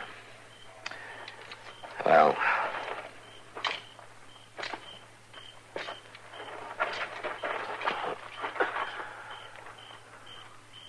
that Nate sure was a mean-looking man, Mr. Dillon. Got a face like a coyote. Well, at least try to teach that kid a lesson. I'm afraid it won't do him much good, Chester. Huh? He's dead, too.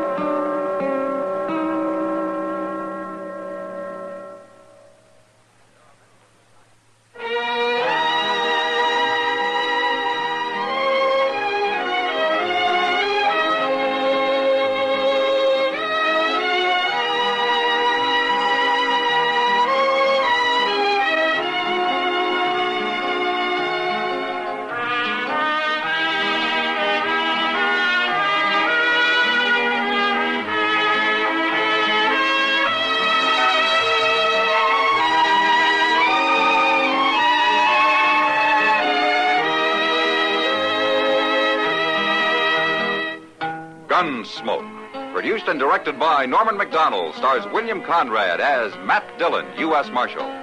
The script was specially written for Gunsmoke by Les Crutchfield, with editorial supervision by John Meston. The music was composed and conducted by Rex Corey. Sound patterns were by Ray Kemper and Bill James. Featured in the cast were Parley Bear as Chester, Howard McNear as Doc, and Georgia Ellis as Kitty. George Walsh speaking.